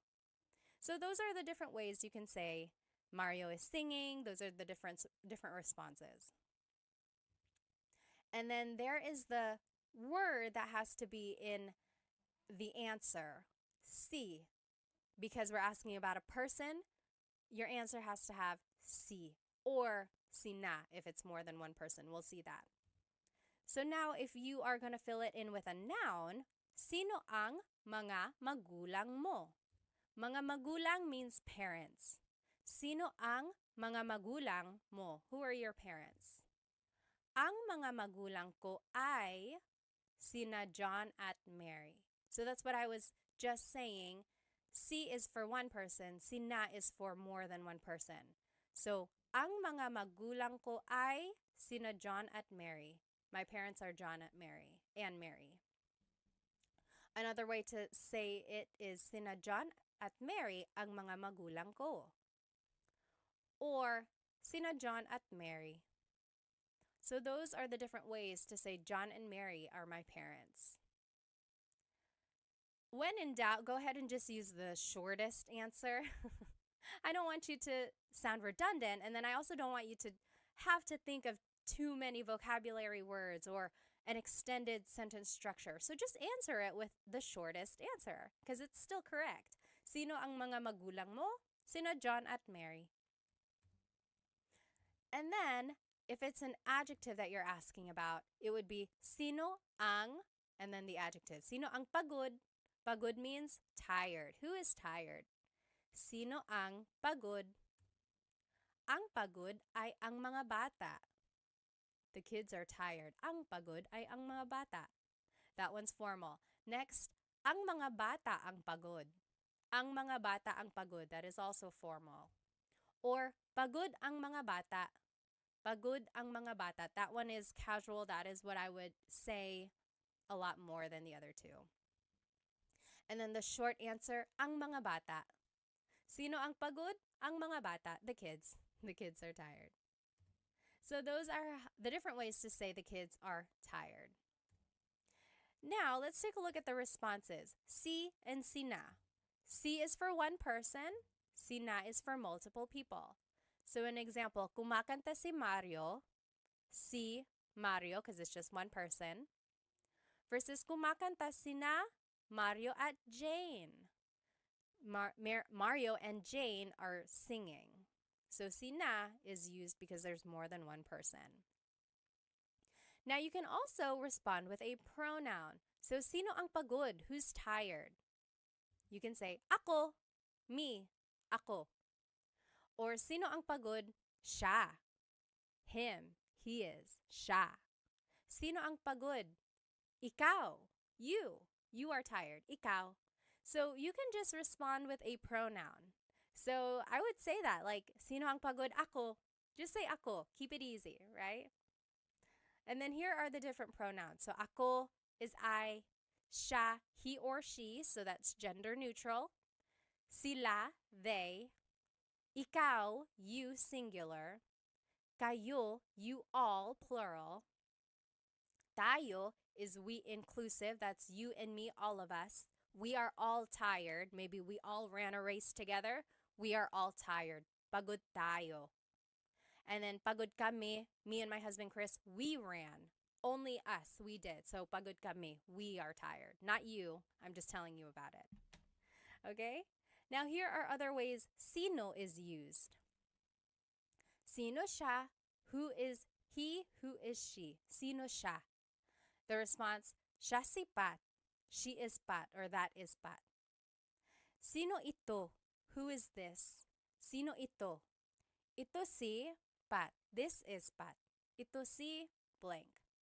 Sino yun? Who's that? Sino yun? Yun si Pat. That's Pat. Or sino ka? Who are you? Sino ka? The response, ako si Pat. Now, I do want to say, you really shouldn't say sino ka if you want to be polite. Sino ka is kind of rude or just a little blunt. Like, sino ka? Who are you? So it would be more polite to say, sino po kayo? So for one thing, add po to be respectful. And then when you're adding po, you have to use the plural you pronoun. So kayo, sino po kayo? That's a lot more polite instead of saying sino ka. If you want to ask, who are you again? Sino po kayo? And then just a pronunciation tip. If you have sino ang in a question, you might hear sinong. So they put it together. So sinong kumakanta? Who is singing? Sinong kumakanta? Instead of sino ang kumakanta, it's sinong kumakanta. Okay? Now let's practice some translations when we're using sino in a question. So sino ang plus a verb, noun or object or adjective. And here are the examples there. And let's do number 1 together. Who is taking a shower? Naliligo means to take a shower or taking a shower. So it would be sino ang naliligo. Sino ang plus the verb. Sino ang naliligo? Easy, right? The response, si George ang naliligo. Si George ang naliligo. Or the simplest answer, si George. Si George. But you have to add si or si na because that is the indicator of a person. You have to add that in your response. So go ahead and take a minute, pause the video now, you finish the examples, and then we'll go back and do them together. Okay, welcome back. Let's do number 2. Who is your sibling? Sibling in Tagalog is kapatid. Sino ang kapatid mo? So kapatid is a noun. So sino ang kapatid mo? The response, kapatid ko si Sam. Kapatid ko si Sam. Or it could be si Sam ang kapatid ko. Si Sam ang kapatid ko. Remember, there are different ways to respond. Number 1, we said si George ang naliligo. It could have also been naliligo si George. So again, you can look back at the different ways a response can be made. When in doubt, just say the shortest answer. So this one could have been si Sam. Sino ang kapatid mo? Si Sam. Number 3, who is scared? Natatakot is scared. Sino ang natatakot? Who is scared? Natatakot ang mga bata. The kids are scared. The kids are scared. Natatakot ang mga bata. Number 4, who cooked dinner? Nagluto is cooked. Hapunan is dinner. Who cooked dinner is sino ang nagluto ng hapunan. So that's just sino plus ang plus a verb. Sino ang nagluto ng hapunan. Nang is the sentence marker before the noun. Si Lola ang nagluto ng hapunan. Lola cooked the dinner. Si Lola ang nagluto ng hapunan. And then last example, who called? Tumawag is called. Sino ang tumawag? Sino ang tumawag? So it's just the verb. Tumawag ang nanay mo. Your mother called. Tumawag ang nanay mo. Or the simplest response, ang nanay mo. Okay, so try to keep it simple when you can, but hopefully you can see the patterns that you can use when you're making a question and then answering a question. All right, the next question word that we are going to learn is kanino. Kanino means whose. Kanino. It could be used like this. Kanino, then the word ang, then the noun, then na, and then an adjective. I know that's a lot. Let's take a look at it in action. So, kanino ang sombrero na itim? Whose black hat? Kanino ang sombrero is hat, na itim. Itim means black. Now the response. Kay Jacob ang sombrero na itim. The black hat belongs to Jacob. And I want to move forward, and then we're going to go back and make everything make sense. Okay, so the next sentence structure or question structure would be kanino ang plus the noun plus na and then a demonstrative pronoun. So it's similar to this previous structure. Instead of an adjective, though, it's going to be a demonstrative pronoun. So kanino ang sombrero na ito?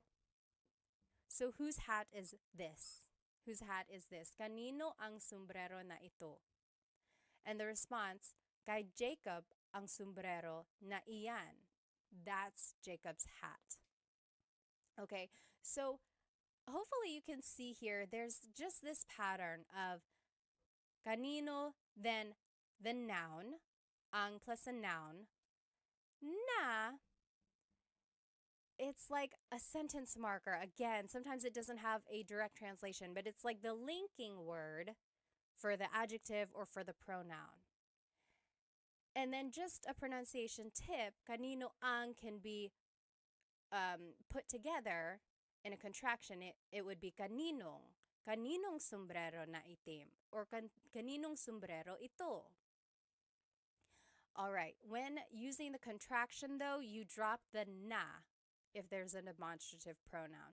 So kaninong sombrero ito, you wouldn't say kaninong sombrero na ito. So that's just one thing. It's kind of redundant when you add the na again.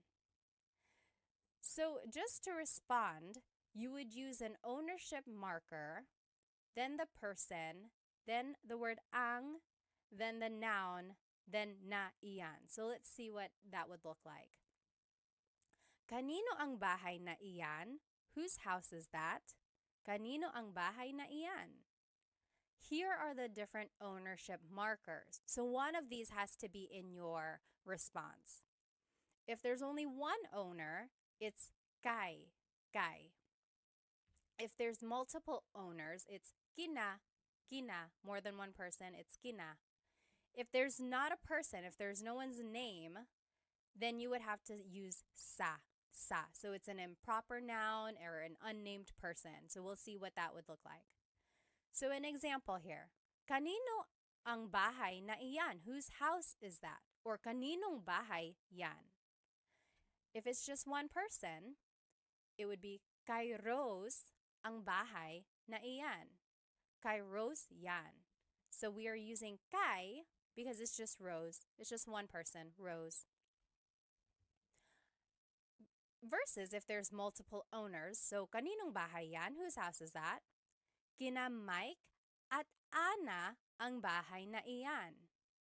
Or kina Mike at Ana yan. That is Mike and Anna's house. So I want to point out there's kina. That is when you would use kina when there's more than one person owning that thing. Now, kanino ang bahay na iyan? Whose house is that? Sa kapatid ko ang bahay na iyan. That is my sister's house. That is my sibling's house. Sa kapatid ko ang bahay na iyan. Or sa kapatid ko yan. That is my sisters. That is my siblings. So you see how the person is unnamed? It's just kind of an improper noun. It's like a general answer. So that is when you would use sa, when the person is unnamed. It's just like a person in general speaking. Okay? So here are some more ownership pronouns that you could use when answering a kanino question. So, akin means mine. Iyo means yours singular. Kanya means his or hers. Inyo means your plural. Maybe it's your house, bahay ninyo, or inyo. And then atin is our inclusive. Amin is ours, me and my husband, Chris. And then kanila is theirs. So here's an example of how to use that. Kanino ang bahay na iyan? Whose house is that? Akin yan. That's mine. Akin yan. Or, inyo yan. That's yours. You all live in one house. Inyo yan. That's your house. Or, kanila yan. That's their house. Kanila yan. Okay, so that's how to use these ownership pronouns. I want to show you, let's go back to the first example we learned. I know it's a lot of words in this one. So, kanino ang sombrero na itim? Whose black hat is this? So, sombrero is hat, itim means black. But they are interchangeable. Like you can switch them around and it would still mean the same thing. For example, kanino ang itim na sombrero? So instead of saying, kanino ang sombrero na itim, you might hear, kanino ang itim na sombrero? So in Tagalog, you can switch the adjective and the noun around and it will still make sense. And why does that happen? It probably just goes back to baybayin or to the evolution of Tagalog in general. So the adjective and the Tagalog vocabulary word can be interchangeable and they mean the same thing. Another example, kanino ang sombrero na pula? Pula means red. So whose red hat is this? You can switch it up and it could be kanino ang pula no sombrero. So we just switched it. But I want to show you that when you switch it, you can make a contraction, meaning you can put pula and na together. And now it would be kanino ang pulang sombrero? Whose red hat is this? Okay, so those are the two things I want you to get out of this slide. First, you can switch the adjective and the noun. So you can switch them in the question and it will still make sense. Second, when your adjective ends with a vowel like pula, then you can make the contraction. Add ng to the end. Instead of saying pula na sombrero, it's pulang sombrero.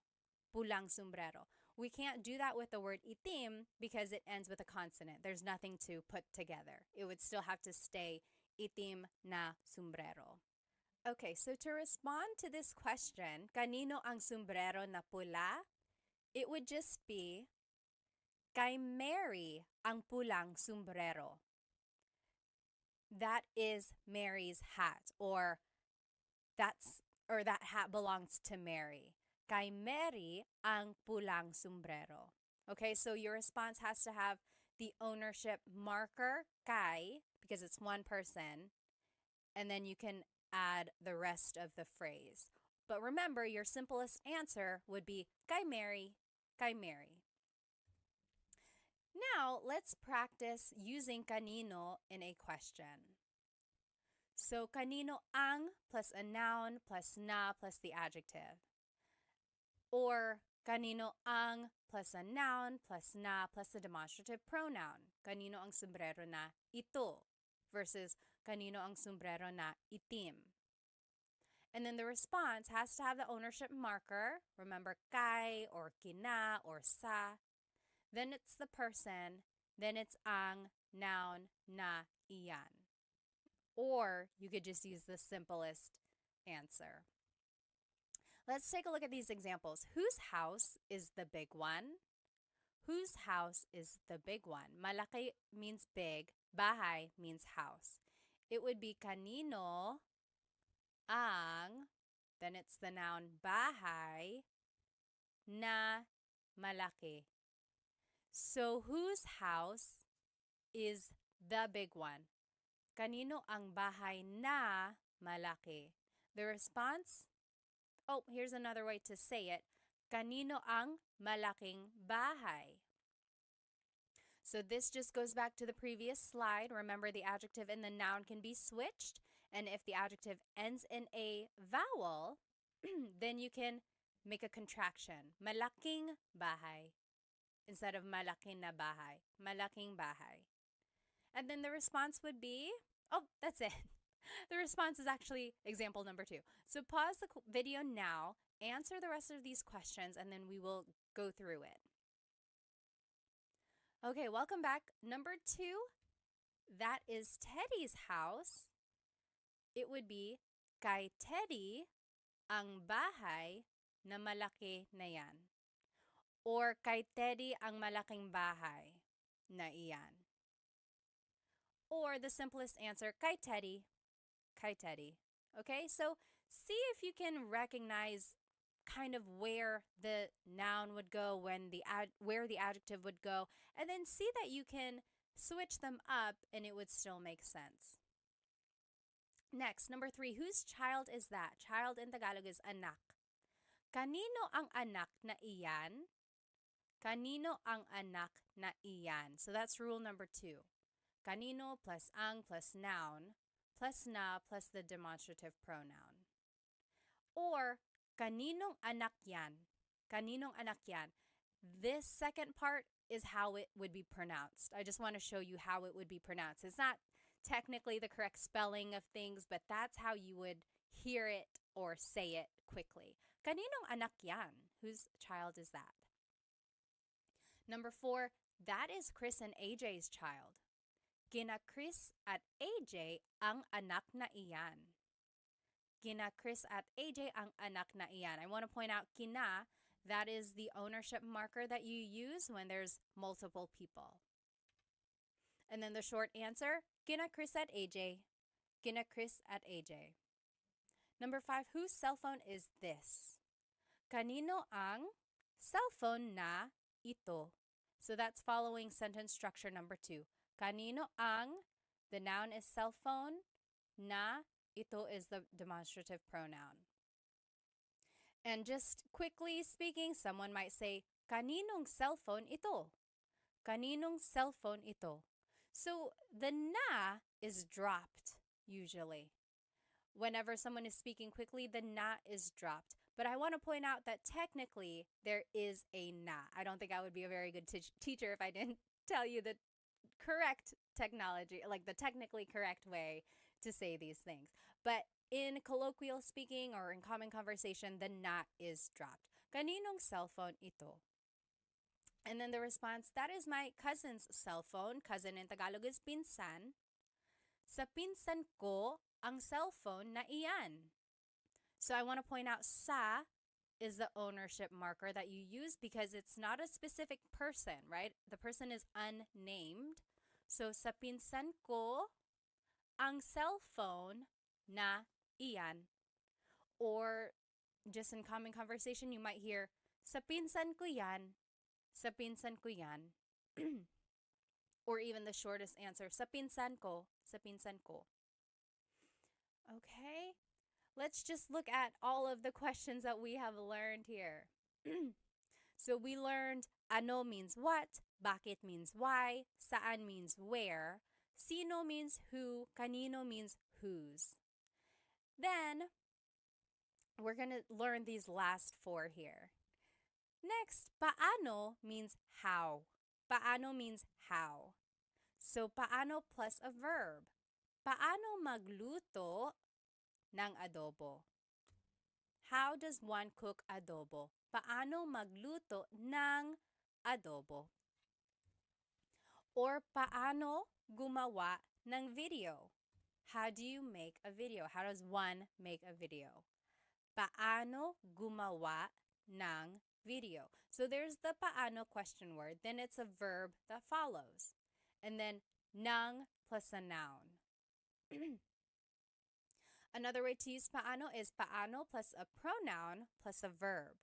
So paano ka uuwi? Paano ka uuwi? Paano ka umuwi? How did you get home? Paano ka umuwi? Or, paano mo nalaman yung balita?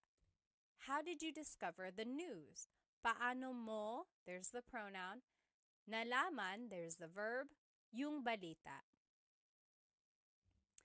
And just to note, there's no particular response formation for these paano question words. There's no pattern or anything like that, because your answers will just be a statement using the appropriate tense of the verb.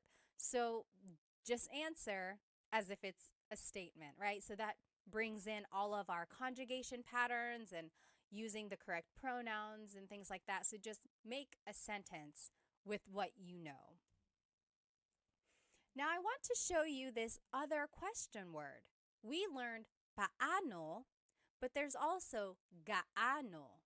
This also means how, but in a different sense. For example, gaano plus an adjective plus ang plus a noun. For example, gaano katangkad ang anak mo? Even if you've never heard the word katangkad, but you know the word matangkad. Matangkad means tall. Hopefully you can kind of maybe guess that this is asking about the height of someone's child, right? So, gaano katangkad ang anak mo? How tall is your child? Let's see another example. Oh, the answer would be 5'10" siya. He is 5'10". 5'10" siya.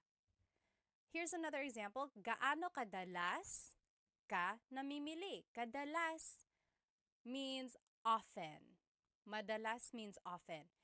Namimili means to go shopping. So how often do you go shopping? Gaano kadalas ka namimili? Namimili ako linggo-linggo. I go shopping every week. Namimili ako linggo-linggo. So I want to point out that when it says to use an adjective, we're actually using the adjective with a ka prefix. So technically the adjective is matangkad, tall, matangkad. But when we're using it in a gaano question, we have to use the ka prefix, katangkad. Gaano katangkad ang anak mo? And the ka prefix is a way to show the quality of something. It's asking about the characteristic of that adjective. It's a little interesting. So when we're asking gaano katangkad, it's like asking about that person's adjective or that height.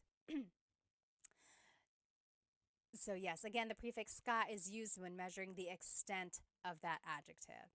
And then just a pronunciation tip, if you happen to see gaano ang something, it's usually put together and it's gaanong. So gaanong katangkad ang anak mo? We didn't have ang in these examples because technically you don't need it, but some people add it still, and it would be gaanong katangkad ang anak mo. So both of those are correct. Gaano katangkad ang anak mo or gaanong katangkad ang anak mo? Both of those are correct. Now, we learned paano, we learned gaano. Now there's this question, magkano. Magkano. Let's see what they all mean. So paano is asking about an action, right? Paano gumawa ng adobo? How do you make adobo? It's asking about the action. Paano mo gumawa? Paanong gumawa ng adobo? Or paano mo nakuha ito? How did you get this? Paano mo nakuha, the action to get ito? Another way to ask how is Gaano, but this is asking about the extent of something. Gaano kabilis ang kotse mo? How fast is your car? Gaano kabilis ang kotse mo? So it's asking about the speed of your car. And then magkano is asking about the cost of something. Magkano ang t-shirt?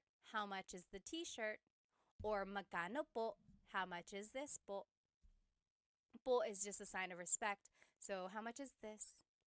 Okay, so very interesting. These words sound alike, but they are used for different situations.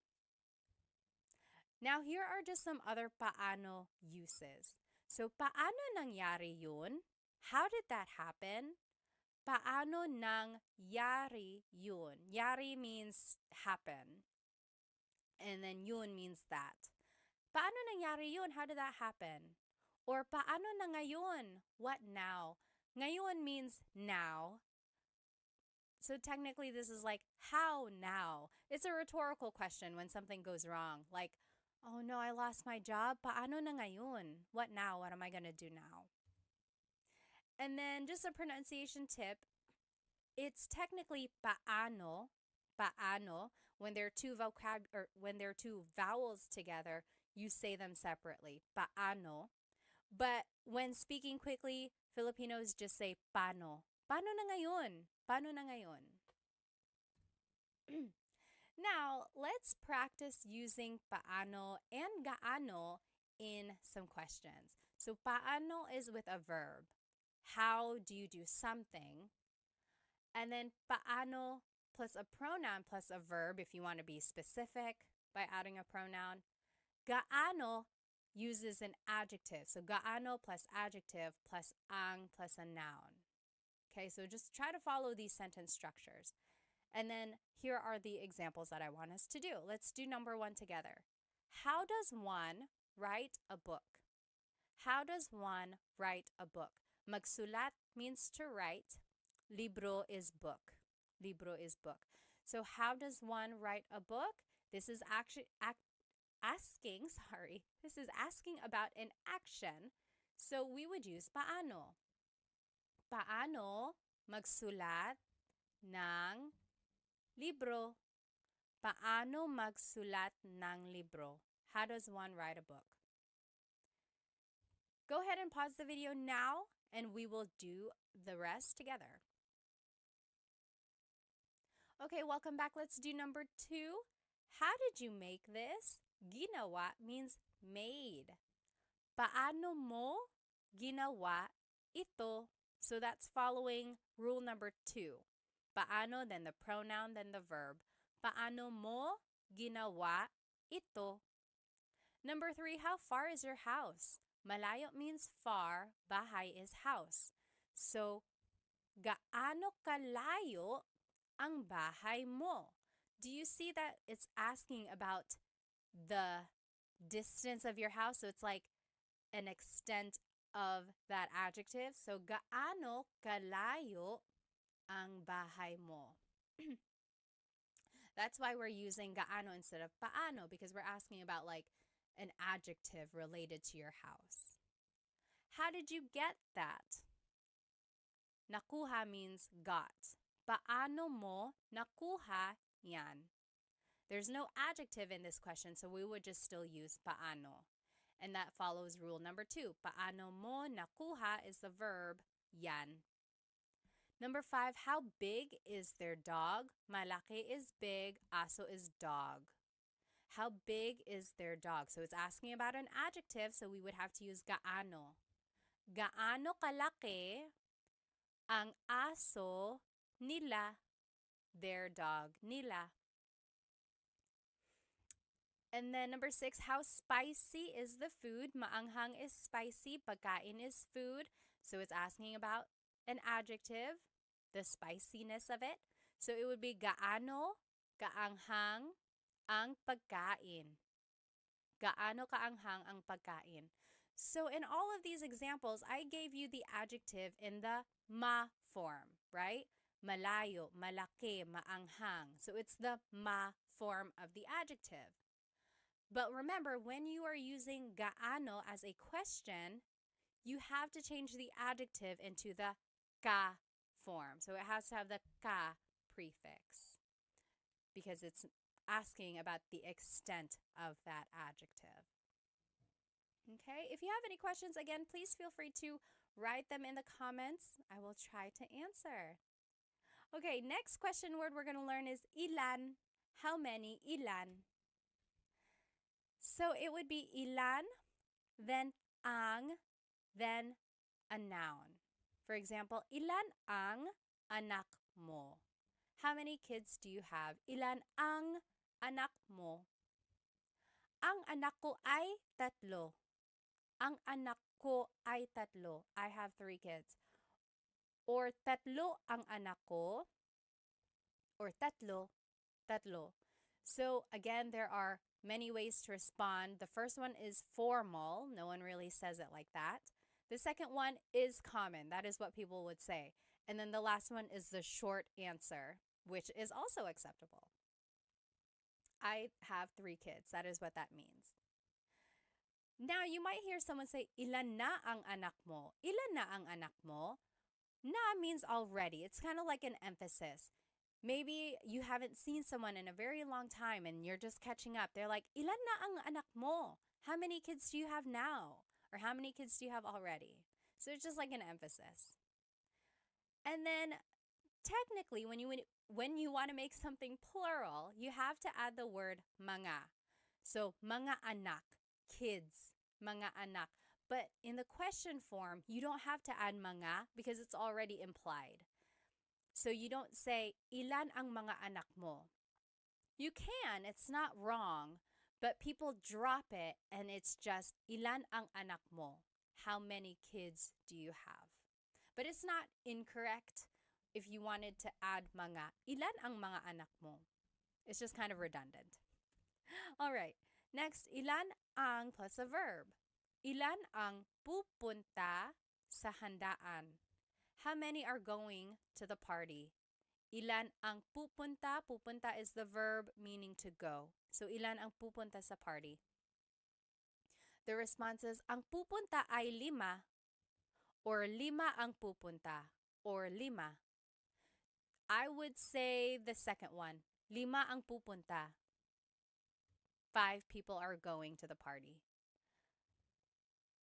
Next example, ilan ang kakain dito? How many are eating here? Ilan ang kakain dito?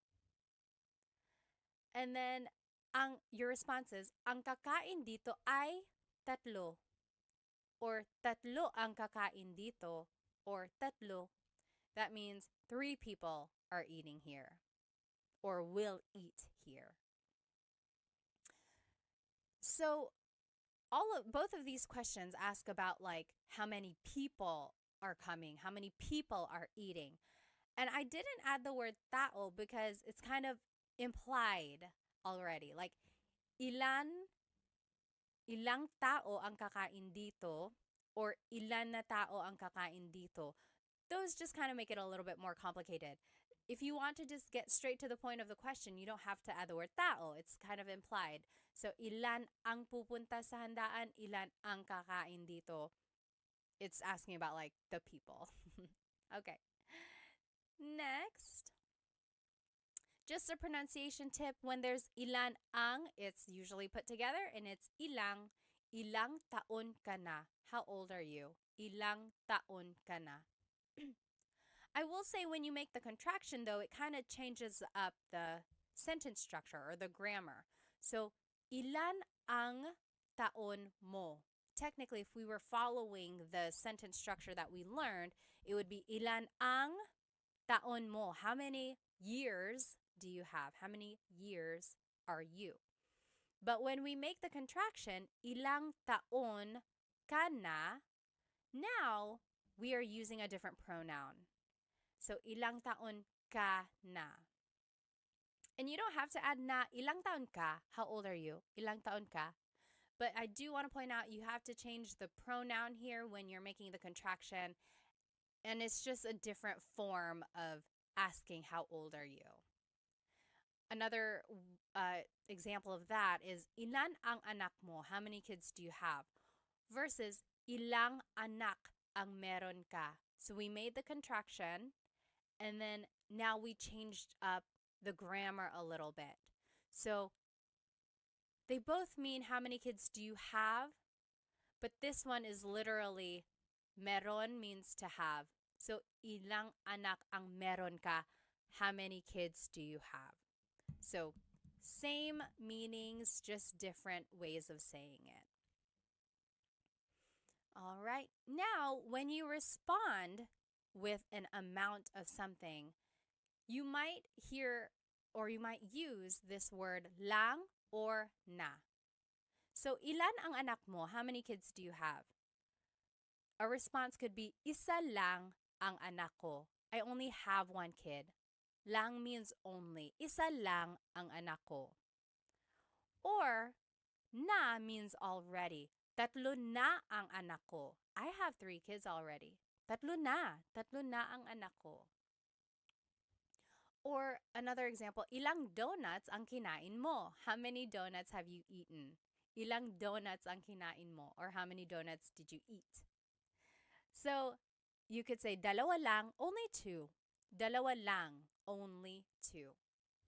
Or, apat na ang kinain ko. I already ate 5. I've already eaten 5. Apat na ang kinain ko.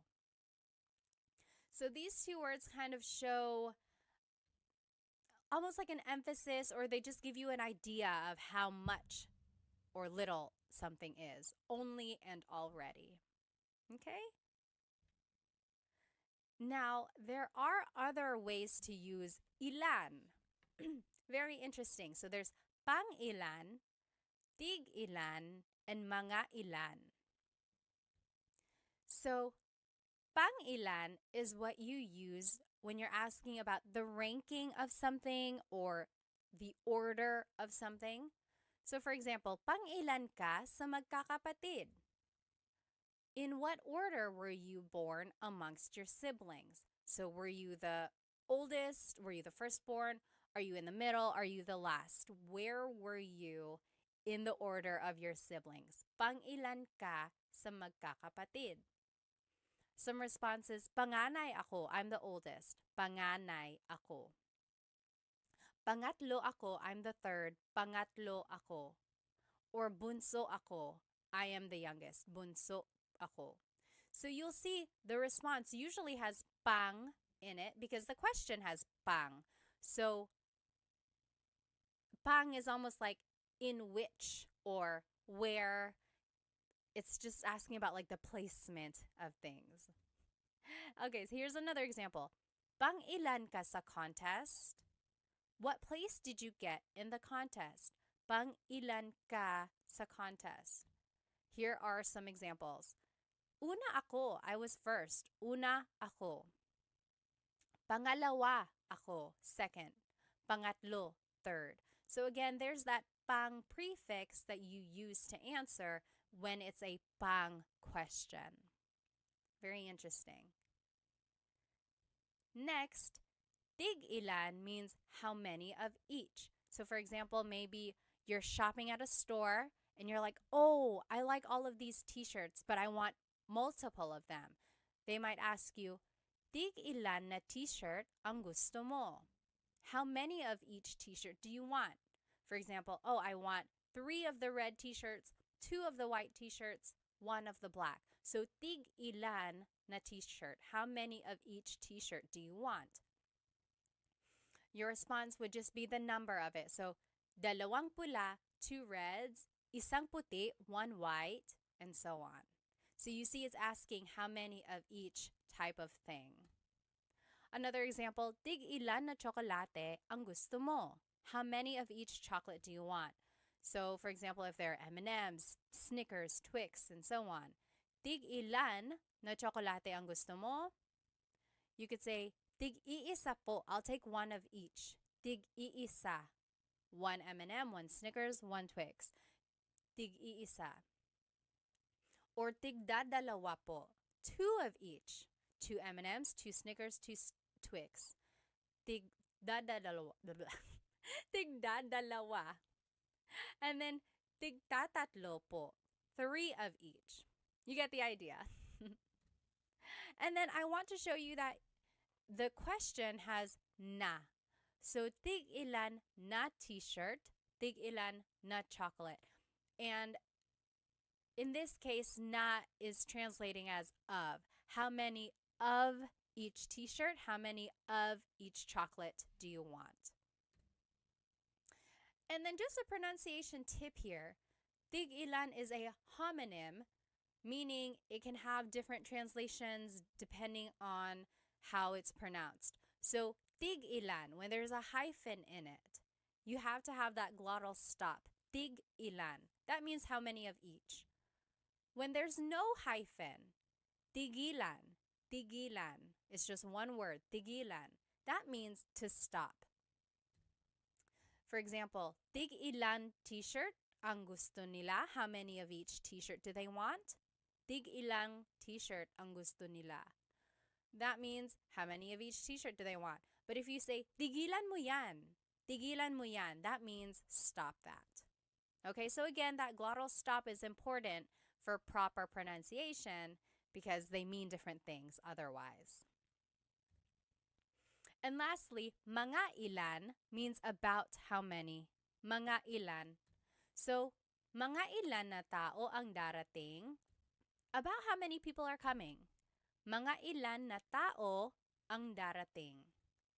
You could say mga 10 tao or mga 10 na tao. There's the contraction that you can make when the adjective or when the number ends in a vowel. Just add the ng at the end.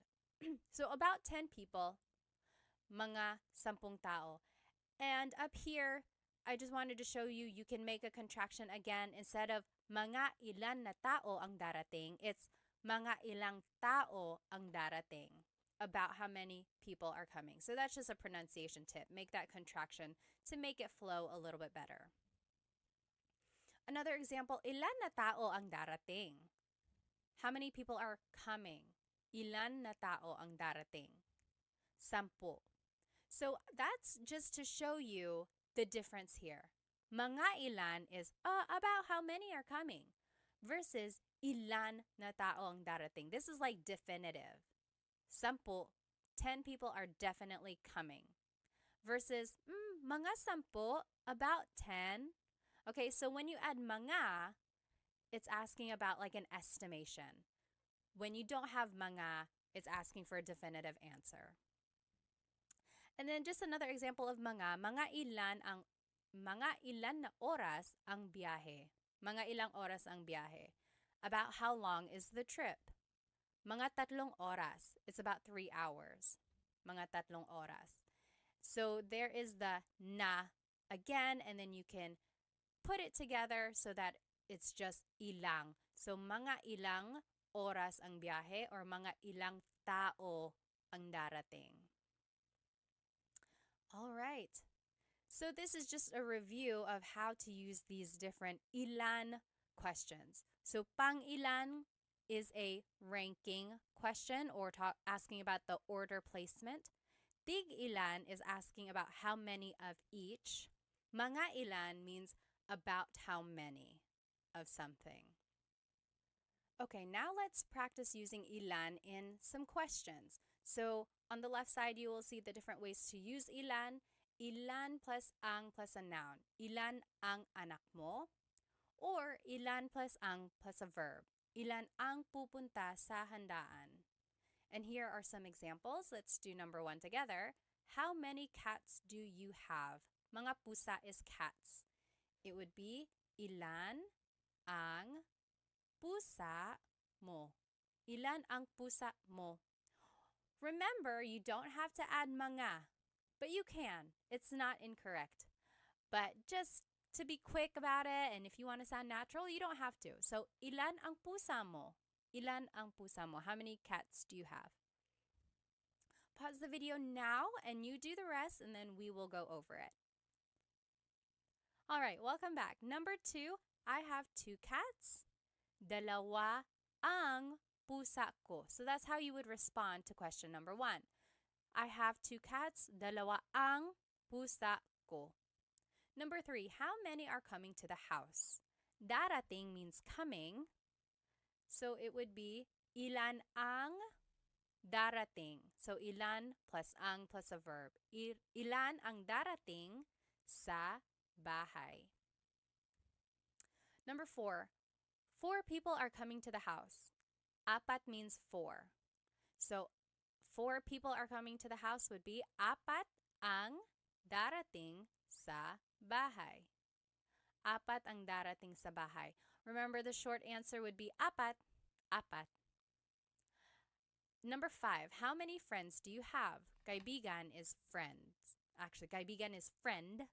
Mga kaibigan would be friends. Ilan ang kaibigan mo? Ilan ang kaibigan mo? How many friends do you have? Also, you could say, ilan ang mga kaibigan mo? Ilan ang mga kaibigan mo? That is also correct, but remember, you don't have to add it. Number 6, I have 10 friends. 10 means 10. 10 ang kaibigan ko. 10 ang kaibigan ko. Or 10 ang mga kaibigan ko. I have 10 friends. All right. Another way to answer this, meron akong 10 mga kaibigan. So I want to show you again, there are different ways to answer. There's a long form, there's a short form, there's an even shorter form, right? Just say the number by itself.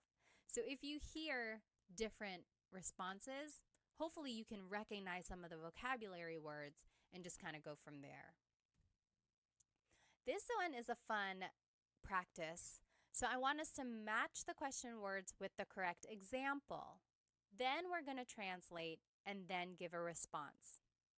So on the left side are the different question words. Pang ilan, tig ilan, mga ilan. On the right side are some example questions. How many of each hat do you want? About how many balloons are we going to buy? How many drinks have you had? Like, what number is that? Or what number of drinks is that for you? So we have to match what question word would go with that question, and then we will translate. So go ahead and do that. Pause the video and see if you can match and then translate and give a response. Okay, welcome back. Let's see. This is what the answers would be. Pang ilan goes with this question. How many drinks have you had? What number is that? What number of drinks is that for you? So it's asking about like the order of your drinks and asking about just basically like where you are in your line of drinks. Tig ilan would be how many of each hat do you want? So it's asking about the amount of each. Mga ilan, about how many balloons are we going to buy? So it's an estimation. We don't know exactly. It's just about how many do you want. Okay, so hopefully you were able to match them. Now let's see if we can translate them. How many of each hat do you want? It would be, tig ilan na sombrero ang gusto mo? Tig ilan na sombrero ang gusto mo? And then your response could be, tig iisa po, one of each. Tig iisa. Next, about how many balloons are we going to buy? Mga ilan na lobo ang bibilhin natin? Or mga ilang lobo ang bibilhin natin? Your response, mga 5, about 5, mga 5. How many drinks have you had? What number is this? What number of drinks is that for you? All of that is encompassed by this one question. Pang ilan na inumin mo na yan? Pang ilan na inumin mo na yan? Pang-apat na ito. This is my 4th. Pang-apat na ito. So do you see how that one is asking about the order of your drinks or like how many you had? And then your response is just that order. So this is the 4th. Pang-apat na ito. All right. So those were different ways to ask for how many. This next question word, alin, means which. which, alin. So alin ang, excuse me, alin ang plus a verb. Alin ang plus a verb. So alin ang gusto mong damit? Yung pula or yung puti? Which dress do you like? The red or the white? Alin ang gusto mong damit? Your response would just be one of the choices. Yung pula ang gusto ko. The red is the one I like. I like the red one. Yung pula ang gusto ko.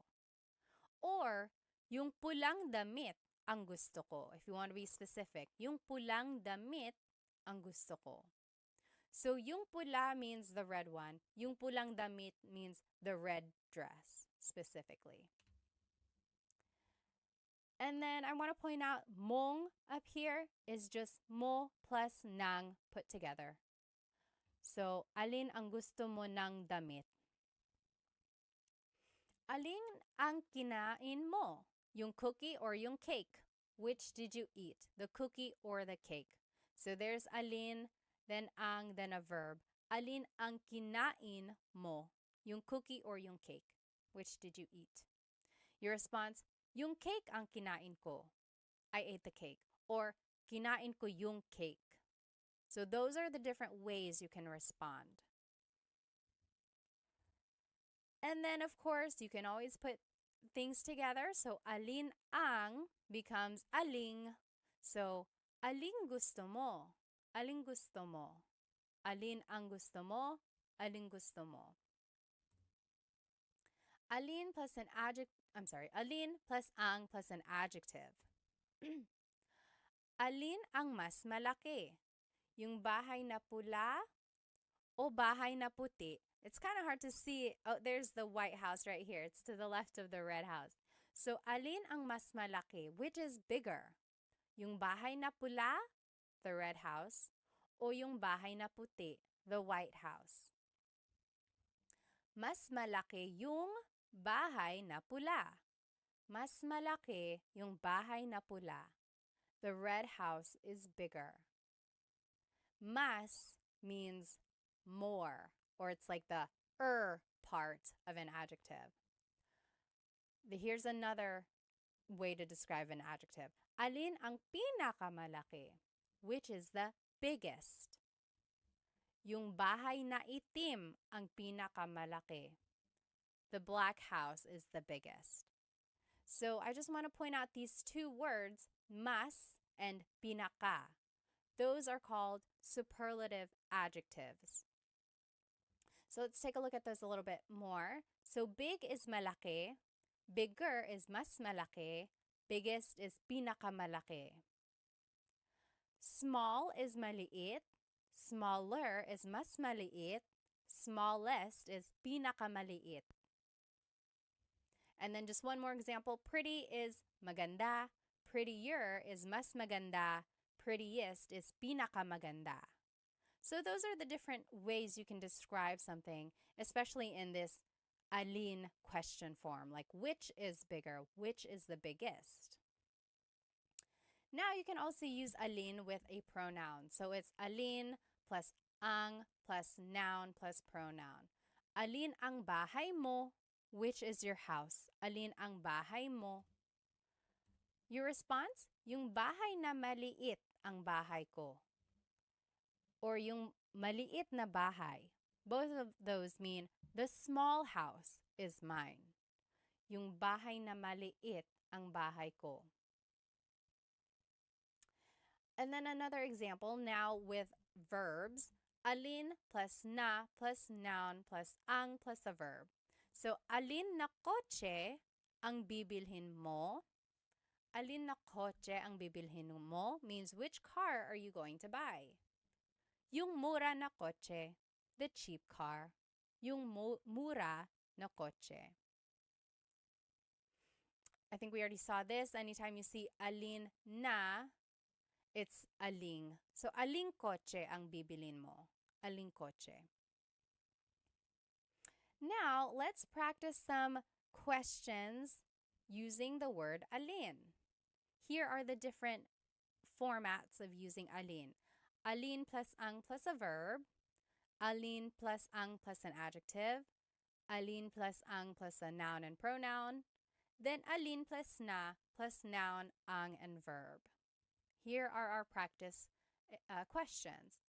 Which is your favorite, the sweet or the salty one? Paborito means favorite, matamis means sweet, maalat means salty. Alin ang paborito? So we just followed rule number 2. Alin ang paborito mo? Which is your favorite? And then the next part of the question, yung matamis o yung maalat? The sweet or the salty? Yung matamis o yung maalat? You take a minute, you do the rest, and then we'll check. Okay, number 2, my favorite is the sweet one. Paborito ko yung matamis. Paborito ko yung matamis. That is how you would respond to that first question. Or you could say these ways. Yung matamis ang paborito ko. The sweet one is my favorite. Or just simply you could say yung matamis, the sweet one. Number 3, which dish is the most delicious? Adobo or sinigang? Ulam means a dish or a meat. Masarap means delicious. So, alin na ulam ang pinakamasarap? Alin na ulam ang pinakamasarap? So, it's kind of taking rule number 4, but then instead of a verb, it's adding the superlative adjective. And then the choices would just be adobo o sinigang. Adobo is the most delicious dish, would be adobo ang pinakamasarap na ulam. Adobo ang pinakamasarap na ulam. So there you go. Hopefully you can see the patterns and then using some of these sentence markers when you want to add more information to your sentence. And I want you to try this Taglish tip whenever you are giving a choice. Maybe you can start using this word yung. So it's like, what do you want to watch tonight? Yung comedy or yung horror? So the comedy or the horror movie. So try using Taglish when you can. So that's one way to do that. So give choices by adding this word yung. Okay, home stretch. This is the very last question word we're going to be learning. Ba is a question word that's added to questions when it's a yes or no answer. It's interesting because ba doesn't really have a direct English translation, but you can add it to a statement and it will turn it into a question. So these are the common placements of ba. First, it goes after a noun, adjective, or a verb, or it can go before or after some pronouns, and it goes after na or pa if they appear in a phrase. So first, it can go after a noun, adjective, or verb. For example, bahay ba yan ni Sarah? Is that Sarah's house? Bahay ba yan ni Sarah? It's going after the noun. Or, mabait ba si Tita Baby? Is Tita Baby nice? Mabait ba si Tita Baby? So it's going after the adjective, mabait. Lastly, it can go after the verb. Nagluto ba si David? Did David cook? Nagluto ba si David? So it's going after the verb nagluto. Next, sometimes ba goes before a pronoun. Sometimes it goes after. Take a look at this. So subject pronouns, we already learned about these in the previous lessons. Kumakain ako means I am eating. Kumakain ako. But if you wanted to ask, am I eating? Like if you're asking yourself rhetorically, ba would go before it. Kumakain ba ako? Am I eating? Kumakain ba siya? Is he eating? Kumakain ba sila? Are they eating? Kumakain ba kayo? Are you all eating? Kumakain ba tayo? Are we eating? Kumakain ba kami? Are we eating exclusive? But take a look at this pronoun. Kumakain ka ba? Ka. When you are using the singular you, ka, ba goes after that. Kumakain ka ba? And that's the only pronoun in the subject pronouns when ba would go after it. And I haven't found a rhyme or reason why this happens. Why is it ka has to go before the ba? It's just one of those things that has been a pattern in the Tagalog language. So just take note of that. Again, if you mix it up, if you happen to say kumain ba ka, that's not correct, but someone will correct you, hopefully. So don't be scared of making the mistake. Just know that there are certain times when ba goes before or after. Now let's take a look at possessive pronouns. So bahay nila yan, that means that is their house. Bahay nila yan. But when you add ba, it turns it into a question. Bahay ba nila yan? Is that their house? Bahay ba nila yan? So it's going before. Next, bahay ba namin yan? Is that our house? Bahay ba namin yan? Or bahay ba natin yan? Our house inclusive, bahay ba natin yan? So those three examples, ba is going first. Now take a look at the last four examples. Ba is going after the pronoun. Bahay ninyo ba yan? Ninyo can be interchangeable. I've actually heard it bahay ba ninyo yan and bahay ba ninyo yan. So I've heard ba go before and after the pronoun for ninyo. Next, bahay mo ba yan? Bahay mo ba yan? Ba is going after the pronoun. Bahay ko ba yan? Bahay ko ba yan? And bahay niya ba yan? Bahay niya ba yan? Niya is another pronoun where I've heard both. Bahay ba niya yan? But mo and ko usually go before ba. So it's tricky. This slide is just to show you that it can be tricky when using ba and pronouns. I would say practice it. Also listen to native Tagalog speakers or listen to Tagalog movies, and you will see where, or you will hear where ba naturally goes. Okay? Again, it's unclear why ba goes before or after some pronouns. And there's no rhyme or reason that I know of. If anyone knows of a reason, please let us all know because I'd love to know. Next, ba goes after the words na or pa if they appear in the question. So na means already, na means already, pa means still. For example, natulog na ba si ate? Did big sister go to sleep already? Natulog na ba si ate? Or gising pa ba si kuya? Is big brother still awake? Gising pa ba si kuya? There's pa and it means still. Is he still awake? Kumain na ba kayo? Have you eaten already? Kumain na ba kayo? Na is right there and that means already. And lastly, busog pa ba kayo? Are you all still full? Maybe you ate a lot. Busog pa ba kayo? What's interesting is that when you take out the word ba, then these are all just statements. Natulog na si ate. Ate is asleep already. Natulog na si ate. As soon as you add the word ba, it turns it into a question. Natulog na ba si ate? Did ate go to sleep already? Same with busog pa kayo. Busog pa kayo. You all are still full. You're full. You ate a lot. You're still full. Busog pa kayo. But as soon as you add ba, it turns it into a question. Busog pa ba kayo? Are you still full? Very interesting how this small word can make a big difference. So now here are just some other ba uses. Talaga ba means, is that so? Talaga ba? Talaga means really. And when you add ba, it means, oh, really? Is that so? Hindi ba? That means, is it not? So it's like, hey, these are not the right tickets. And you're like, hindi ba? It's not? And then, oo ba means sure. Like, hey, do you want to come with me? Oo ba? Okay, sure. Oo ba? Now, you can add ba to any of the question words that we learned, and it kind of works as an emphasis. We already saw some of these. Ano ba means what the heck? Ano ba?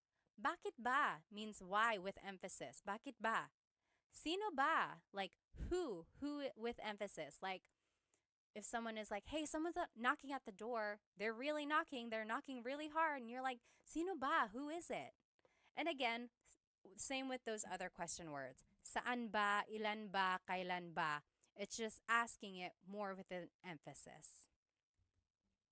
Alrighty, last set of practice questions here.